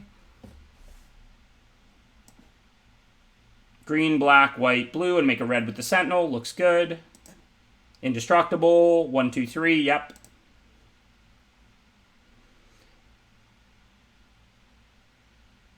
And it's not a great turn for the spell land. Like, yeah, I would get the 5 life, but I would miss out on the path activation. And they have the 5/4 up to block. Oh, I guess after giving an indestructible, it might have been okay. Yeah, I should have considered spell land more. But honestly, I need the Jospar Sentinel alive to use path. And, like, I can sack the spell land whenever. I have white, white, green. And I get 2 more cards to work with. So I think sacking path is correct. Yeah, I would. If I get lifelink first, I would gain a ton of life. So there's definitely something to think about there. But yuck. Okay, so I'm gonna be at 9. So if I deal the 2 and get the 2/2 in response, at 9. Do I want to put 2 on the U or kill a sculptor? They're just not going to attack with the U. I can just chump the U anyway. So I think we kill sculptor. I'm not dead on board. I mean, now that they top deck this feed, I think it's close, but I count like 7 on board and I'm going to 9. It's definitely not game. I'm not saying I'm going to win, but... And then I get the 3 life and I still have the land and all the cards I draw, so it's definitely still a game.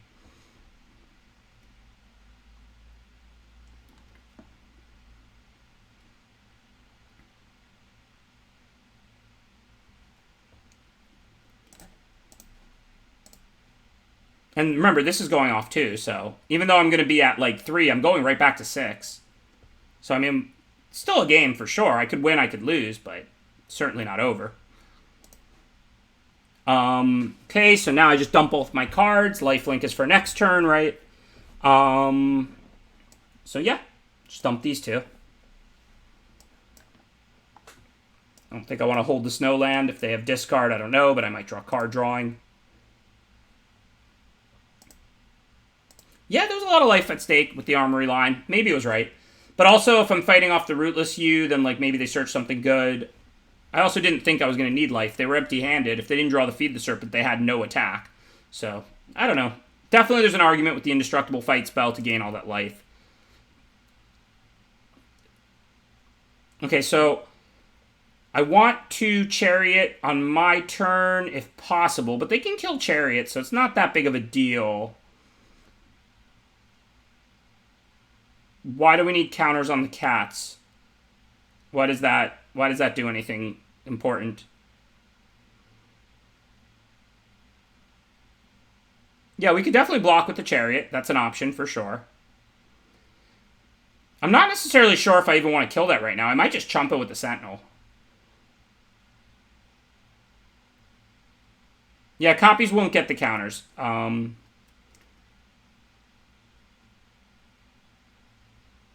Think I'm just going to chump it with the Sentinel for now. I don't see a 1/2 doing a whole lot.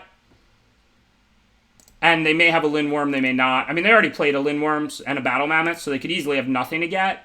But they also might. I don't mind waiting a little bit, see what we draw. Thanks, Marsh. Alright, that's no help. So, they have the 2 mana up to pump the Ice Hide. So, if I attack with the Chariot, it's trading with, like... If I make it a 5/5, it's trading with, like, what? Troll does 2 to it, and then it trades with either Recluse or Packmate, and I get another 2/2. I can also just make all these cats into 3/3 Vigilance as lifelink. There's a lot going on. Like, so I can't really send the Faithful profitably. But if I give it a counter, because it could be blocked with the Disciple or the Eyesight Troll, even if I give it a counter. But if I put a counter on the Faithful, then it can block the U pretty profitably. Putting 1 counter on the Chariot, I mean, it's still just going to get blocked by the Eyesight Troll plus one of these. I'll get another 2/2. But I do want to do the lifelink shot, and then I don't have to block. So I think crew the Chariot with these so that I have the Faithful up to block like the Packmate or the Recluse. No, because they're going to have to block it with the Troll, so I can attack. If they want to eat the Faithful with the Troll, then what are they doing about a 5/5? They can block with the Recluse and the 1/1. So yeah, I think I crew like that. Because then I'm going to put the counter on the cat so that it can't get eaten by the Troll.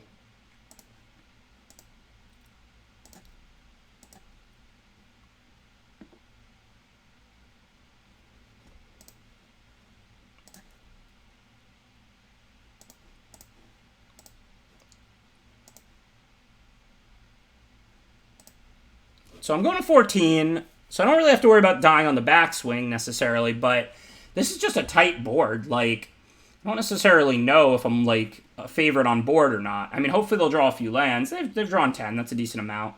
And I've got some power left. Obviously, we want to kill Packmate.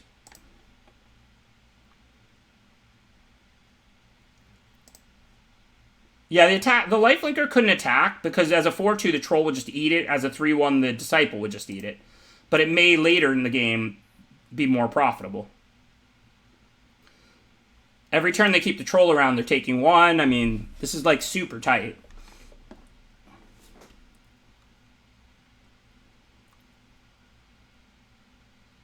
Okay, so if they leave the U back here, I can't possibly attack. That's fine.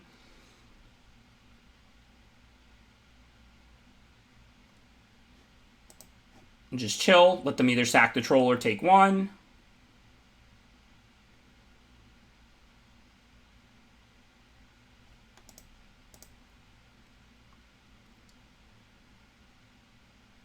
Well, I assume this good game was them saying I won, so that's why I said good game back. I'm not one to talk smack, but if the opponent, you know, says good game to me, I'll say good game back.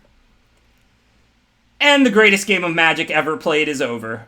Nah, I'm just kidding, but that was a sick one, right? Both of these were sick ones, and that was a remarkable game of Magic. And I think that's a great way to end the night. I think we're not going to top that. Both those games were incredible. That game was absolutely remarkable. Like I said, in honor of all of the donations, this bonus draft brought to you, especially by Chris Gringo, but really by all of you. So thank you, Chris. Thank you, everybody. Like I said, I'm not going to play this deck off stream. I will save it for you. So tomorrow at 3 p.m., I'll be firing off the stream, playing out the rest of this draft with this deck. And even if you can't catch it live, because I know that's 7 hours ago, a very different time than right now, Twitch VODs will be on Twitch. We put every stream on YouTube, so you can still at least watch it if you want to. I will definitely not touch this deck until tomorrow when it's live on stream. But, you know, I really want to thank everybody again. I really want to stress, like, I know everybody's in different financial positions in this crazy world. You know, I only want people to do what they can, but it is greatly appreciated because Magic doesn't make a lot of money. So, you know, for those who can afford it and have chosen to donate and support my content, really thank you. I really appreciate it. For everybody else, thank you for watching. Thank you for spreading the word if you like it. I appreciate your support as well. Like I said, I'll be finishing this draft run with this deck live on stream. You have my word. I'm 2-0. There will not be a game played with the deck off stream. So I will see you tomorrow at 3 with this deck to kick it off. In the meantime, of course, we're going to finish by rating somebody, spreading the love forward like always. 3-0. Well, whatever I am, I am. I won't play with the deck either way. So, who should we raid to finish the night off?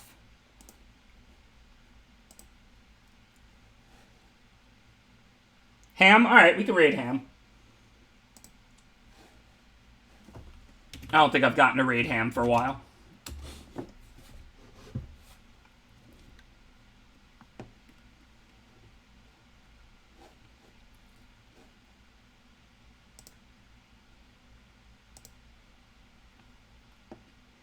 And Ham really doesn't get enough love. Ham could easily be the best limited player of all time. Like, he should be in that conversation all the time. So, I'm going to finish this with... I always say he won my first Pro Tour, and it was a Booster Draft Pro Tour. Isn't that, like, just incredible, just coincidentally? My first Pro Tour, London 1999, was a Booster Draft Pro Tour, won by the Ham TV.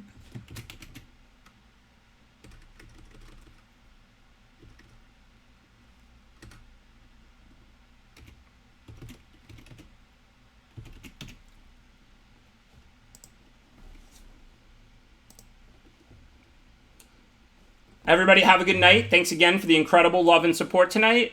And I will see you tomorrow at 3. Yeah, that honestly was, like, that's one of the best games of Magic I've ever played. I mean, the opponent literally good gamed me as though they had the game won twice. That was a fun one. So thanks again. I'm really glad we did this draft, this 4th draft, because, I mean, it was just a remarkable... It was an interesting draft, and the games have been incredible so far.